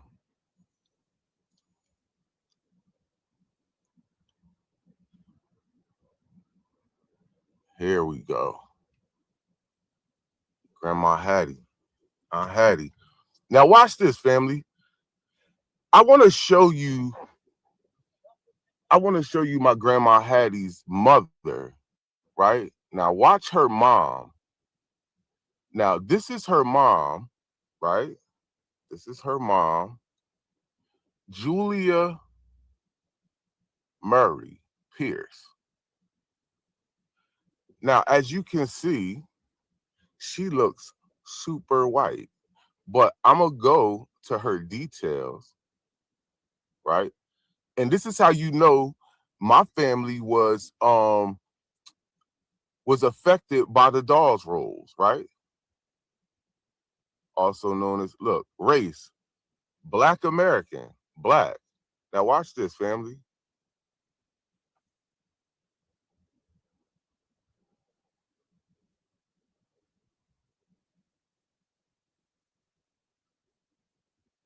She's Black, but she's really Native. It's a blood relative, family. This is a blood relative. Y'all hear me? So they was reclassifying people, right? They were reclassifying people. And my family got caught up in that. And I can even show you through the thing, through the dolls rolls, right? Where's her parents at?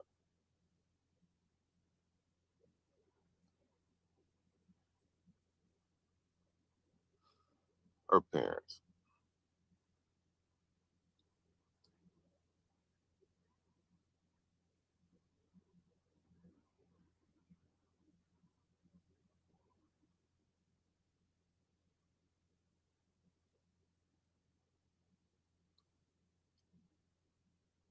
Family, I advise everybody to go look at their own family lineage and trace your own family back, right? Yeah, you trace your own family back.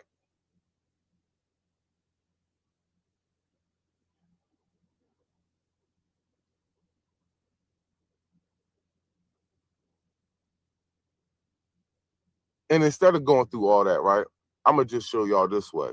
Cause I can get back to 18. Hold on, I can get back to 18. No, 15. I said 18. 1590. And we know that the first slaves landed here in America, right? We know that the first slaves landed here in America. Hold on, here we go, family. Bear with me. We know the first slaves landed here in America in 1619. That was the first slaves that came over on a ship, was in 1619. But there was a couple of African slaves in Spanish Florida back in 1526. So now watch this, family. Look at this. Look at this. I was supposed to go to Pierce, and I did, but I had went to Julia Murray just to try to show y'all something. But watch, family.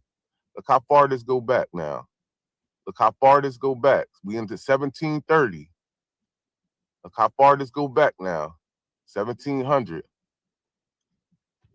Richard Pierce III, born in 1590 and died in 1666. Who came off a slave ship? Huh? Listen, family, do your own lineage. This site I was on is called Family Search, right? Family Search. This is my other great grandmom. I'm gonna show y'all my great grandmom on my dad's side.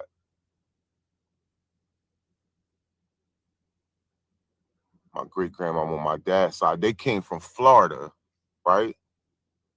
As you can see, my other family, they started off in Maryland, but they ended up in Salem. But they was in Salem for mad long though. They was like, you know what I'm saying? They was in Salem for mad long. But my grandma Jackson,